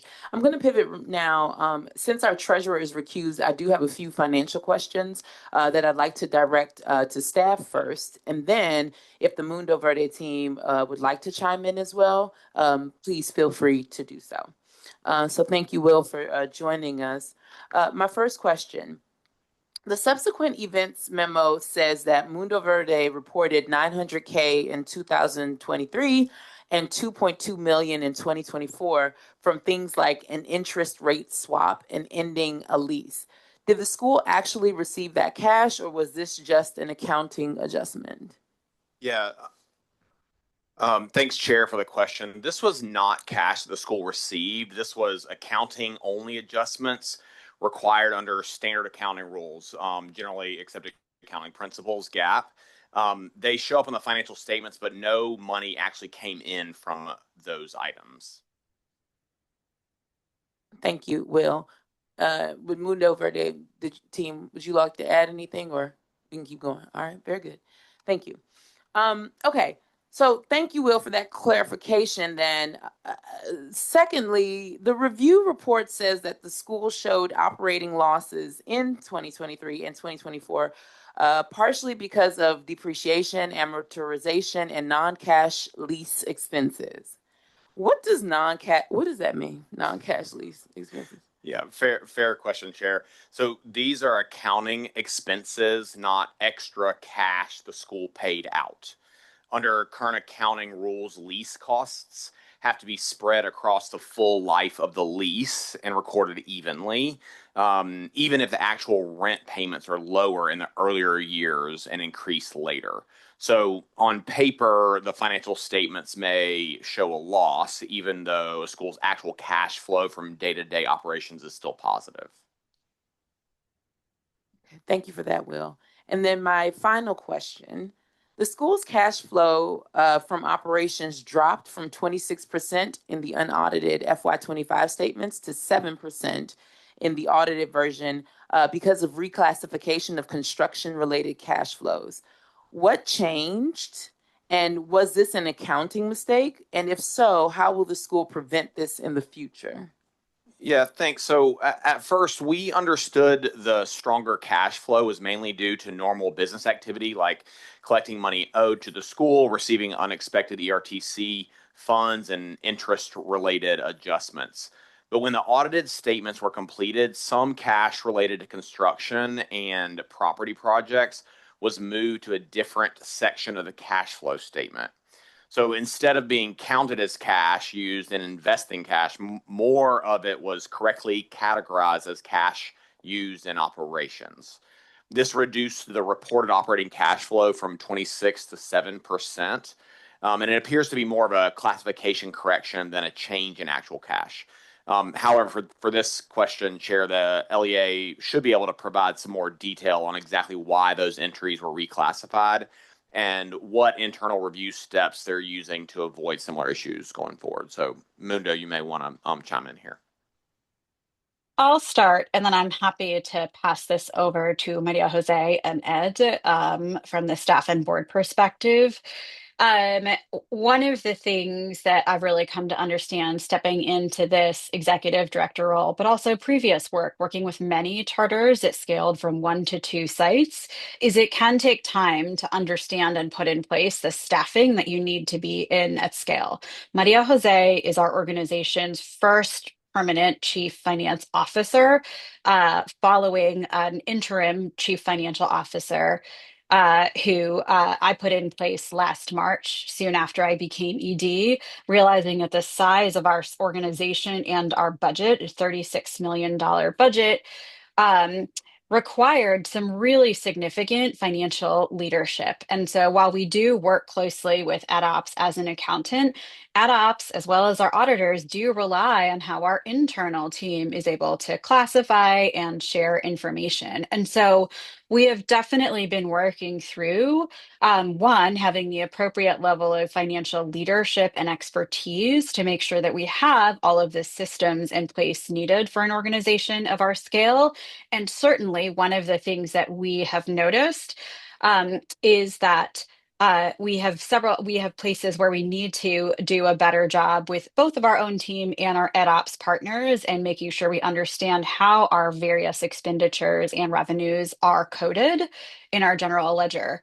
Um, and so we have, certainly heard feedback from both our auditors and EdOps that clarity in our financial management has significantly improved in the last year, and also heard similar feedback on our overall financial position and management from Eagle Bank, which is our primary lender.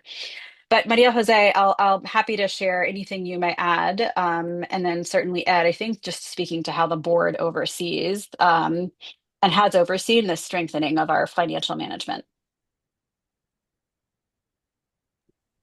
Sure, I could get started. Good evening, everyone. It was said, my name is Maria Jose. I've been 4 months at Mundo Verde, and part of my job has been really understand the wonderful world that we are, but also, of course, our finances. Shalini's answered most of the question. What I would add here is that in the last year, we have undergone a lot of effort to tighten our financial controls and our financial procedures. That's definitely helping us make sure that we clean up our systems in order to be able to prevent things like this from happening in the future. Additionally, I'd like to mention that we have quite what I consider a complex debt plan. We have consolidated all our loans now into like a big loan that will help us significantly. But before that conversion happened, we had a lot of different moving parts that contributed to this situation. I don't know if Ed would like to add something. Ed, could you speak to the board's role in this from the finance committee specifically?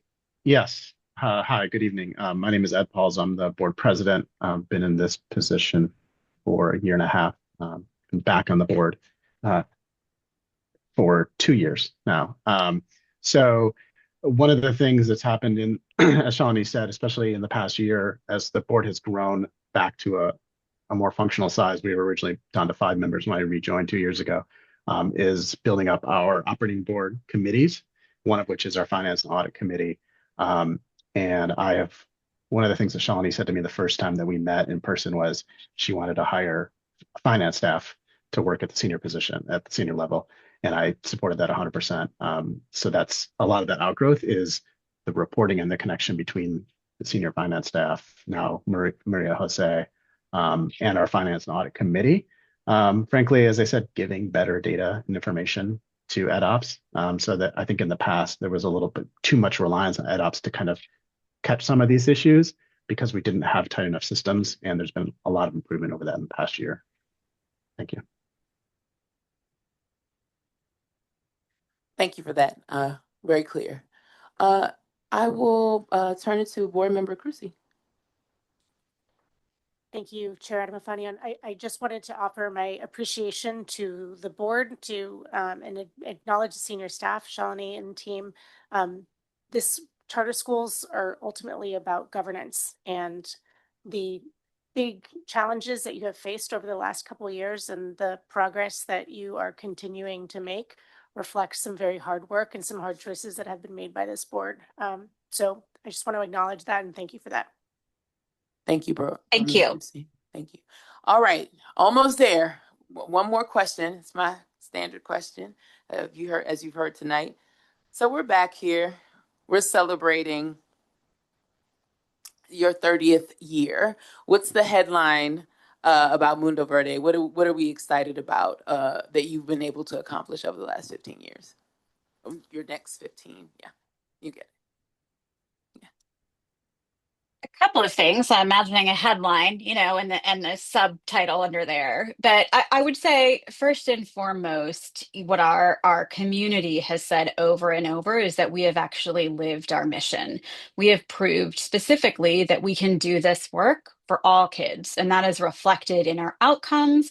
But it's also reflected in, the students that are coming back, like the alum that we heard today, and the students I see all the time around the city when I have my windows shirt on or my kids have my windows shirt on, a wide range of students that have achieved a successful life where they are making change in their communities because of the impact our school has had on them. I also want the headline to read that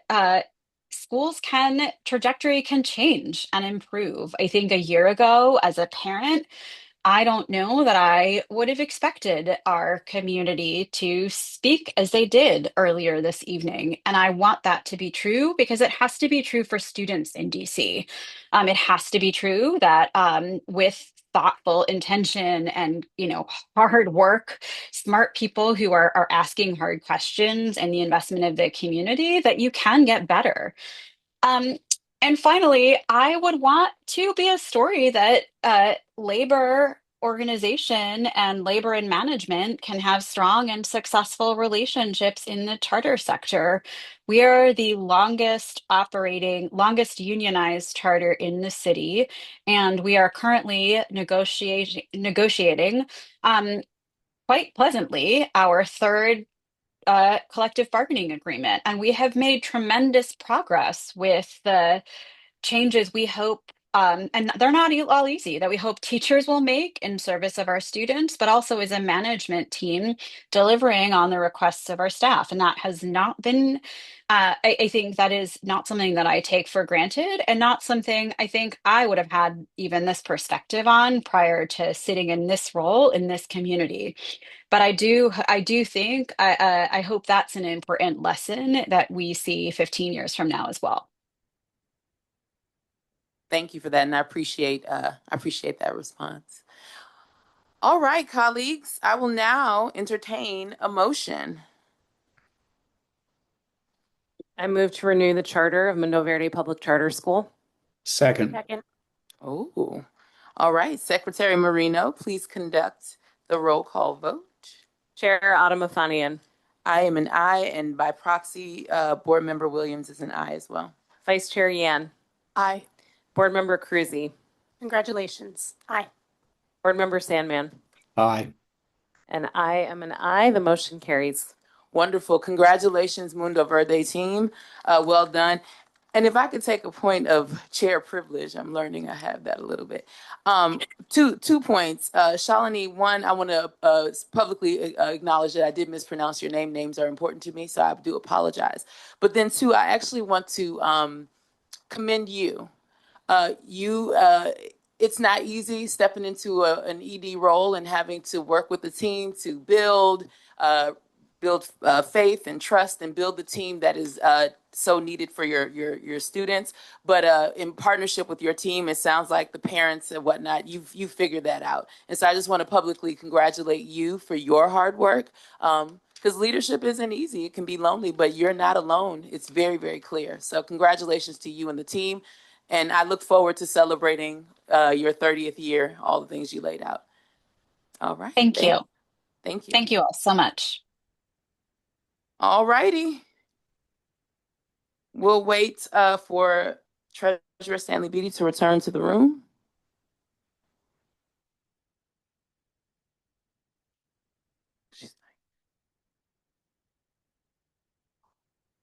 Oh, okay. Very good. We'll await her return. She's going to return. She's not here. She's returning. All right. Very good. So next, the board will vote to open. Welcome back, Treasurer. Next, the board will vote to open revisions to two related policies for public comment.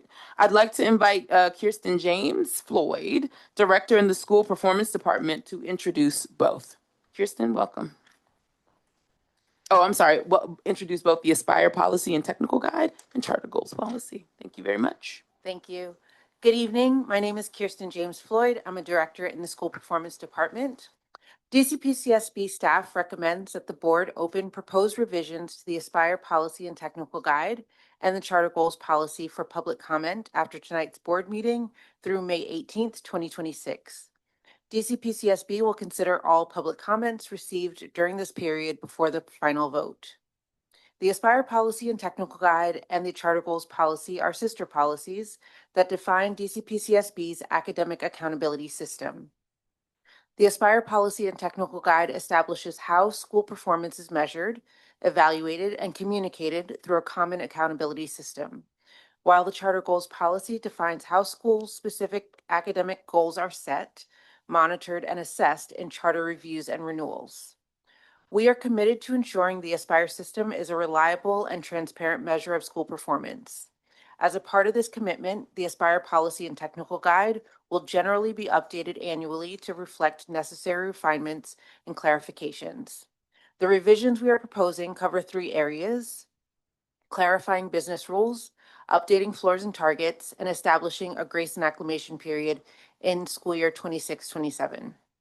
The proposed revisions to the Charter Goals Policy focus on incorporating the proposed school year 2026-27 grace and acclimation period language into the policy.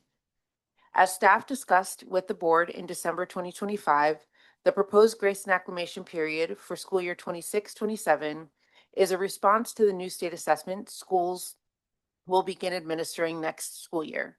The grace and acclimation period would apply to schools subject to the pre-K to 8 and high school frameworks that serve any combination of grades 3 through 12.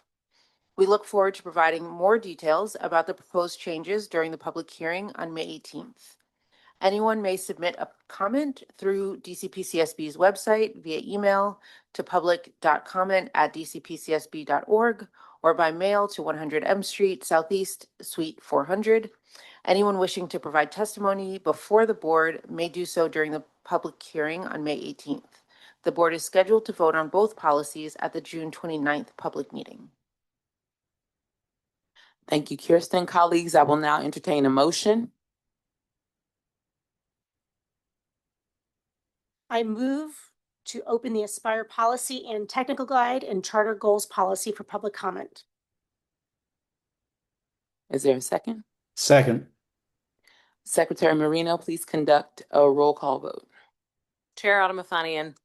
I am an aye, and by proxy, Board Member Williams is an aye as well. Vice Chair Yan.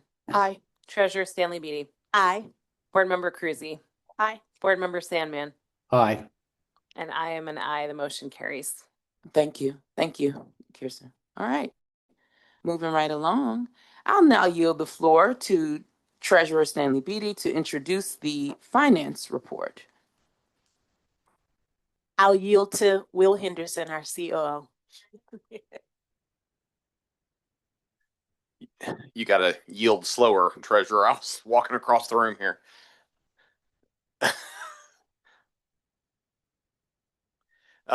Good evening, all. My name is Will Henderson. I'm DCPCSB's Chief Operating Officer. The PCSB Finance Committee has not met since the March 23rd board meeting and is scheduled to meet again in May. I'm pleased to share some positive news tonight.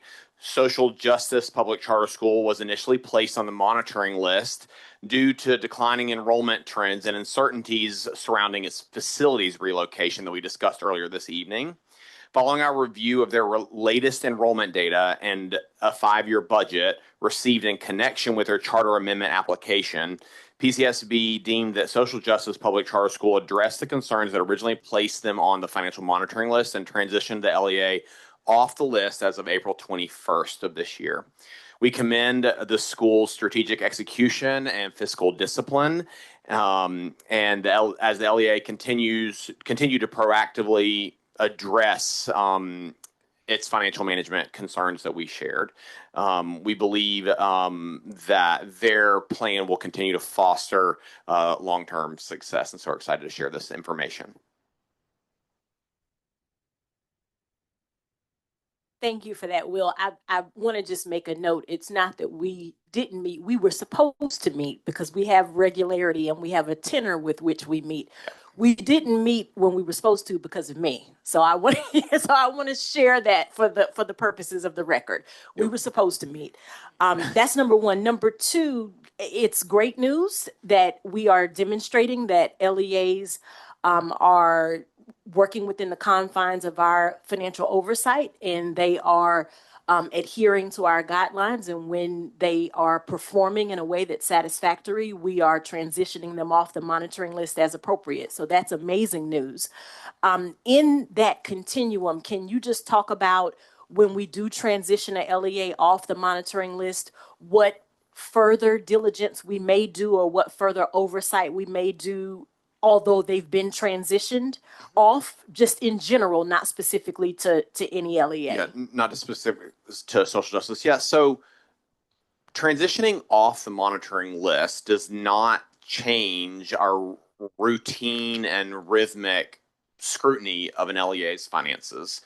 We are ongoing, providing ongoing financial oversight. In the most traditional sense, we review schools' quarterly financials, and as you learned talking about several schools and over the course of the last several months, we assess economic viability with various amendments, whether it's facility related or something else. And so there are frequent touch points with our schools. And so when a school transitions off the monitoring list, we have typically established quite a close relationship with that school. And so we are pressure testing that longevity and continuing to ensure in the natural quarterly touch points that they are that evidence towards sustainability is proving to be the case. And so,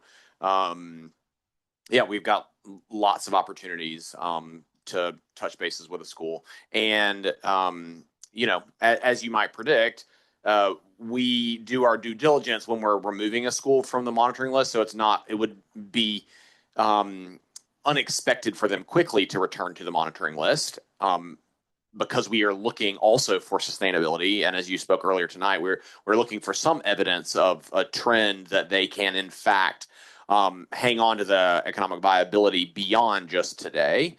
And so we will, but in theory, our oversight would create room that if what convinced us that they did not need to be on the monitoring list, we are able to be nimble enough to pivot and put ratchet up scrutiny again and put a school back on the monitoring list if something new came to light that had not prior, been available to us.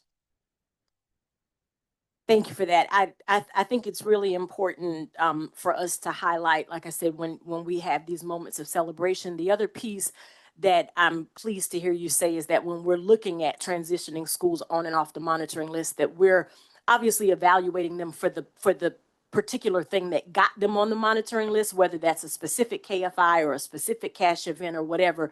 You're looking to that to make sure that that has been remedied, but you're not stopping short there. We're also having conversations about longevity and about trends, and that there is some degree of sort of forward looking, or I'll call it future predicting, whenever you're doing evaluations about where they land in terms of financial oversight, because I think that's really, really important.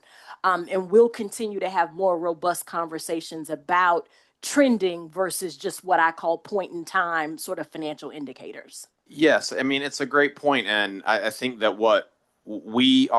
a school is incentivized to share an accurate picture with us, and are also working to resolve the things that we have placed them on the monitoring list. Our job is to also make sure that's transparent to them, but to scrutinize their contingencies and their projections in a conservative way, so that what we are looking forward to, while we can expect some variance, that's of course reasonable, has some sticking power out into the future. Thank you, Will.